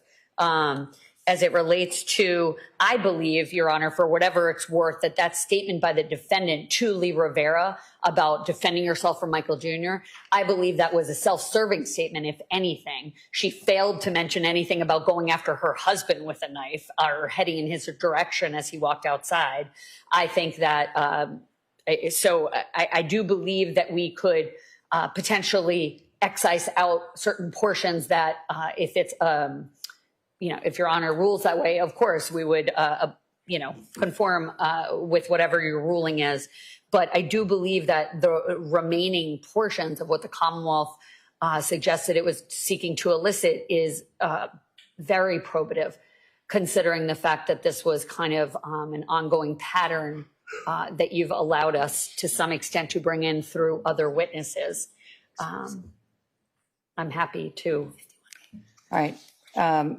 I think that the denial of any physical abuse by Michael is permissible, and I will allow that testimony to come in. This characterization or alleged characterization by the defendant as her actions being directed towards Michael Jr. Is not relevant to this jury's decision making, and I'm not going to allow that to come in. Okay. It starts to be wander into perhaps another bad act. I'm not even sure at this point if it is a separate bad act, but it's not relevant to the decision making with regard to what happened between the defendant and her husband on January 28th, 2021. So it's not coming in, even though it is a statement of the defendant that would be otherwise admissible. I'm exercising my discretion under the evidentiary rules for it to not come in. With regard to reporting that she was in a fit of rage and grabbed the mirror in her bedroom and smashed it on the floor, it seems to me that we expect the testimony from Michael Jr. to be consistent with it. It's cumulative and not harmful in terms of its cumulative effect. I am going to encourage the parties to work towards a stipulation. That's all I'm going to get her to allow her to testify to. So if you can reach a stipulation, we can shorten it. If you can't, that's fine. But she's going to be limited in her testimony to her statement with regard to no denial of physical abuse by Michael in the past, and that she was angry and smashed the mirror. Understood. On that date. Okay.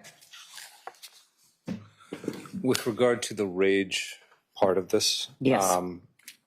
I would suggest because it's cumulative, it's less probative and therefore much more likely to be overcome by its prejudicial effect. And in this case, Michael Jr., who was an observer of it, is going to be testifying about it. Her own characterization of her emotional state at that moment sort of short circuits the jury's own ability to listen to Michael Jr.'s testimony about what he saw and make their own determination about it. So I would still object to that portion coming in. I understand with regard to the statements about Michael Sr. as well as the broken glass. Right. I note your objection. It's her statement. Thank you.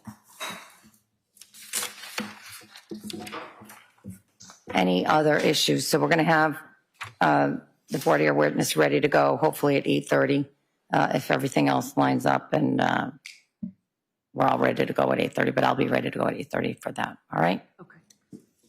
Anything else? Nothing from the Commonwealth. Thank you. All right. I appreciate your work on the jury instructions. I haven't had a chance to look at where the differences lie, and I'll start looking at that tonight. I expect that maybe, well, we'll see how the trial plays out, but we'll have an adequate opportunity. The one thing that I wanted defense to focus on is, and I haven't read the case in a while, but the Commonwealth cites to a case in its, with regard to the self-defense instruction. I want the defense to address that with other legal precedent. Your Honor, just back to Lee Rivera for one moment, just because I want to make sure it's abundantly clear to myself. There was another portion of her statement with regard to maybe I'm just better off dead. I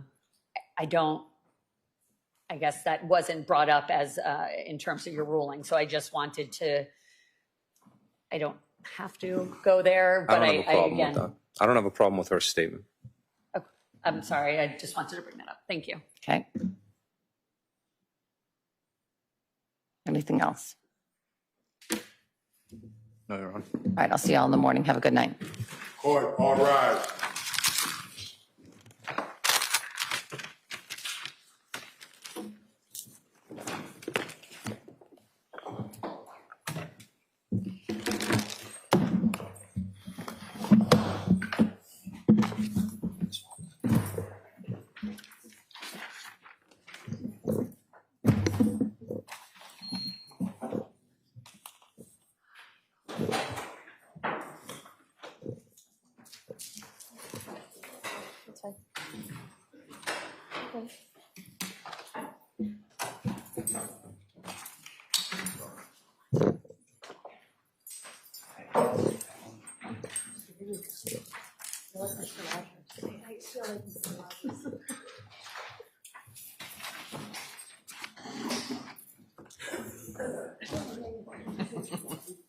I'm gonna steal some candy.